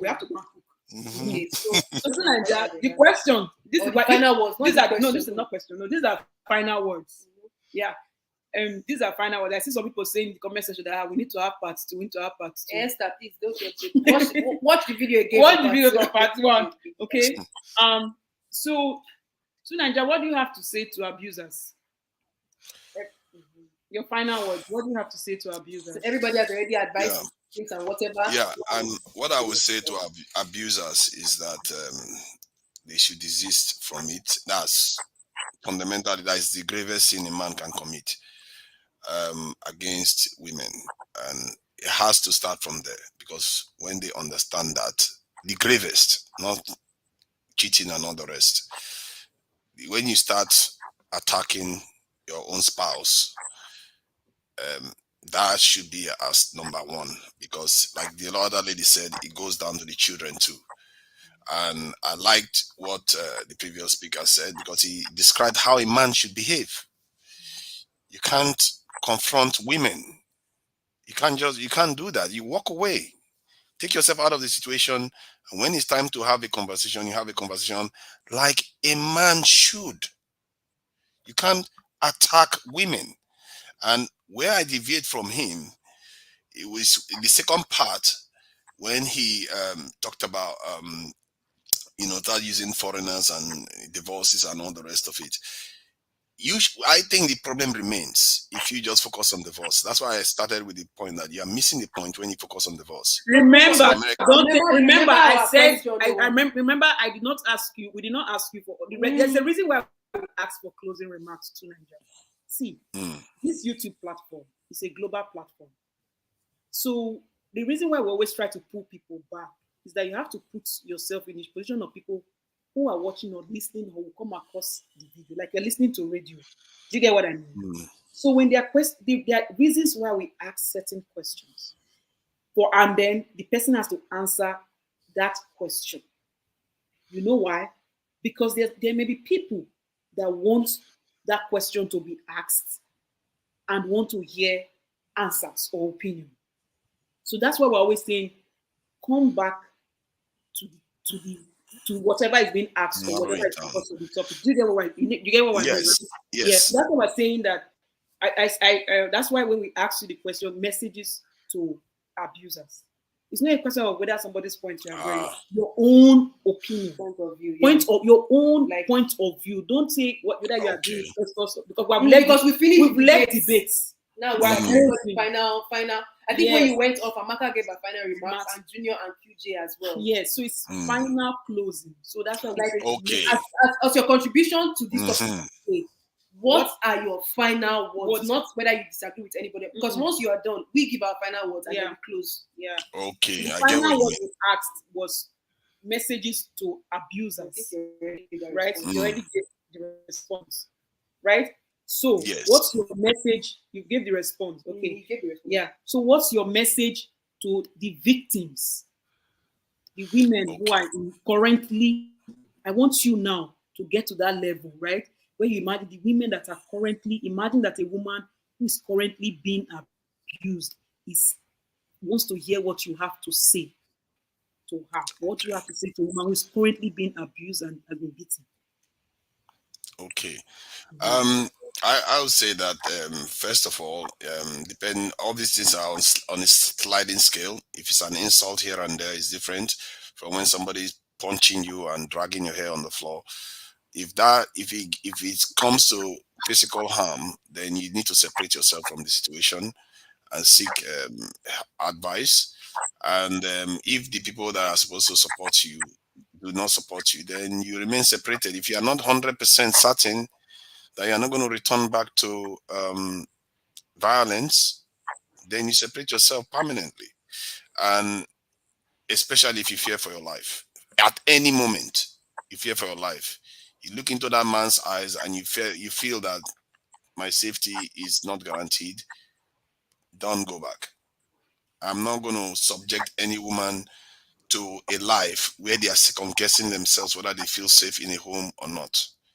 Because in the end, that is not a home. And I would say to them is that what you are experiencing now I'm sorry, you are experiencing it at this moment, and you have to separate yourself from it. And for the ones that are going into it too, you didn't ask me that, I know that. You want to know that before you go into these things, you have to look at the kind of partner you're going into a relationship with. I know that some of them do change, and when they change, you need to leave. But before you go into, you have a responsibility to yourself and to the children you're going to have in that marriage, and your family and everybody around you, to make sure that you are choosing your partner very well. Make sure you ask. About your partner, the person you're going to marriage with. You see what I mean? So I feel bad about some of these things that are going on, and because it's not good, is it? It's not good. People are dying, and women are dying left and right. And I think that they should separate themselves from the situation and look for a way to fix it. I've already said how you can try to fix the man, and but if it cannot be fixed, leave. In the end, I agree with that. But I just say that we should not look at divorce as a solution, because I know that in other places where they do it, the death toll is still very high. It tells you that something else is going on. So okay, yeah. It's good that you're giving your final solution. Yeah, you've been able to get where you're coming from. Thank you very much. Yeah, thank you for no worries. Thank you. We usually get the mindset on this platform is usually similar. The common sense that we're trying to push for the world. Yeah, and we actually do thank you for coming on here today to speak, because from your reasoning, from your questions, from your answers, it provoked a lot of thoughts from us, and which is actually very necessary, because that's what society is about. We need different opinions, and it's in those different opinions that we're able to educate ourselves, and then we say, okay, this culture is helping us, we keep it. This culture is not helping us, we discard and we go away with it. So we actually do appreciate you, and thank you for actually coming back in to give your final remarks. You know me now. I like the limelight. We don't know you. We don't know you. We don't know you, but now you do. You can see, and people are asking you to come back next week. So we'll be here same time next week. We'll probably fight again, but that's very necessary. When you're coming, please, we need you to bring people that also think like you. Like, bring your friends, family members, enemies, everybody that's watching. Don't come alone, because we cannot solve this issue in our culture. It's our community. It's our people that are dying. If people continue to die left, right, and center, before you know it, there will be nobody in the community again. So that's what we have to say. And that's exactly. Do you have any other thing to say? Apart from our final one. So thank you, Nigeria. Thank you so much to Nigeria. Thank you. Have a wonderful day. Okay. Have a wonderful one. All right. Did you ask him where he was calling? Wait, hey, where's to Nigeria? See, as he carry us go. He go they call from abroad. He's calling from the world. Ladies and gentlemen, Graciousness is saying the wife also needs therapy and counseling. Very true. Graciousness, this is that you should call him. This is why tell us, because none of us talk. Graciousness, thy man. You have to become. Graciousness said that it's not Graciousness says a qualified man. The crypto magic or something. I think someone says the alpha male. I don't know. Anyways, yours. Thank you so much for engaging. Thank you, Festus. Let's remember that our actions set precedent for our children. Please, let's set good examples and be worthy in character and conduct for our children. Very true. Yeah. Very true. Graciousness. My piece of advice, even though it tends to be a taboo in our culture, is the husband most likely needs therapy and accountability group. Very true for their bad character. Very true. I think Yachman called it earlier. And then also when we have our closing arguments or closing remarks. I want to first of all start with the abusers. If you are a man and you are abusing a woman, whether physically, financially, mentally, or emotionally, you need to stop and get yourself help. Get yourself help, because it's not the responsibility of another human being to fix you. It is nobody's responsibility to fix you, because you'll be held accountable for every decision, every action that you take against another person that is causing harm to the person's well-being. Number two that I have, men, gather yourselves together wherever you meet yourselves and make sure you continue to speak against the culture of toxicity where abuse is condoned. For example, if you are a man and you have a friend that is bragging about how he's beating his wife, it is your responsibility as a man to say, no, guy, it is wrong. Don't talk Don't talk like that. You need to get yourself help. When you do not speak up, it means that your silence means that you're an abuse enabler. So passive abuse enabler. So men, make sure that the good characters, the good values you have, spread it amongst your fellow men. And join the voices of women who are speaking up against abuse, because that is your civic responsibility wherever you are, and it's for your own good in the society. Yes, because if one part of the society gets killed all the time, there's no society. There's no society. Yep. You want me to continue? I think for consequences. Okay, so we had consequences that we had laid out, but we'll still lay them out in order. First consequence of agreeing to stay in a domestic violence relationship is when you have kids, it's not about you anymore. So like PJ was saying, it trickles down to your generations. For example, you have Osinachi's 4 kids today. Next, women, you have to know that your life is in your hands. For those that believe in God, God has given you the free will to make choices. So stop thinking for God, thinking that, oh, God hates divorce or whatever. God has given you that free will and conscience to know that if somebody is hammering me with pain, I am not supposed to be with that person. Make your choice. Start thinking for yourself. Make use of your common sense and don't kill your conscience. Don't kill your conscience and your instincts. The next one is stop living your life by someone's interpretation of the Bible or any holy book that you read or any ideology. Your life is in your hands. You're a human being. You have every quality in you. Don't give anybody the right or the chance to take your life away from you or to reduce you to something other than a human being that you are. Next is, if you choose to stay and you have children already, please don't procreate any more children, because the consequences, you can rewatch 4 hours to know what the consequences are. PTSD and all. If you don't have kids, please don't have kids in an abusive situation. Stay like that. Don't have kids in an abusive situation. Also, remember, like we said in the beginning of the video, there are 2 choices that you have in these kinds of situations. One is either for you to live a life, or the other one is to stay until death comes knocking, which means you die unavoidable deaths. You will die. Yeah, that's sad. You will die for nothing. For the most part, you will die for nothing.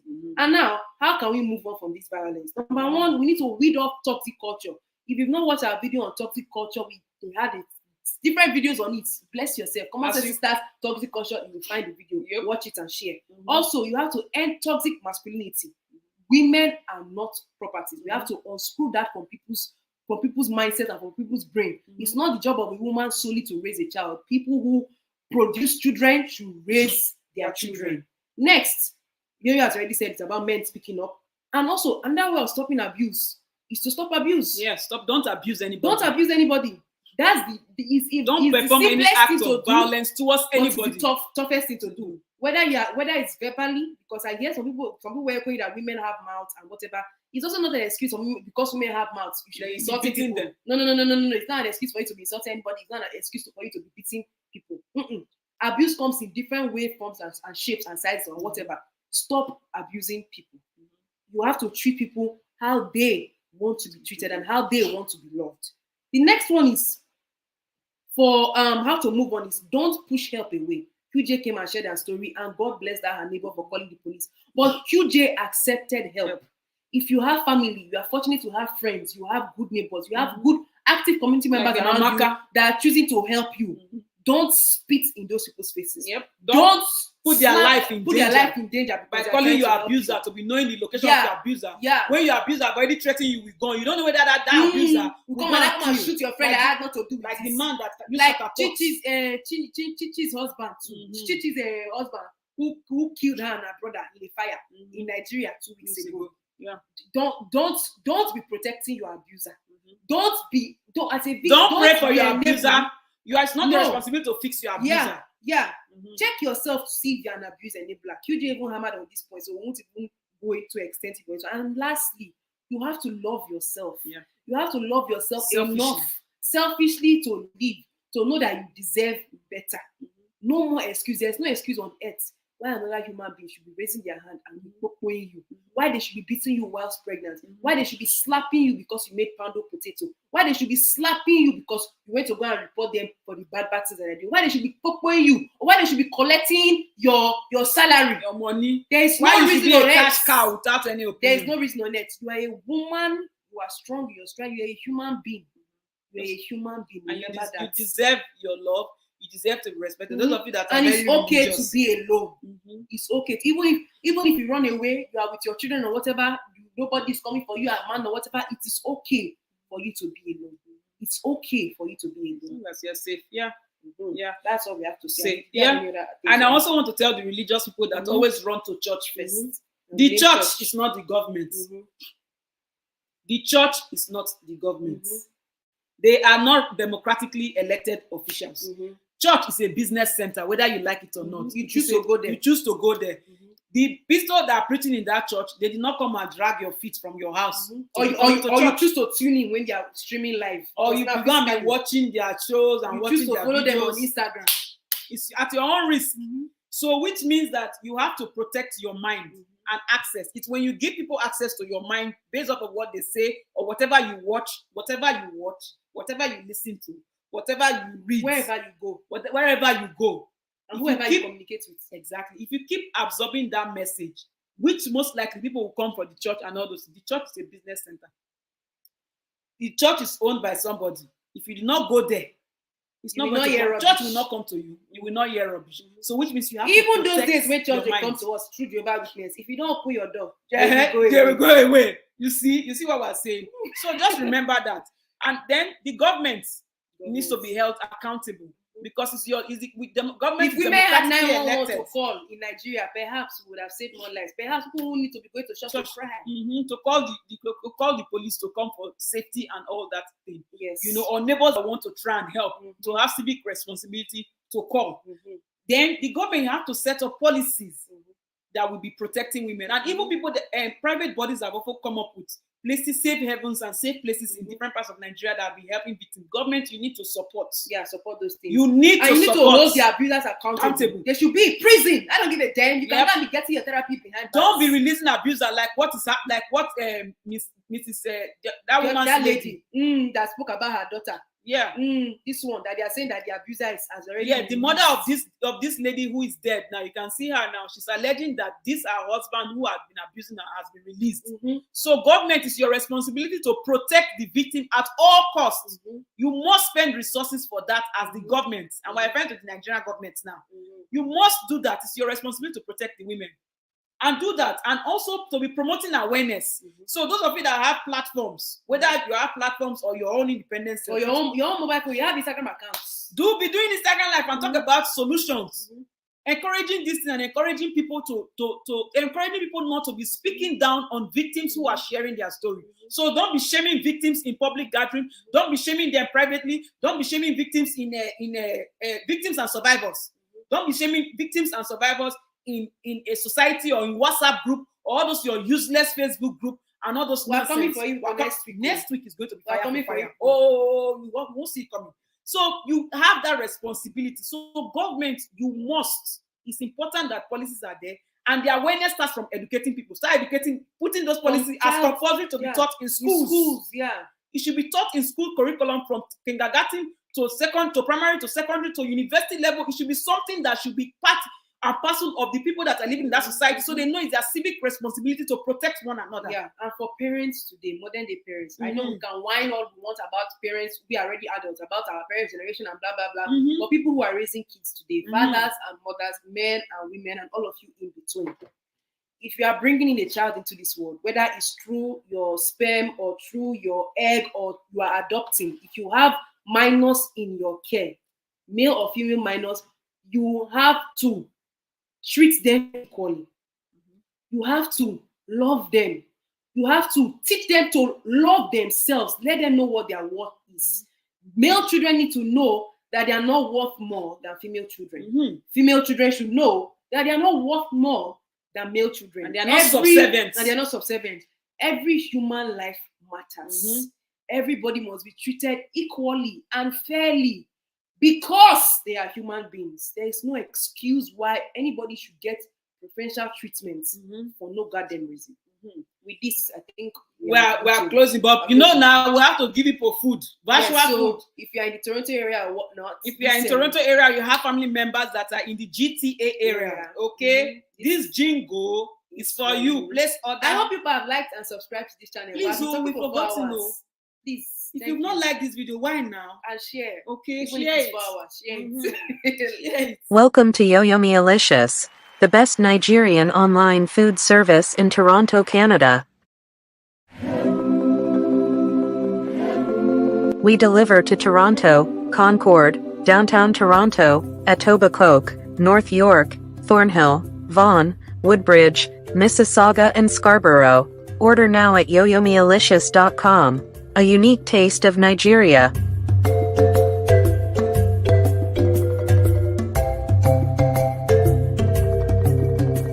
Follow us on Instagram at yoyomealicious. Like and share this video. Nigeria to the world.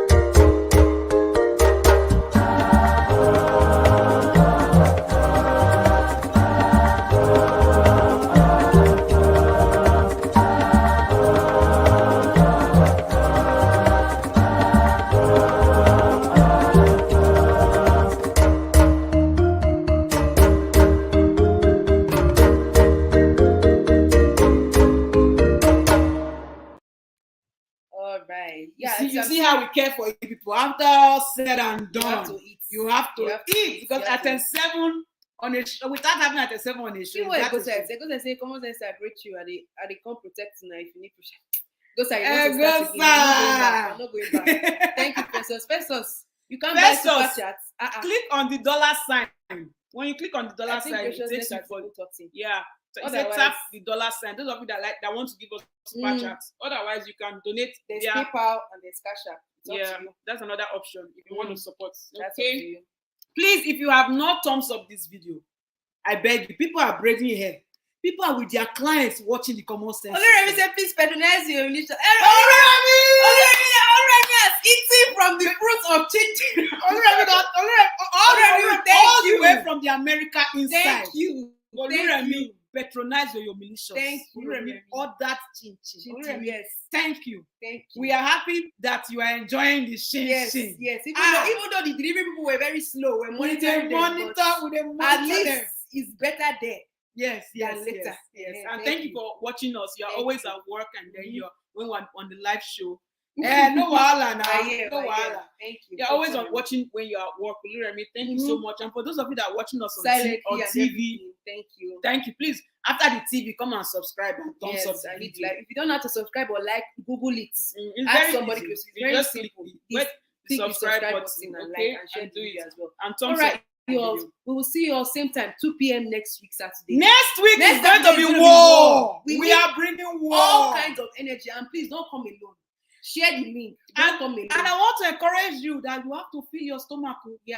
Make sure that you chop belly food because we were going to Junior now. People on the squad are actually patronizing. Junior! But we don't want to be louding people's voice, Junior. Some people want to be remain secrets.